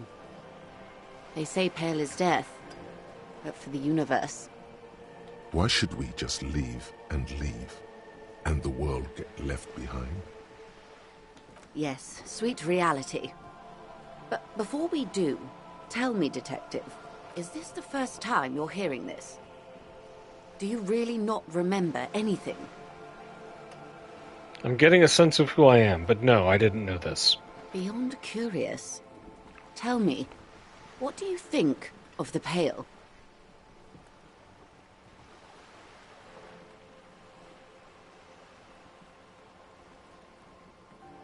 It's terrifying. Mm-hmm. You really didn't know. This does not spell good for the investigation, detective. If you don't know even this, then... This investigation will be my masterpiece, the one they remember me by, I promise. I hope so. I truly do. If I may suggest, hold on to your colleague, Kitsuragi. I ran a check on him and he is very competent. In the meanwhile... Some of that assurance is meant for herself, as much as it's meant for you. She must have a lot on the line here. You have me. I will assist you in any way I can, even if we have to do it one basic term at a time. The Pale is not... It is the opposite of reality. Gotta tell me something else. The Pale is... No, I need to get back to those. The Pale is the achromatic, odorless, featureless. The Pale is the enemy of matter and life. It is not... Yes, sweet reality. Is this the first time you're hearing this? Beyond curious. Tell me, I want to what do you think of the Pale? That we continue to persist at all is a testament to our faith in one another. Its advancement can only be stopped with immediate, total, ruthless communism. I think that goes too far. But I do get XP for it, so... I'm worried, I have to say. It doesn't sound very liberal to me. It is a huge accomplishment. Mm-hmm. This one. You really didn't know. This does not spell good for the investigation, Detective. Let's stick with that one. So. Some of that is... You have me. Okay. I will assist you in any way I can. Glad to have been of assistance. The little that I know, that's the man who was killed. Better not touch... She wants Can't to do that ask the one. Question. Ooh. So we're getting Lovecraftian now. We are sailing deep into the cosmic horror aspect of it.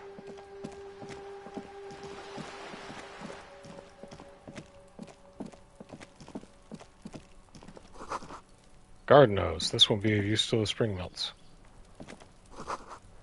Chairs and tables eaten by rain and rot.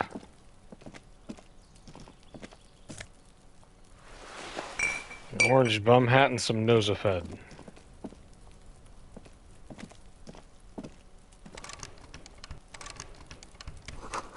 Just a closed door, but you look at it suspiciously.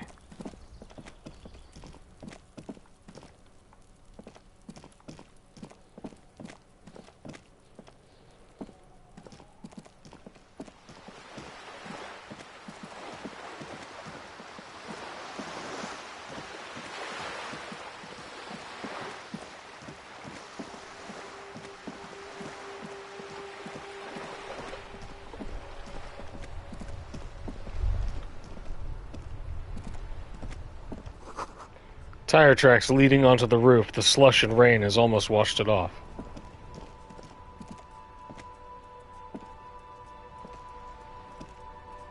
Onto the roof?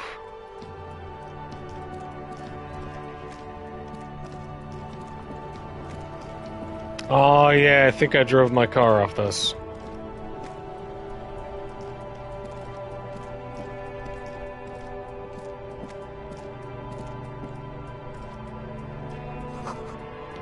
Plastic-wrapped macaroni stamped with humanitarian aid. Humanitarian aid tuna fish, not for resale. Speakers from the people of Samara. Food gift from the people of Messina.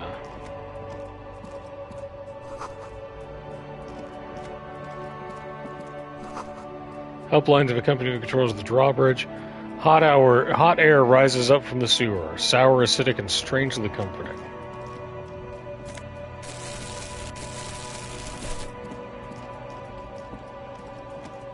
Gonna roam through the night, grabbing as many bottles as we can before we turn in.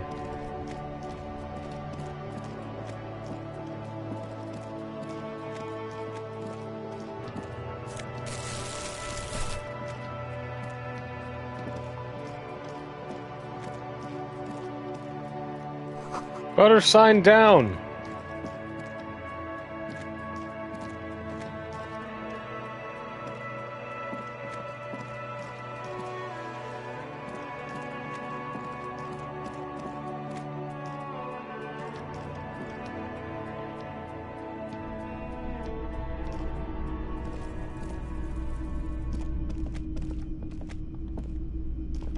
Wow, a very large red t-shirt with an impressive print stands out from the other garb. Oh, yeah? Oh, yeah. The print depicts a muscled man striding toward you, a giant sword in each hand, encircled by burning embers. Behind him, is a cluster of cabins engulfed in flames. Beneath him are the words, Hjelmdal burning. It's a rad man from Hjelmdal t-shirt you Hell got there. yeah, man. I don't usually carry printed tees, but this one was just pure exemplar. Must be a big man from Hjelmdal fan. A fan? No, I wouldn't go that far.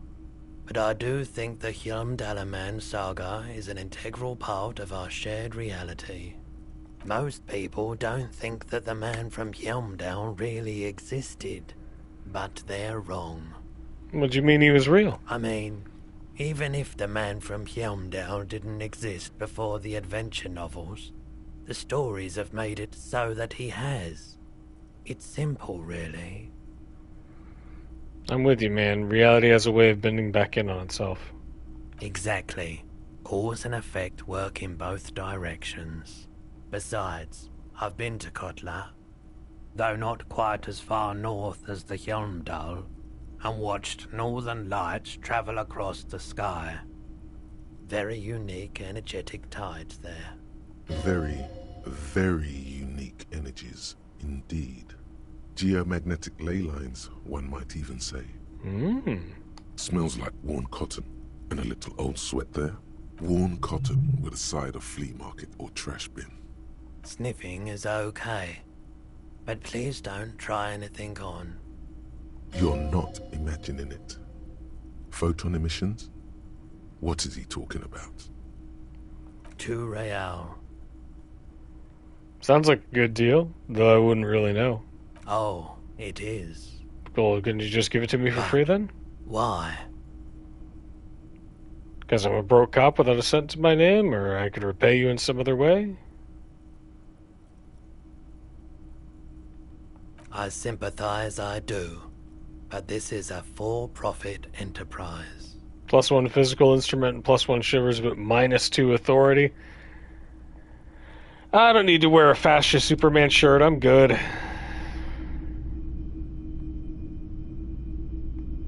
That's where we got our headless fallen rider.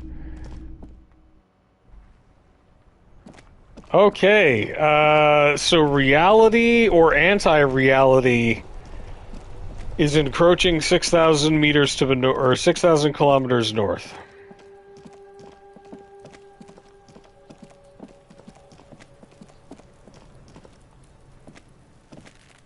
The man before you is naked, but for a Of course.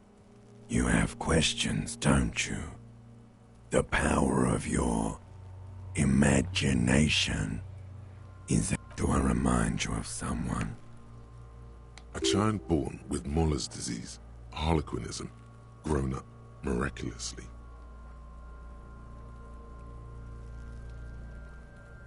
You sure wriggled out of that one? Coppellini. Come back later, Coppo. Amuse yourself with my frank manners and my memento mori features. If possible, also, see me in your dreams. Well, let's do just that. Let's turn in for the night.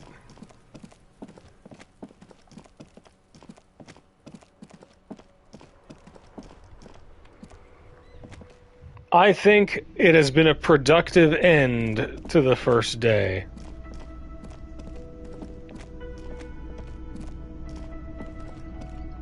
We got a new hat. We got some new stuff.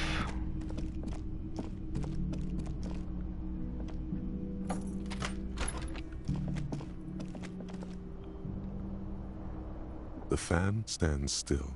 A terrible mistake. Turn the lights off immediately. You can practically feel the photons burning a hole in your brain. Yeah, let's go ahead and turn that off.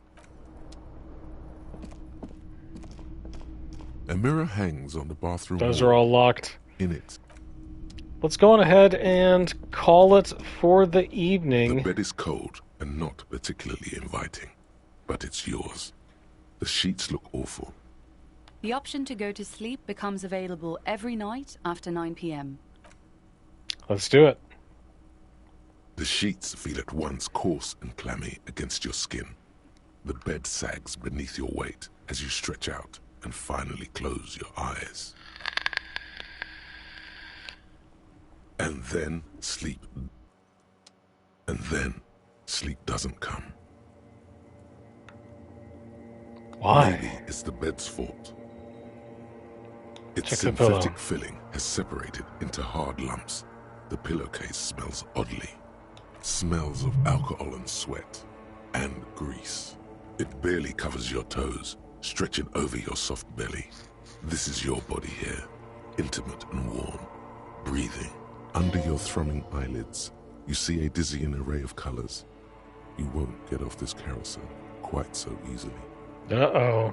It's a little better. I'm dreaming. Colors, scenes, and half-formed phrases still litter your mind. Part of you is still trying to solve the case, isn't it? Something to do with, what was it that the lieutenant said? Union? And it's gone again. Your thoughts lost between the slowing brain waves. Your breathing steadies. A great silence washes over you until your eyelids twitch in your sleep and images start forming. Let's go, dreamscape.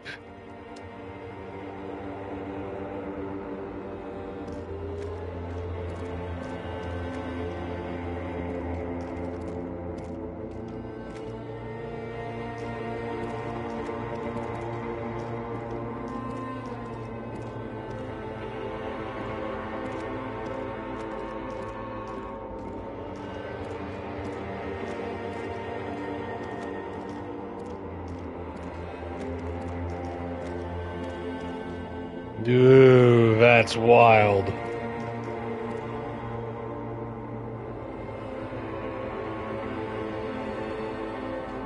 Do you remember the scent of your childhood?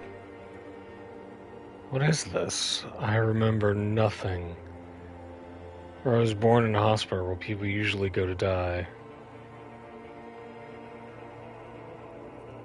Do you remember your wife's hand on your face? Ooh.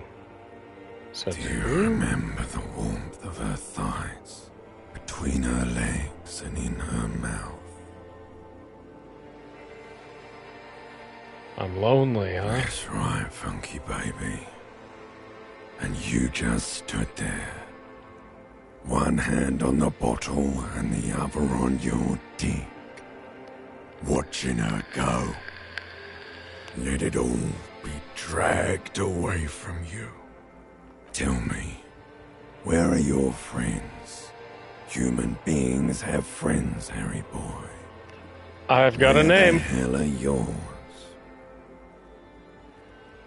No, it's gone. 3 times gone and never coming back. You failed. You failed me. You failed Elysium. Everything. The Pale and the Useless. On the surface.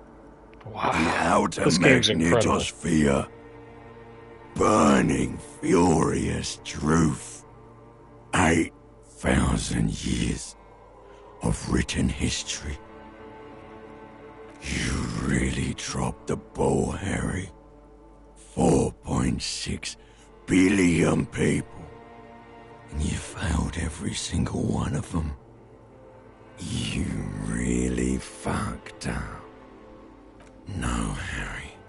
Wow. You were just talking to yourself. That's all you ever do. Even in your dreams. And the act is wearing thin. The spots of the disco ball fade around you. Oof. You'll be back in those cold snakeskins in no time. Sweating up the bed. Stinky boy. You're not coming back from shit. Thrashing around in that high conductivity state of yours. Bumping into things and acting like a clown. Who are you kidding? I'm trying to solve this case. You're trying to what? I can't hear you. This is just a word dream now. Jumbled up garbage. The pictures are gone. The bed rises to meet you. A thin, sleep-like state. More glass than velvet, grinding in your head. So something is wrong. Sleep shouldn't be this bad, this dry, this unnourishing. There's something wrong with your thoughts. Some kind of new type of hangover. I thought too much. Oh yes, party boy. And it's worse than the one before. Just think of the shit you saw. Here it comes too. So Oh, I'm already. detoxing. A silent alarm goes off in your head like clockwork. Barely let you sleep at all. Time to get those clothes on, Harry. Time to go to work in the shit factory.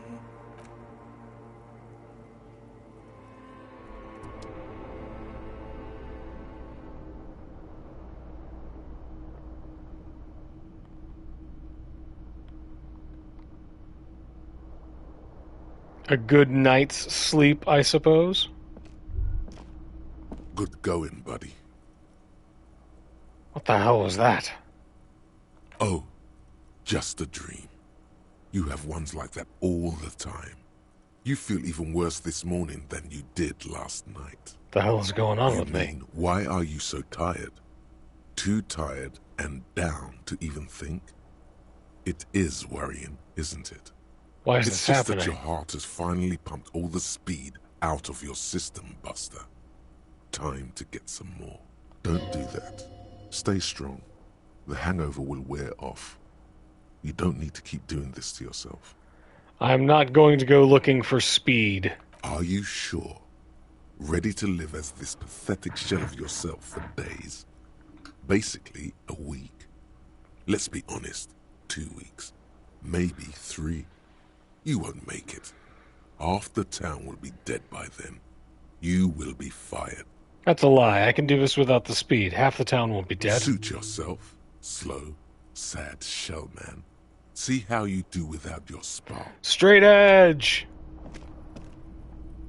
I might still drink though. On the bathroom wall. In it, your. All right, that's where we're going to call it for the day. We're gonna save our game.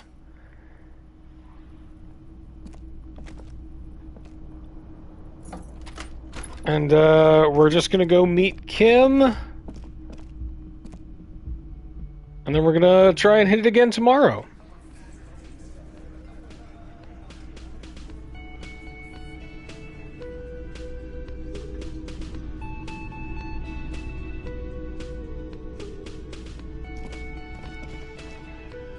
Kim, what up, buddy? Morning.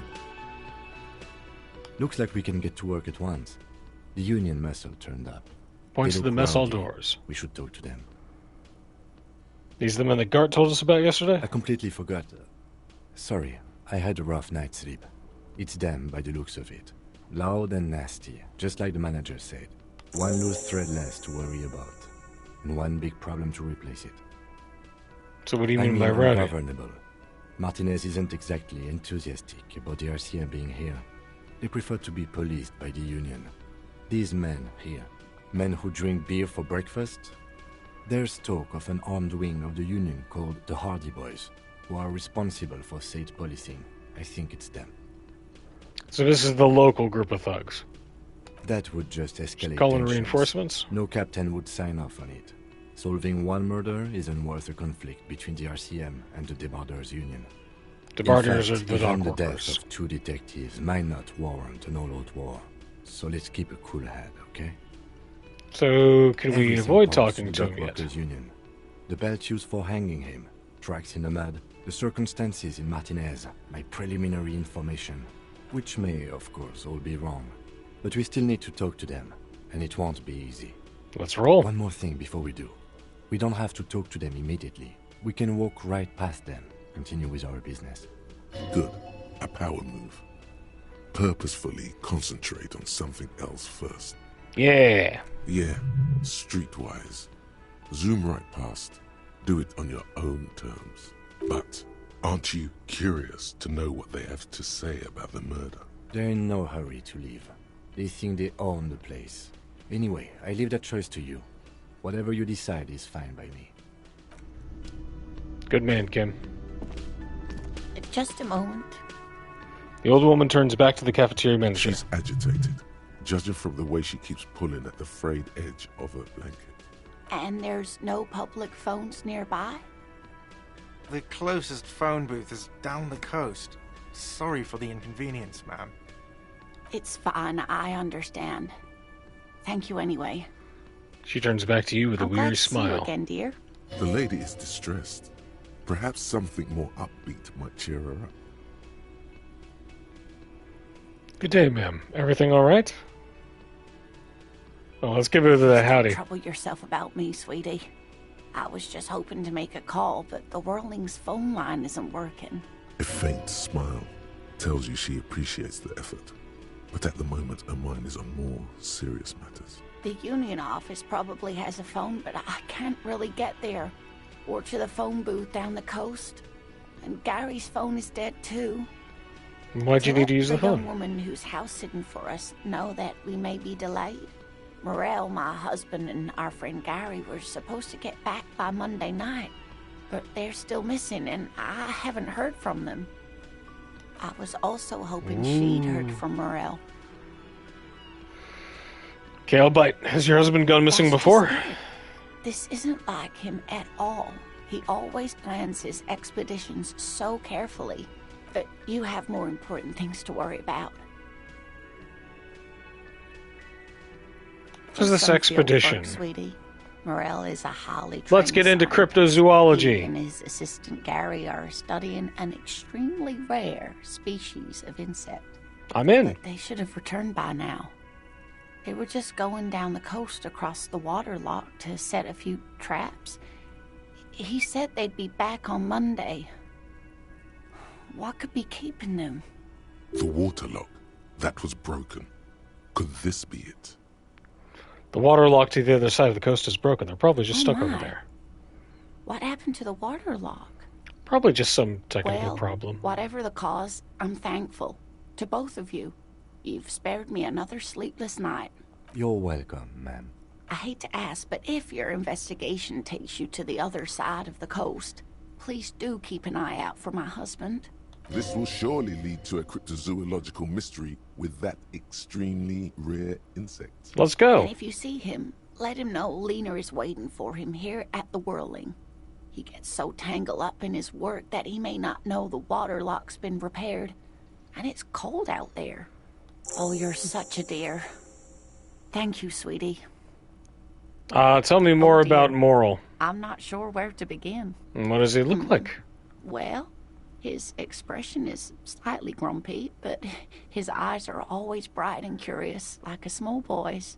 And his palms are quite coarse from all the field work, but he's quite gentle. It's always a challenge to describe the person you know best in the world. Let's try again. If I were trying to meet him on the street, what would I look for? Well, he's a bit shorter than you, but with a larger frame. And he has longish white hair, usually a bit uncombed. You might say wild, even. I get that. The lieutenant pulls out his notebook and begins jotting down the woman's description. One other thing, he'll likely have all kinds of field gear on him, even if he's not out in the reeds, you know. Just, we'll be celebrating our 16th anniversary this autumn. Not the most numerically satisfying anniversary, but I like the less obvious milestones even more somehow. Oh, how'd the two of you meet? By a dating agency, I'm ashamed to say. I was looking to get back into the scene after recovering from my accident, and he'd just divorced. We hit it off, and, well, here we are. She's skipping over some important parts. Perhaps you'll find out more later. All right. I hope I've been useful. Tell me more about this rare insect. Fascinating, but I shouldn't bore you with entomological minutiae. Nah, hit me with the bug facts. A sideways glance. No, I want to hear about the insect. It's a phasmid, technically, but... Ah, yes. Phasmatodia. A diverse group of insects Stick bugs. whose bodies resemble twigs, leaves, that sort of thing. Ghost insects, colloquially. Oh yeah. Here comes the interesting. Where other phasmids imitate sticks or leaves, this one's a living reed. It disguises itself among the reeds here on the Insulindian coast. Hence its name, the Insulindian phasmid. Perhaps you'll end up co-discovering the phasmid with us, officers. She looks you in the eye and nods thoughtfully. To be honest, this animal sounds like a cryptid. You wouldn't happen to be searching for some kind of gnome of Jeroma, would you? Gnome of Jeroma? I smell pseudoscience, he's thinking. Not a big fan of that. It's Bigfoot hunters. Simply elusive. So much so that most establishment zoologists doubt it exists at all. Yeah, but we're anti-establishment. I thought so. That's what makes you think the phasmid is around here. Some teenagers making out in the reeds saw one. They didn't know what it was, of course, but there was a brief article in a local newspaper about their encounter with a ghost insect that looks like the reeds. Gary sent us the clipping. Of course, most phasmid sightings Newspaper clippings, all you got. False alarms, but their description matched the Insulindian phasmid perfectly, and they didn't even know what they were looking at. Enthusiasm has wiped the worry from her face. Her eyes sparkle behind her glasses. Very excited about this Suppose I cryptid. have something of a personal connection to the Insulindian phasmid. All scientists have their little hobby horses. So is it dangerous? Not at all. Why else would it hide itself so carefully? Oh, Valuable. I doubt it. No one gets into cryptozoology for the money, sweetie. Cool powers? Yes. It can blend in almost perfectly among the reeds. It's an invisible bug. All these Ah, years, okay. Centuries even. So what's so special about it then? I'm afraid I'm not explaining this very well. It is very special. Morel can explain it all much better. I wish you could hear him describe it.